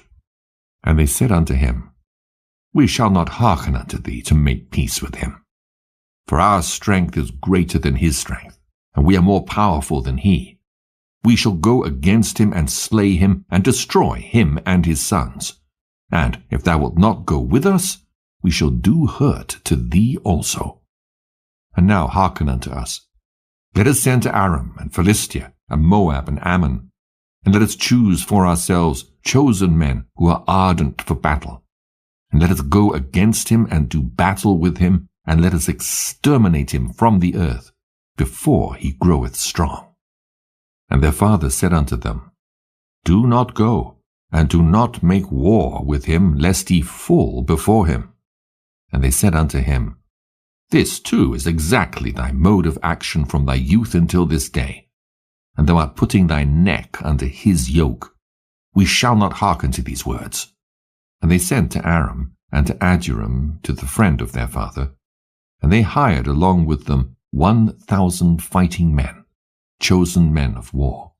And they came to them from Moab, and from the children of Ammon, those who were hired, 1,000 chosen men, and from Philistia, 1,000 chosen men of war, and from Edom and from the Horites, 1,000 chosen fighting men, and from the Kittims, mighty men of war.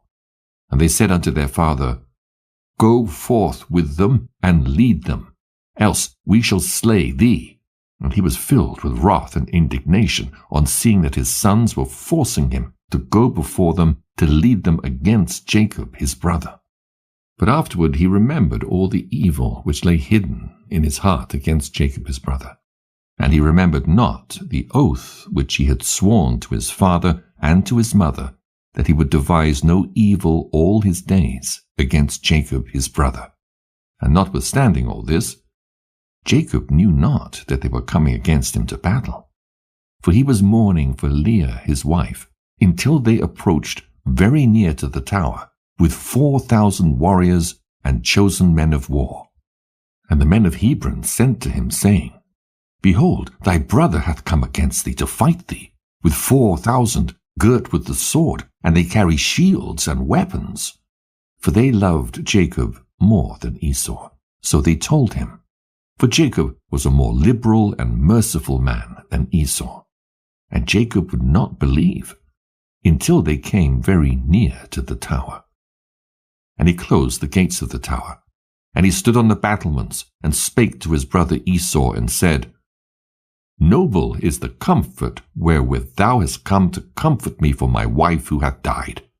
Is this the oath that thou didst swear to thy father and again to thy mother before they died?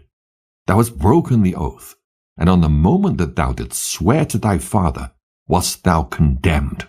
And then Esau answered and said unto him, Neither the children of men nor the beasts of the earth have any oath of righteousness, which in swearing they have sworn an oath valid forever.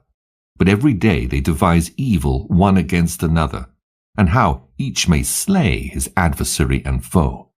And thou dost hate me and my children forever, and there's no observing the tie of brotherhood with thee. Hear these words which I declare unto thee. If the boar can change its skin and make its bristles as soft as wool, or if it can cause horns to sprout forth on its head like the horns of a stag or of a sheep, then shall I observe the tie of brotherhood with thee. And if the wolves make peace with the lambs, so as not to devour or do them violence, and if their hearts are towards them for good, then there will be peace in my heart towards thee. And if the lion becometh the friend of the ox, and maketh peace with him, and if he is bound under one yoke with him, and plougheth with him, then will I make peace with thee. And when the raven becometh white as the razor, then know that I have loved thee and made peace with thee. Thou shalt be rooted out, and thy sons shall be rooted out, and there shall be no peace for thee. And when Jacob saw that he was so evilly disposed towards him with his heart and with all his soul as to slay him, and that he had come springing like the wild boar which cometh upon the spear that pierceth and killeth it, and recoileth not from it, then he spake to his own and to his servants, that they should attack him and all his companions. The war between Jacob and Esau at the Tower of Hebron. The death of Esau and overthrow of his forces. And after that Judah spake to Jacob his father, and said unto him, Bend thy bow, father, and send forth thy arrows, and cast down the adversary, and slay the enemy. And mayest thou have the power, for we shall not slay thy brother, for he is such as thou, and he is like thee. Let us give him this honor. Then Jacob bent his bow, and sent forth the arrow, and struck Esau his brother on his right breast, and slew him. And again he sent forth an arrow, and struck Adjuran the Aramean on the left breast, and drove him backward, and slew him. And then went forth the sons of Jacob, they and their servants, dividing themselves into companies on the four sides of the tower. And Judah went forth in front, and Naphtali and Gad with him, and 50 servants with him on the south side of the tower. And they slew all they found before them, and not one individual of them escaped. And Levi and Dan and Asher went forth on the east side of the tower, and 50 men with them. And they slew the fighting men of Moab and Ammon. And Reuben and Issachar and Zebulun went forth on the north side of the tower, and 50 men with them. And they slew the fighting men of the Philistines. And Simeon and Benjamin and Enoch, Reuben's son, went forth on the west side of the tower, and 50 men with them.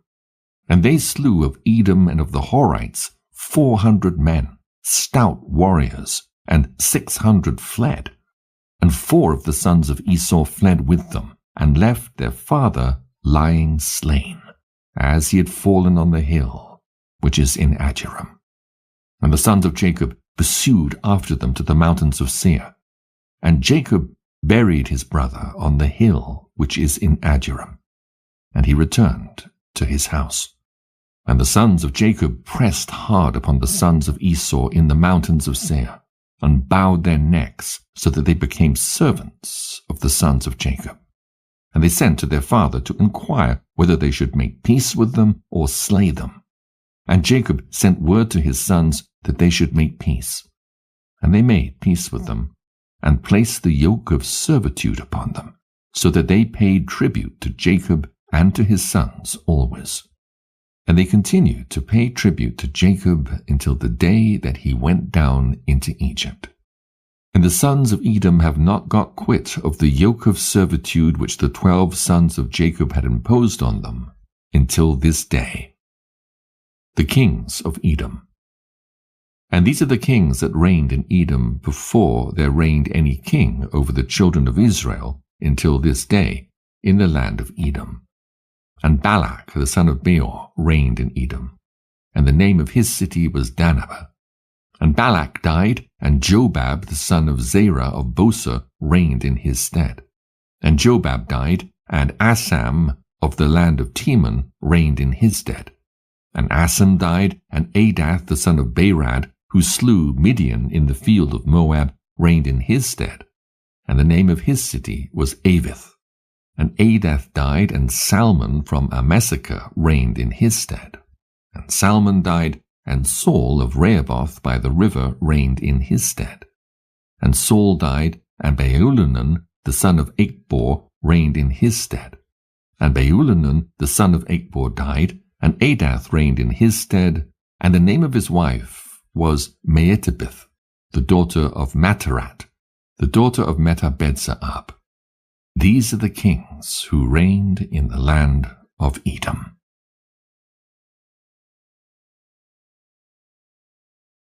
Joseph's service with Potiphar, his purity and imprisonment. And Jacob dwelt in the land of his father's sojournings, in the land of Canaan. These are the generations of Jacob. And Joseph was 17 years old when they took him down into the land of Egypt. And Potiphar, an eunuch of Pharaoh, the chief cook, bought him. And he set Joseph over all his house.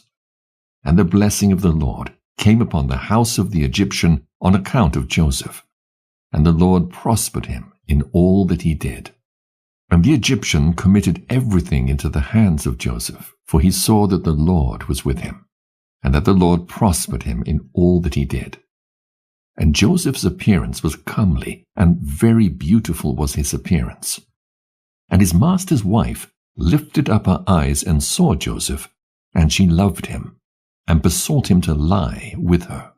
But he did not surrender his soul. And he remembered the Lord, and the words which Jacob his father used to read from amongst the words of Abraham, that no man should commit fornication with a woman who hath a husband, that for him the punishment of death hath been ordained in the heavens before the Most High God, and the sin will be recorded against him in the eternal books continually before the Lord. And Joseph remembered these words, and refused to lie with her. And she besought him for a year, but he refused and would not listen. But she embraced him and held him fast in the house in order to force him to lie with her, and closed the doors of the house and held him fast. But he left his garment in her hands and broke through the door and fled without from her presence. And the woman saw that he would not lie with her, and she calumniated him in the presence of his lord, saying, Thy Hebrew servant whom thou lovest sought to force me, so that he might lie with me. And it came to pass, when I lifted up my voice, that he fled and left his garments in my hands when I held him, and he brake through the door. And the Egyptians saw the garment of Joseph and the broken door, and heard the words of his wife, and cast Joseph into prison, into the place where the prisoners were kept, whom the king imprisoned. And he was there in the prison. And the Lord gave Joseph favor in the sight of the chief of the prison guards, and compassion before him. For he saw that the Lord was with him, and that the Lord made all that he did to prosper. And he committed all things into his hands. And the chief of the prison guards knew of nothing that was with him, for Joseph did everything, and the Lord perfected it.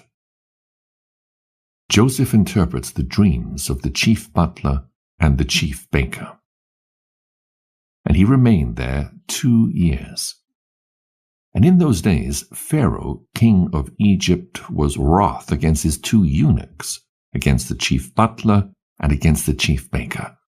And he put them in ward in the house of the chief cook, in the prison where Joseph was kept. And the chief of the prison guards appointed Joseph to serve them, and he served before them.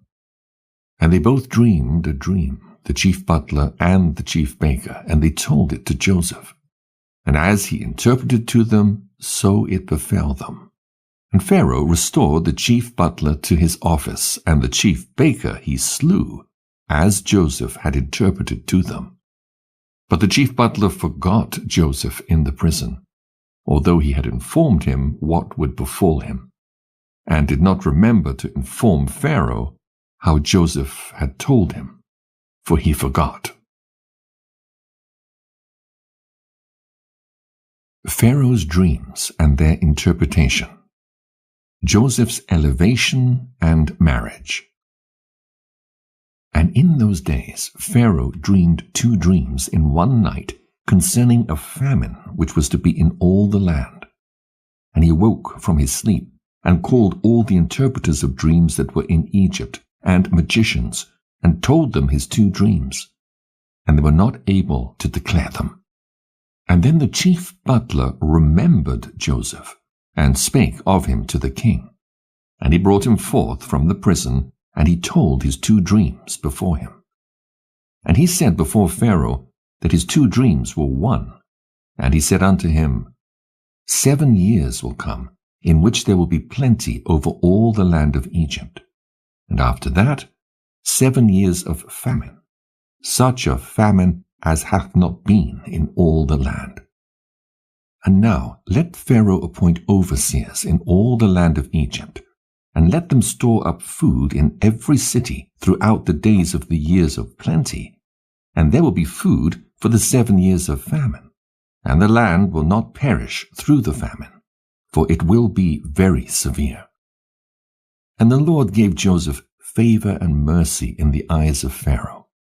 And Pharaoh said unto his servants, We shall not find such a wise and discreet man as this man, for the Spirit of the Lord is with him.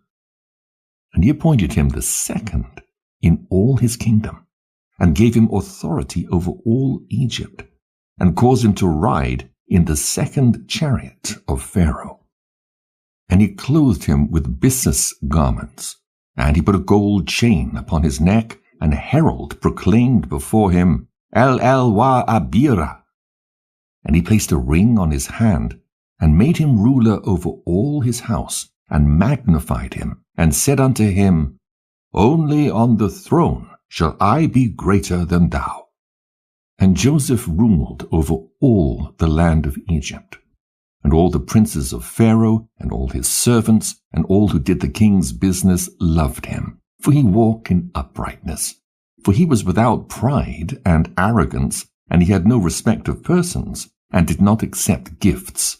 But he judged in uprightness all the people of the land.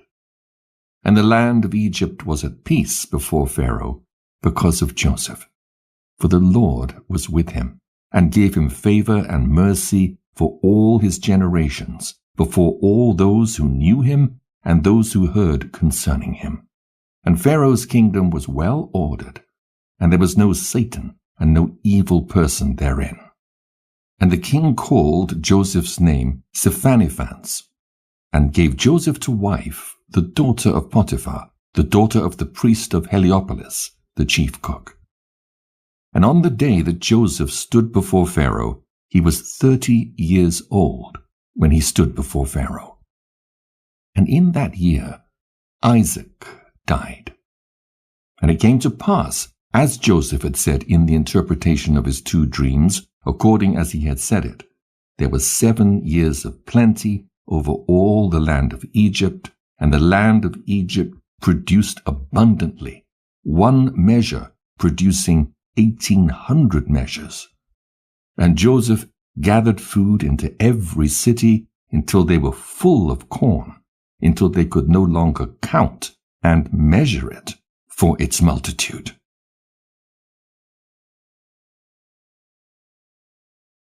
Judah's incest with Tamar, his repentance and forgiveness.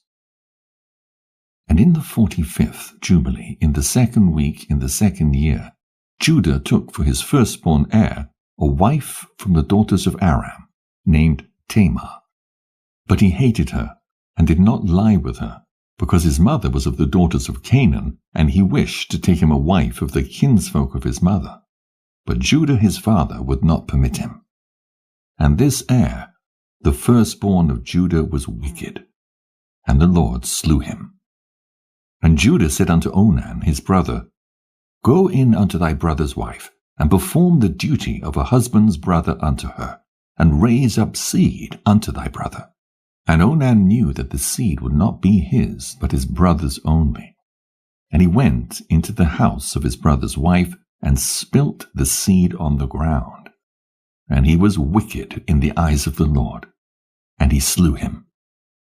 And Judah said unto Tamar his daughter-in-law, Remain in thy father's house as a widow, till Shelah my son be grown up, and I shall give thee to him to wife.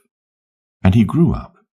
But Bethuel the wife of Judah did not permit her son Shelah to marry. And Bethuel the wife of Judah died in the 5th year of this week. And in the 6th year Judah went up to shear his sheep at Timnah. And they told Tamar, Behold, thy father-in-law goeth up to Timnah to shear his sheep. And she put off her widow's clothes, and put on a veil, and adorned herself, and sat in the gate adjoining the way to Timnah. And as Judah was going along, he found her, and thought her to be an harlot. And he said unto her, Let me come in unto thee. And she said unto him, Come in. And he went in. And she said unto him, Give me my hire.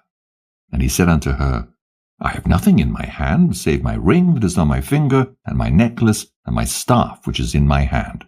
And she said unto him, Give them to me, until thou dost send me my hire.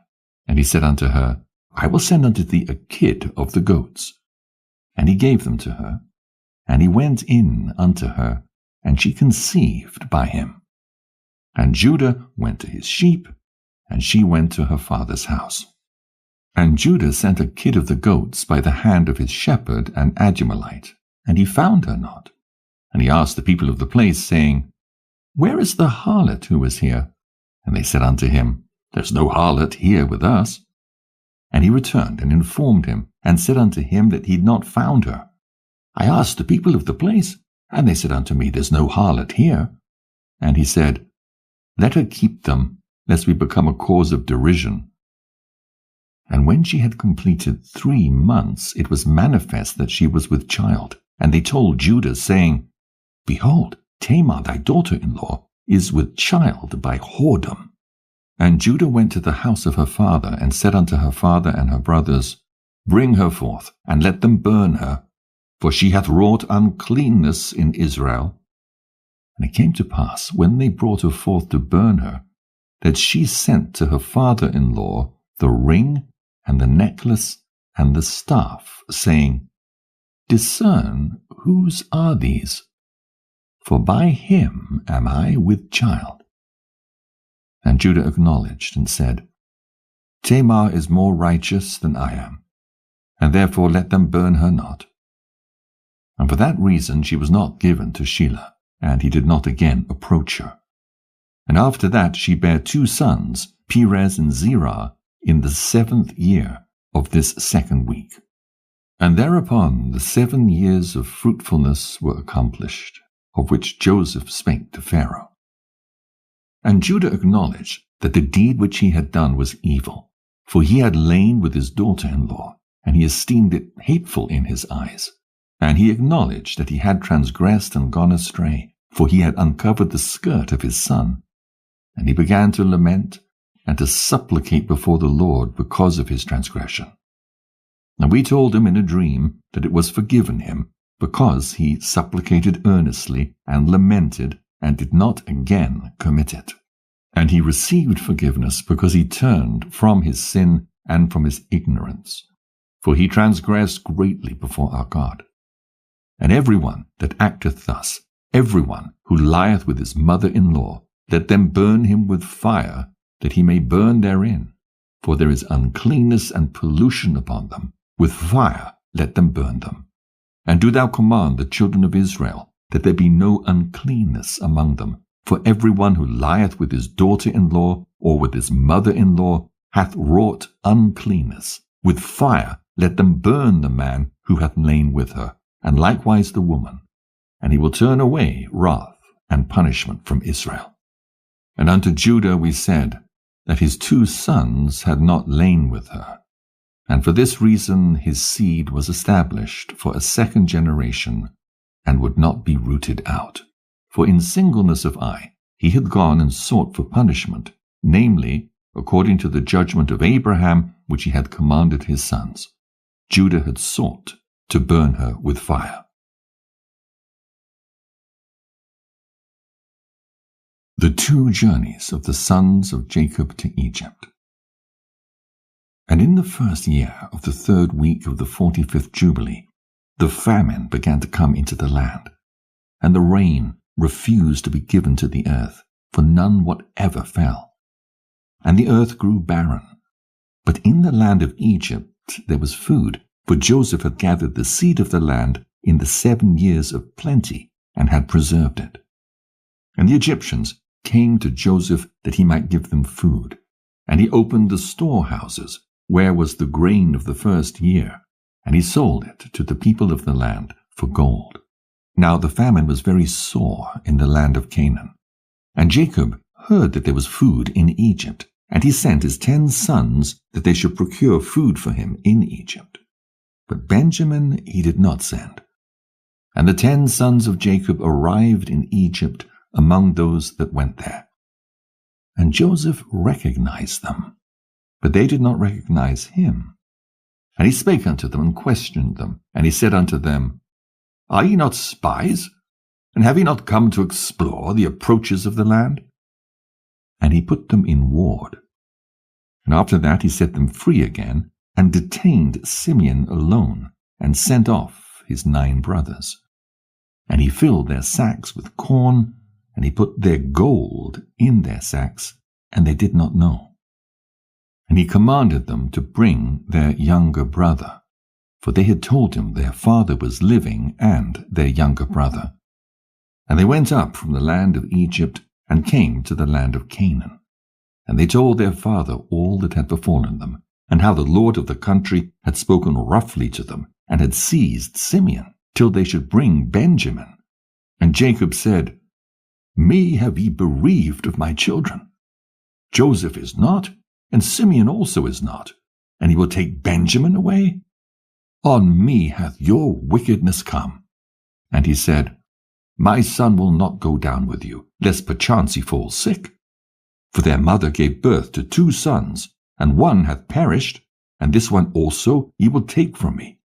If perchance he took a fever on the road, ye would bring down my old age with sorrow unto death.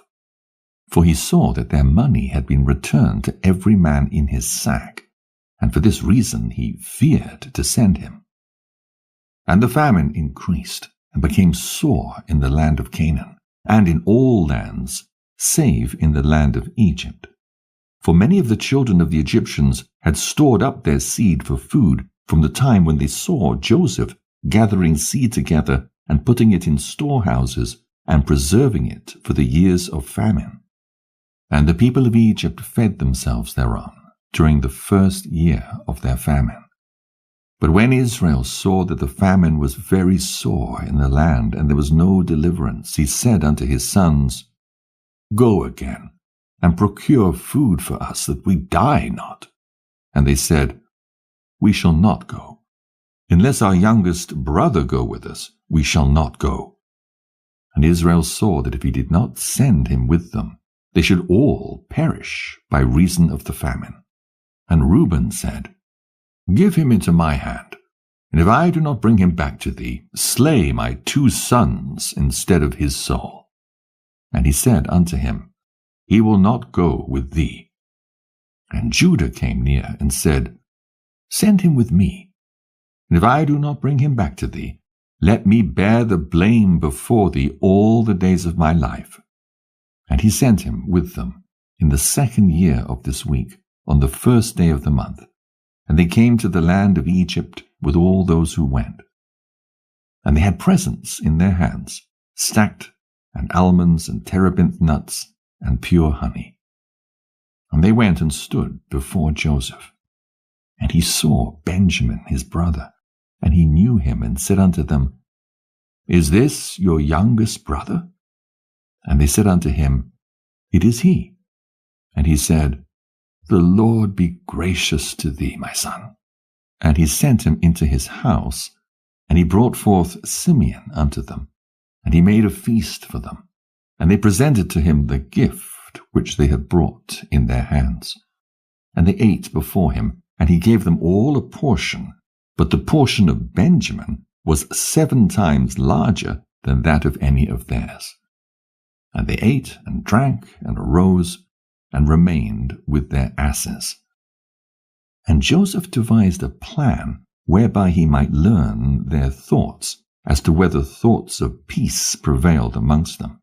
And he said to the steward who was over his house, Fill their sacks with food, and return their money unto them into their vessels, and my cup, the silver cup out of which I drink, put it in the sack of the youngest, and send them away.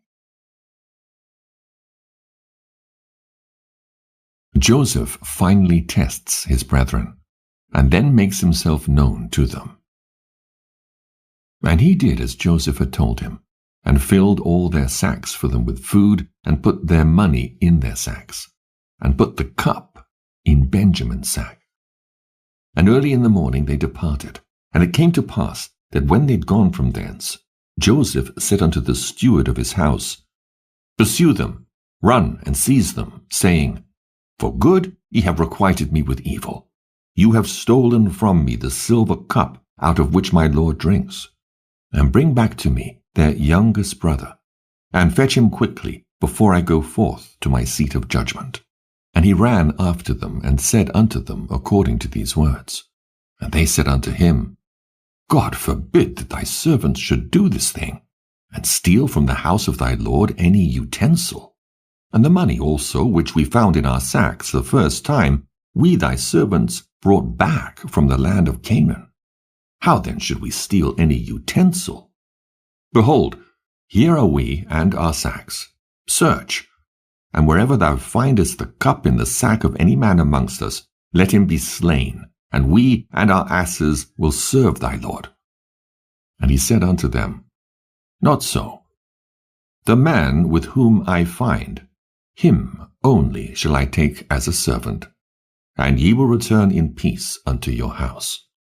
And as he was searching in their vessels, beginning with the eldest and ending with the youngest, it was found in Benjamin's sack.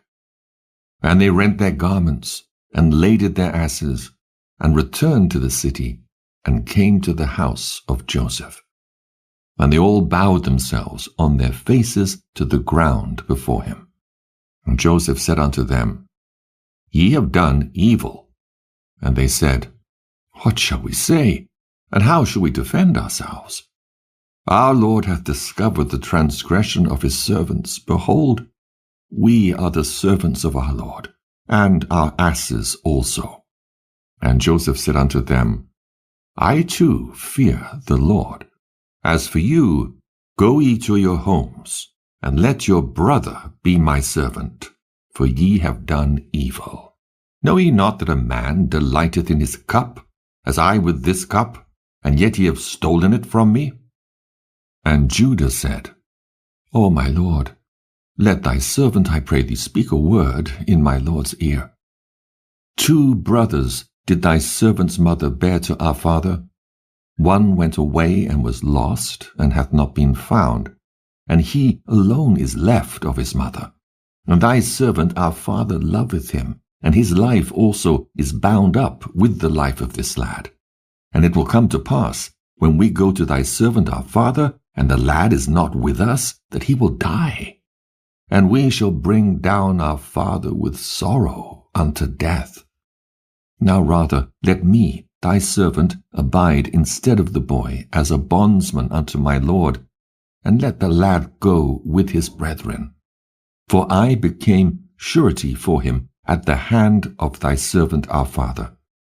And if I do not bring him back, thy servant will bear the blame to our father forever. And Joseph saw that they were all accordant in goodness one with another, and he could not refrain himself. And he told them that he was Joseph. And he conversed with them in the Hebrew tongue, and fell on their neck and wept. But they knew him not, and they began to weep. And he said unto them, Weep not over me, but hasten, and bring my father to me. And ye see that it is my mouth that speaketh, and the eyes of my brother Benjamin see. For behold, this is the 2nd year of the famine, and there are still 5 years without harvest, or fruit of trees, or plowing. Come down quickly, ye and your households, so that ye perish not through the famine. And do not be grieved for your possessions, for the Lord sent me before you to set things in order, that many people might live. And tell my father that I am still alive. And ye, behold, ye see that the Lord hath made me as a father to Pharaoh, and ruler over his house, and over all the land of Egypt. And tell my father of all my glory, and all the riches and glory that the Lord hath given me. And by the command of the mouth of Pharaoh he gave them chariots and provisions for the way, and he gave them all many-colored raiment and silver. And to their father he sent raiment and silver and 10 asses which carried corn, and he sent them away. And they went up and told their father that Joseph was alive and was measuring out corn to all the nations of the earth, and that he was ruler over all the land of Egypt. And their father did not believe it, for he was beside himself in his mind. But when he saw the wagons which Joseph had sent, the life of his spirit revived, and he said, "It is enough for me if Joseph liveth. I will go down and see him before I die." Jacob celebrates the Feast of Firstfruits and journeys to Egypt. List of his descendants. And Israel took his journey from Hebron from his house on the new moon of the 3rd month, and he went on the way of the well of the oath, and he offered a sacrifice to the God of his father Isaac on the 7th of this month. And Jacob remembered the dream that he had seen at Bethel, and he feared to go down into Egypt. And while he was thinking of sending word to Joseph to come to him, and he would not go down, he remained there 7 days, if perchance he should see a vision as to whether he should remain or go down.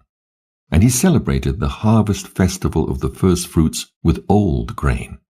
For in all the land of Canaan there was not a handful of seed in the land, for the famine was over all the beasts and cattle and birds, and also over man.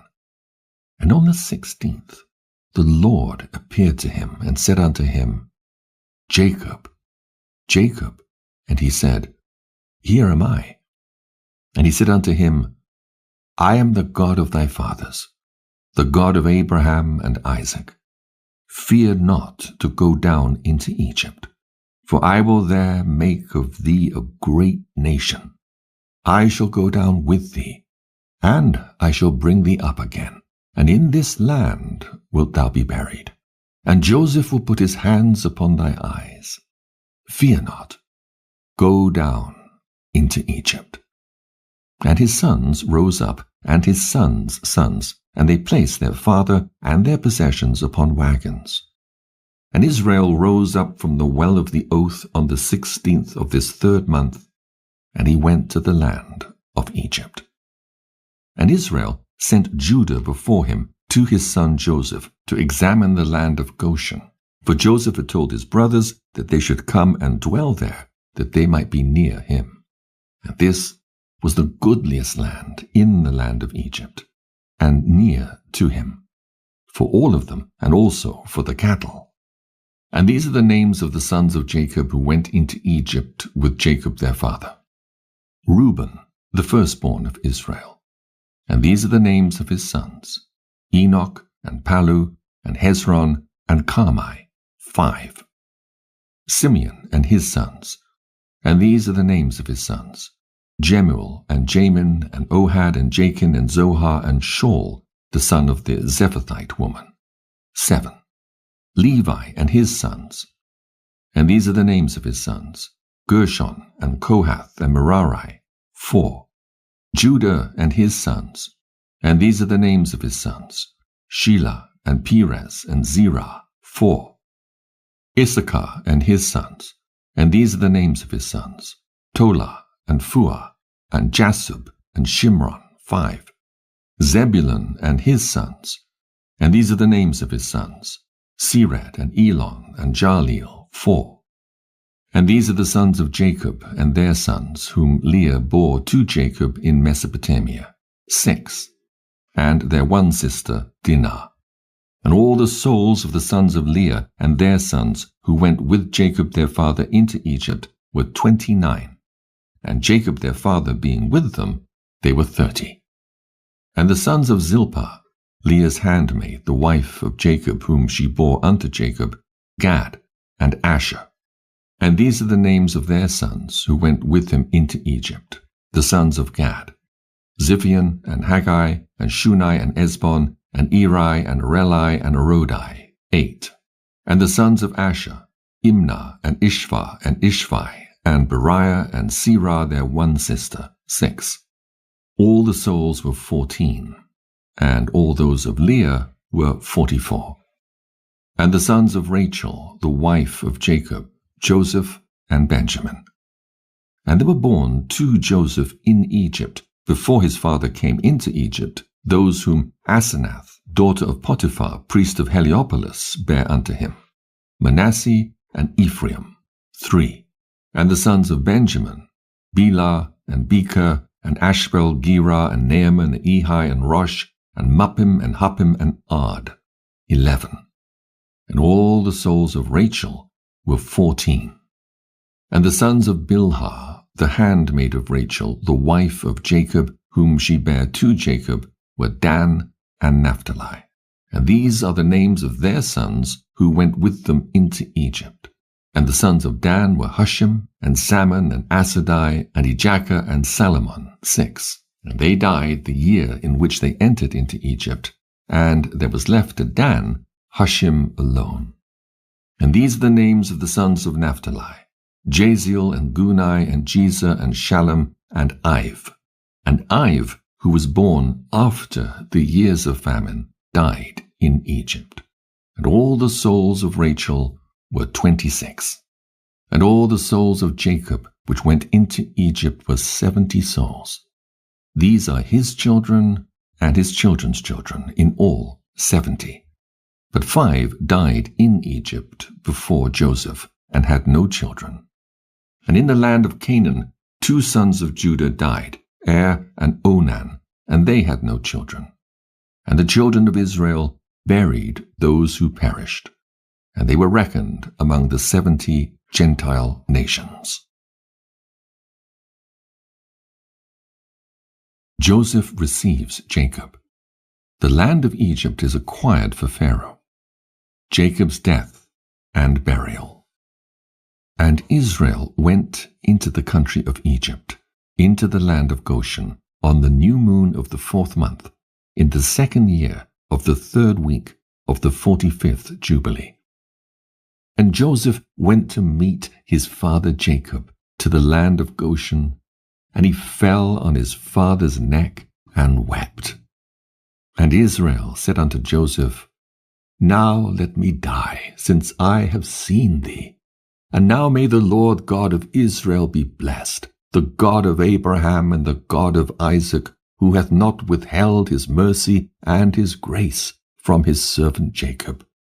It is enough for me that I have seen thy face whilst I am yet alive. Yea, true is the vision which I saw at Bethel.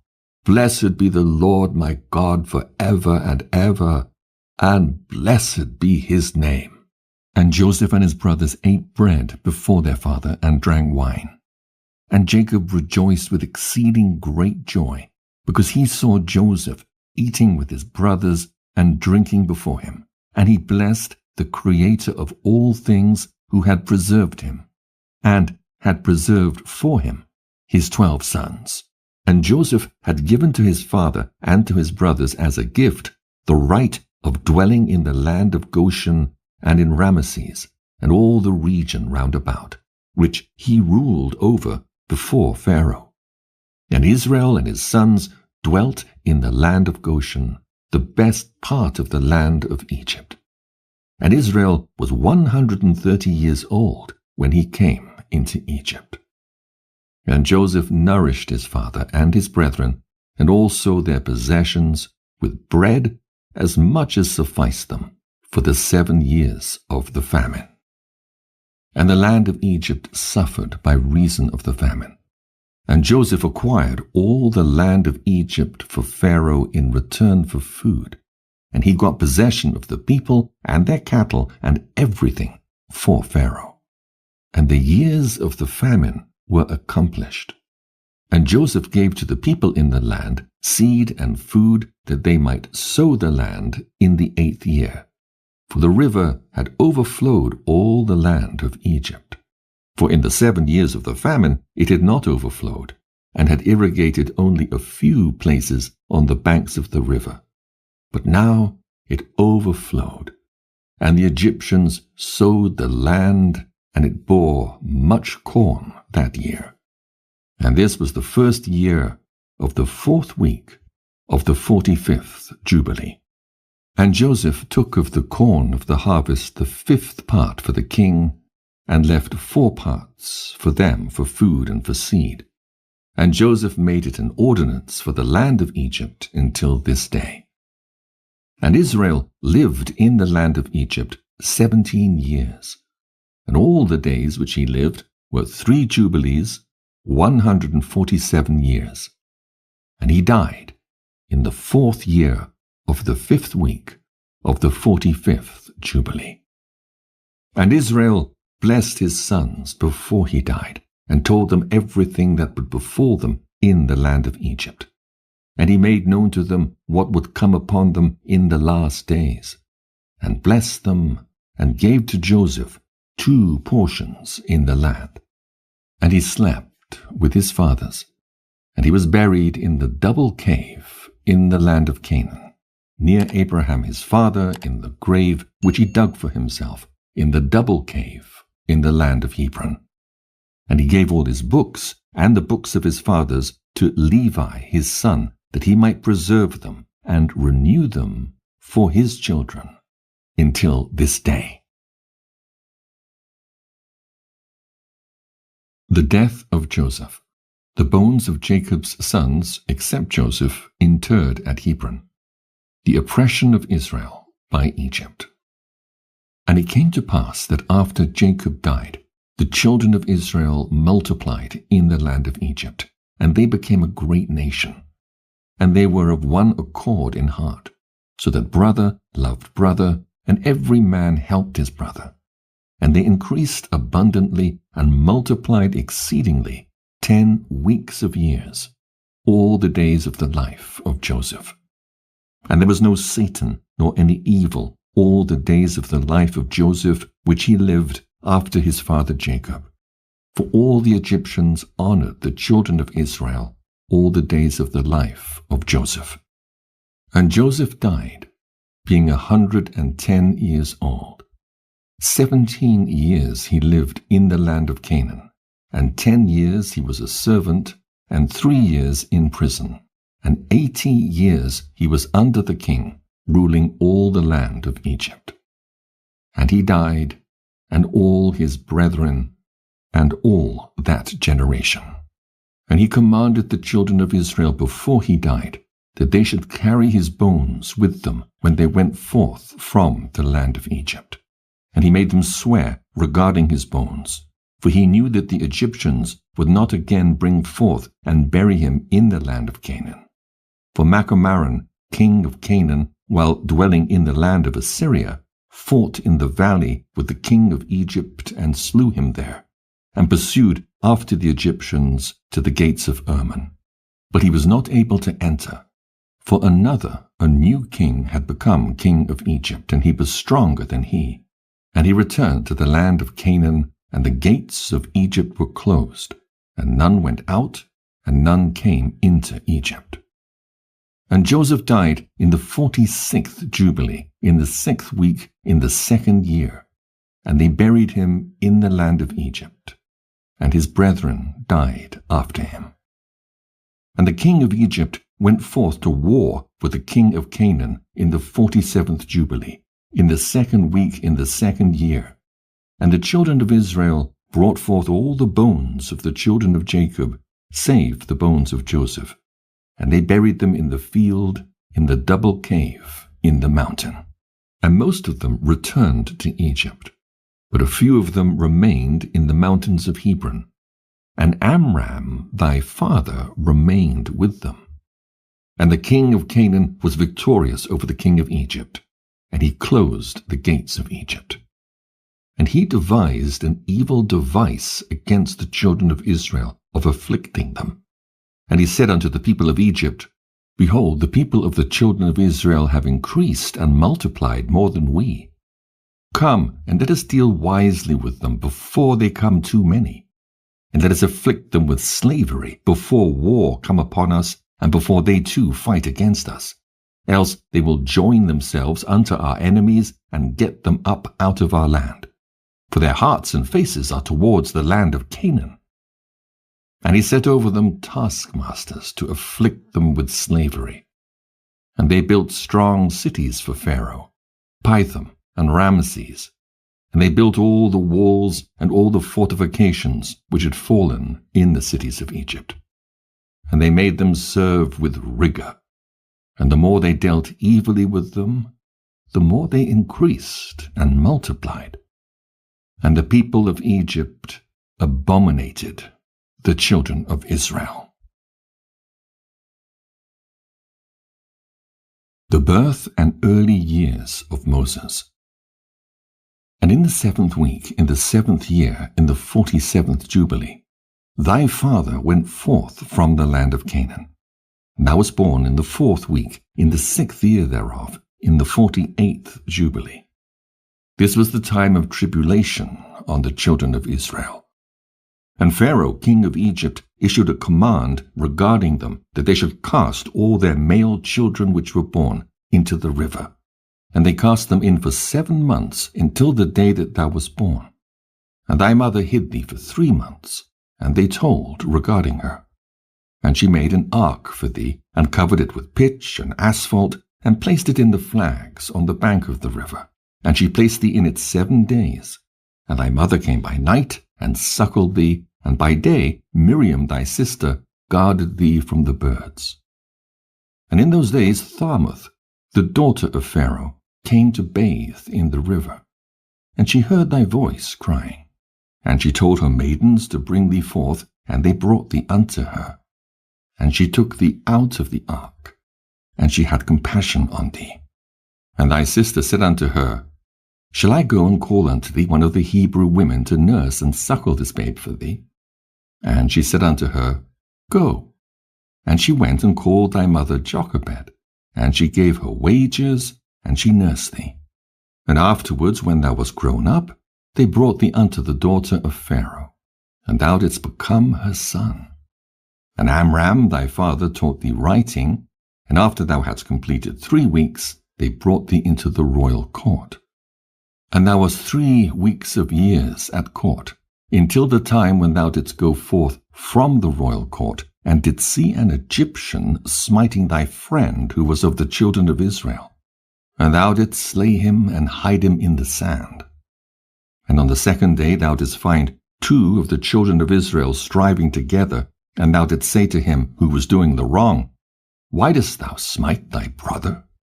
And he was angry and indignant, and said, Who made thee a prince and a judge over us? Thinkest thou to kill me, as thou killedst the Egyptian yesterday? And thou didst fear and flee on account of these words. From the flight of Moses to the Exodus.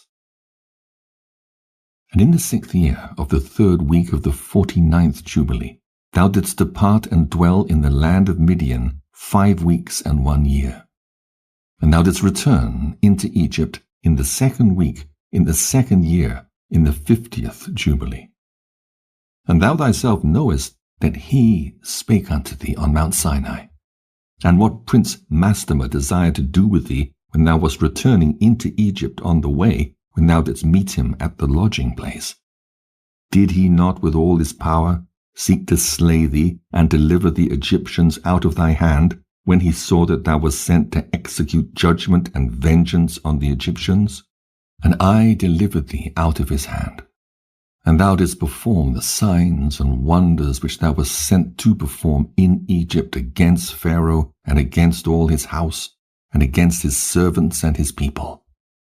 And the Lord executed a great vengeance on them for Israel's sake, and smote them through the plagues of blood and frogs, lice and dog flies, and malignant boils breaking forth in blains, and their cattle by death, and by hailstones. Thereby he destroyed everything that grew for them, and by locusts which devoured the residue which had been left by the hail, and by darkness, and by the death of the firstborn of men and animals, and on all their idols the Lord took vengeance and burned them with fire. And everything was sent through thy hand, that thou shouldest declare these things before they were done. And thou didst speak with the king of Egypt before all his servants and before his people. And everything took place according to thy words. 10 great and terrible judgments came on the land of Egypt, that thou mightest execute vengeance on it for Israel. And the Lord did everything for Israel's sake, and according to his covenant which he had ordained with Abraham, that he would take vengeance on them as they had brought them by force into bondage. And the prince of the Mastemers stood up against thee, and sought to cast thee into the hands of Pharaoh. And he helped the Egyptian sorcerers, and they stood up and wrought before thee. The evils indeed we permitted them to work, but the remedies we did not allow to be wrought by their hands.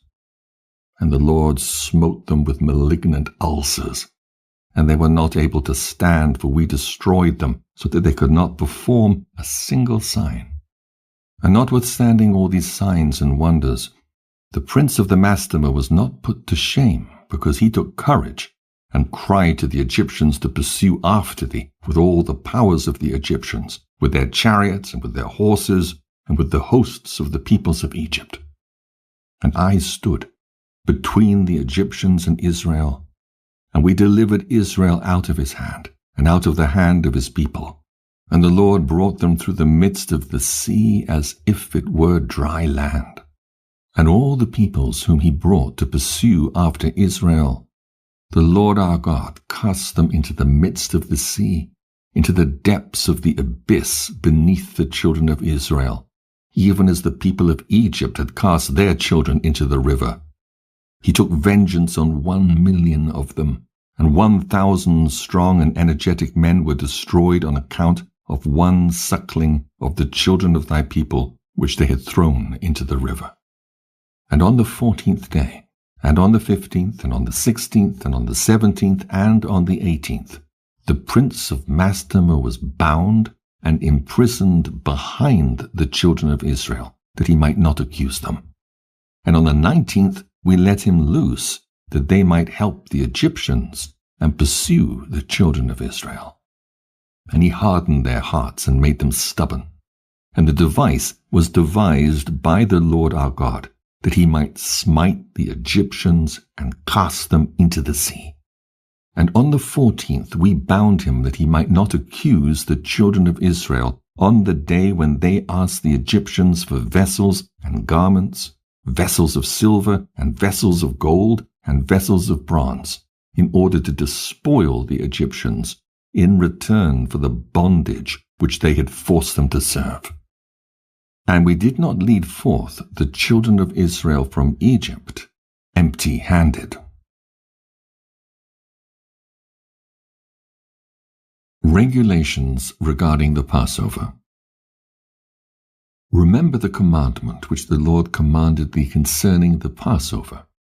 Thou shouldst celebrate it in its season on the 14th of the first month, that thou shouldst kill it before it is evening, and that they should eat it by night on the evening of the 15th, from the time of the setting of the sun.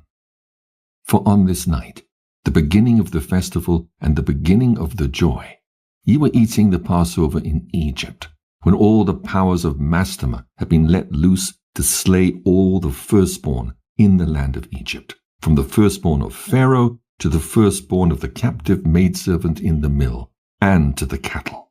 And this is the sign which the Lord gave them.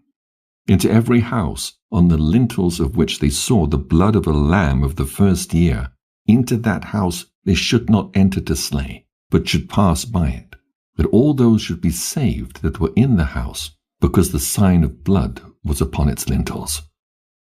And the powers of the Lord did everything according as the Lord commanded them. And they passed by all the children of Israel, and the plague came not upon them to destroy from amongst them any soul, either of cattle or man or dog. And the plague was very grievous in Egypt. And there was no house in Egypt where there was not one dead, and weeping, and lamentation, And all Israel was eating the flesh of the paschal lamb and drinking the wine, and was lauding and blessing and giving thanks to the Lord God of their fathers, and was ready to go forth from under the yoke of Egypt and from the evil bondage. And remember thou this day all the days of thy life, and observe it from year to year all the days of thy life once a year on its day, according to all the law thereof. And do not adjourn it from day to day, or from month to month, for it is an eternal ordinance, and engraven on the heavenly tables regarding all the children of Israel, that they should observe it every year on its day, once a year, throughout all their generations. And there is no limit of days, for this is ordained forever.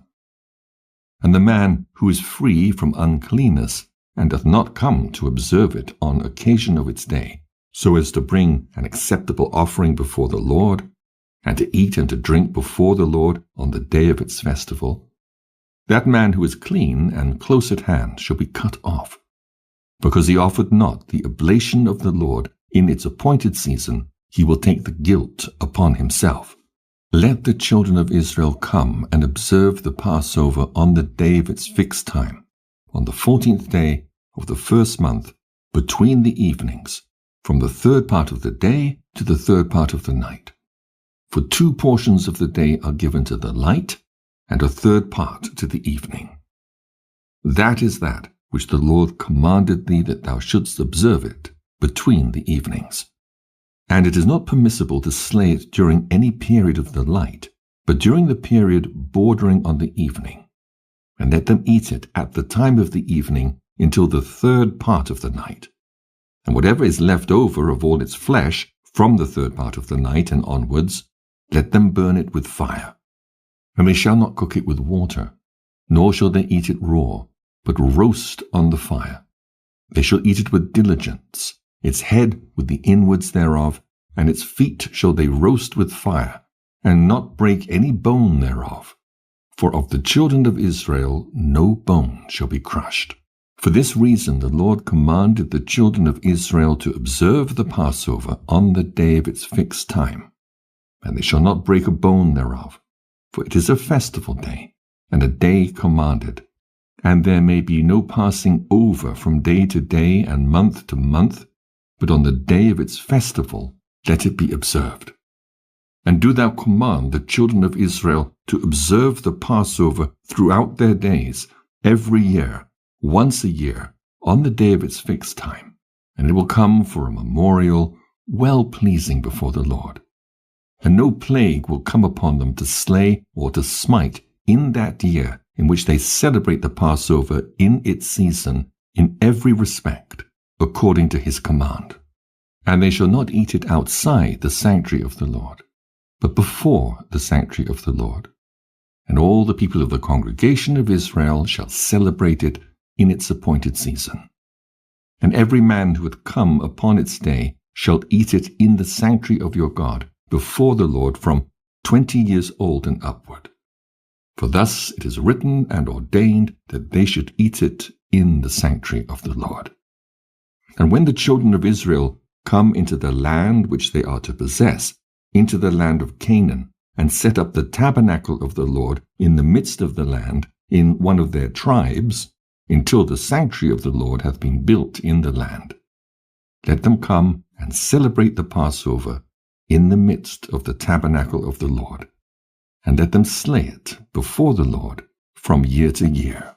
And in the days when the house hath been built in the name of the Lord in the land of their inheritance, they shall go there and slay the Passover in the evening at sunset, at the third part of the day. And they will offer its blood on the threshold of the altar, and shall place its fat on the fire which is upon the altar, and they shall eat its flesh roasted with fire in the court of the house which hath been sanctified in the name of the Lord. And they may not celebrate the Passover in their cities, nor in any place, save before the tabernacle of the Lord, or before his house where his name hath dwelt, and they will not go astray from the Lord. And do thou, Moses, command the children of Israel to observe the ordinances of the Passover, as it was commanded unto thee. Declare thou unto them every year, and the day of its days, and the festival of unleavened bread, that they should eat unleavened bread 7 days, and that they should observe its festival, and that they bring an oblation every day during those 7 days of joy before the Lord on the altar of your God. For ye celebrated this festival with haste when he went forth from Egypt, till he entered into the wilderness of Shur. For on the shore of the sea ye completed it. Laws regarding the Jubilees and the Sabbath. And after this law I made known to thee the days of the Sabbaths in the desert of Sinai, which is between Elim and Sinai. And I told thee of the Sabbaths of the land on Mount Sinai. And I told thee of the Jubilee years in the Sabbaths of years. But the year thereof I have not told thee, till ye enter the land which ye are to possess. And the land also will keep its Sabbaths while they dwell upon it, and they will know the Jubilee year. Wherefore I have ordained for thee the year weeks, and the years and the Jubilees. There are 49 Jubilees from the days of Adam until this day, and 1 week and 2 years. And there are yet 40 years to come for learning the commandments of the Lord, until they pass over into the land of Canaan, crossing the Jordan to the west. And the Jubilees will pass by, until Israel is cleansed from all guilt of fornication and uncleanness and pollution and sin and error, and dwelleth with confidence in all the land. And there will be no more a Satan or any evil one. And the land will be clean from that time for evermore. And behold the commandment regarding the Sabbaths. I have written them down for thee, and all the judgments of its laws. 6 days wilt thou labor, but on the 7th day is the Sabbath of the Lord your God. In it ye shall do no manner of work, ye and your sons and your menservants and your maidservants and all your cattle, and the sojourner also who is with you. And the man that doeth any work on it shall die. Whoever desecrateth that day, whoever lieth with his wife, or whoever saith he will do something on it, that he will set out on a journey thereon in regard to any buying or selling, and whoever draweth water thereon, which he had not prepared for himself on the 6th day, and whoever taketh up any burden to carry it out of his tent or out of his house, shall die. Ye shall do no work whatever on the Sabbath day, save that ye have prepared for yourselves on the 6th day, so as to eat and drink and rest, and keep Sabbath from all work on that day, and to bless the Lord your God, who has given you a day of festival, and a holy day, and a day of the holy kingdom for all Israel is this day among their days forever. For great is the honor which the Lord hath given to Israel, that they should eat and drink and be satisfied on this festival day, and rest thereon from all labor which belongeth to the labor of the children of men, save burning frankincense and bringing oblations and sacrifices before the Lord for days and for Sabbaths. This work alone shall be done on the Sabbath days in the sanctuary of the Lord your God, that they may atone for Israel with sacrifice continually from day to day for a memorial well-pleasing before the Lord, and that he may receive them always from day to day, according as thou hast been commanded. And every man who doeth any work thereon, or goeth a journey, or tilleth his farm, whether in his house or any other place, and whoever lighteth a fire, or rideth on any beast, or travelleth by ship on the sea, and whoever striketh or killeth anything, or slaughtereth a beast or a bird, or whoever catcheth an animal, or a bird, or a fish, or whoever fasteth or maketh war on the Sabbaths, the man who doeth any of these things on the Sabbath shall die. So that the children of Israel shall observe the Sabbaths according to the commandments regarding the Sabbaths of the land, as it is written in the tables, which he gave into my hands that I should write out for thee the laws of the seasons, and the seasons according to the division of their days. Herewith is completed the account of the division of the days.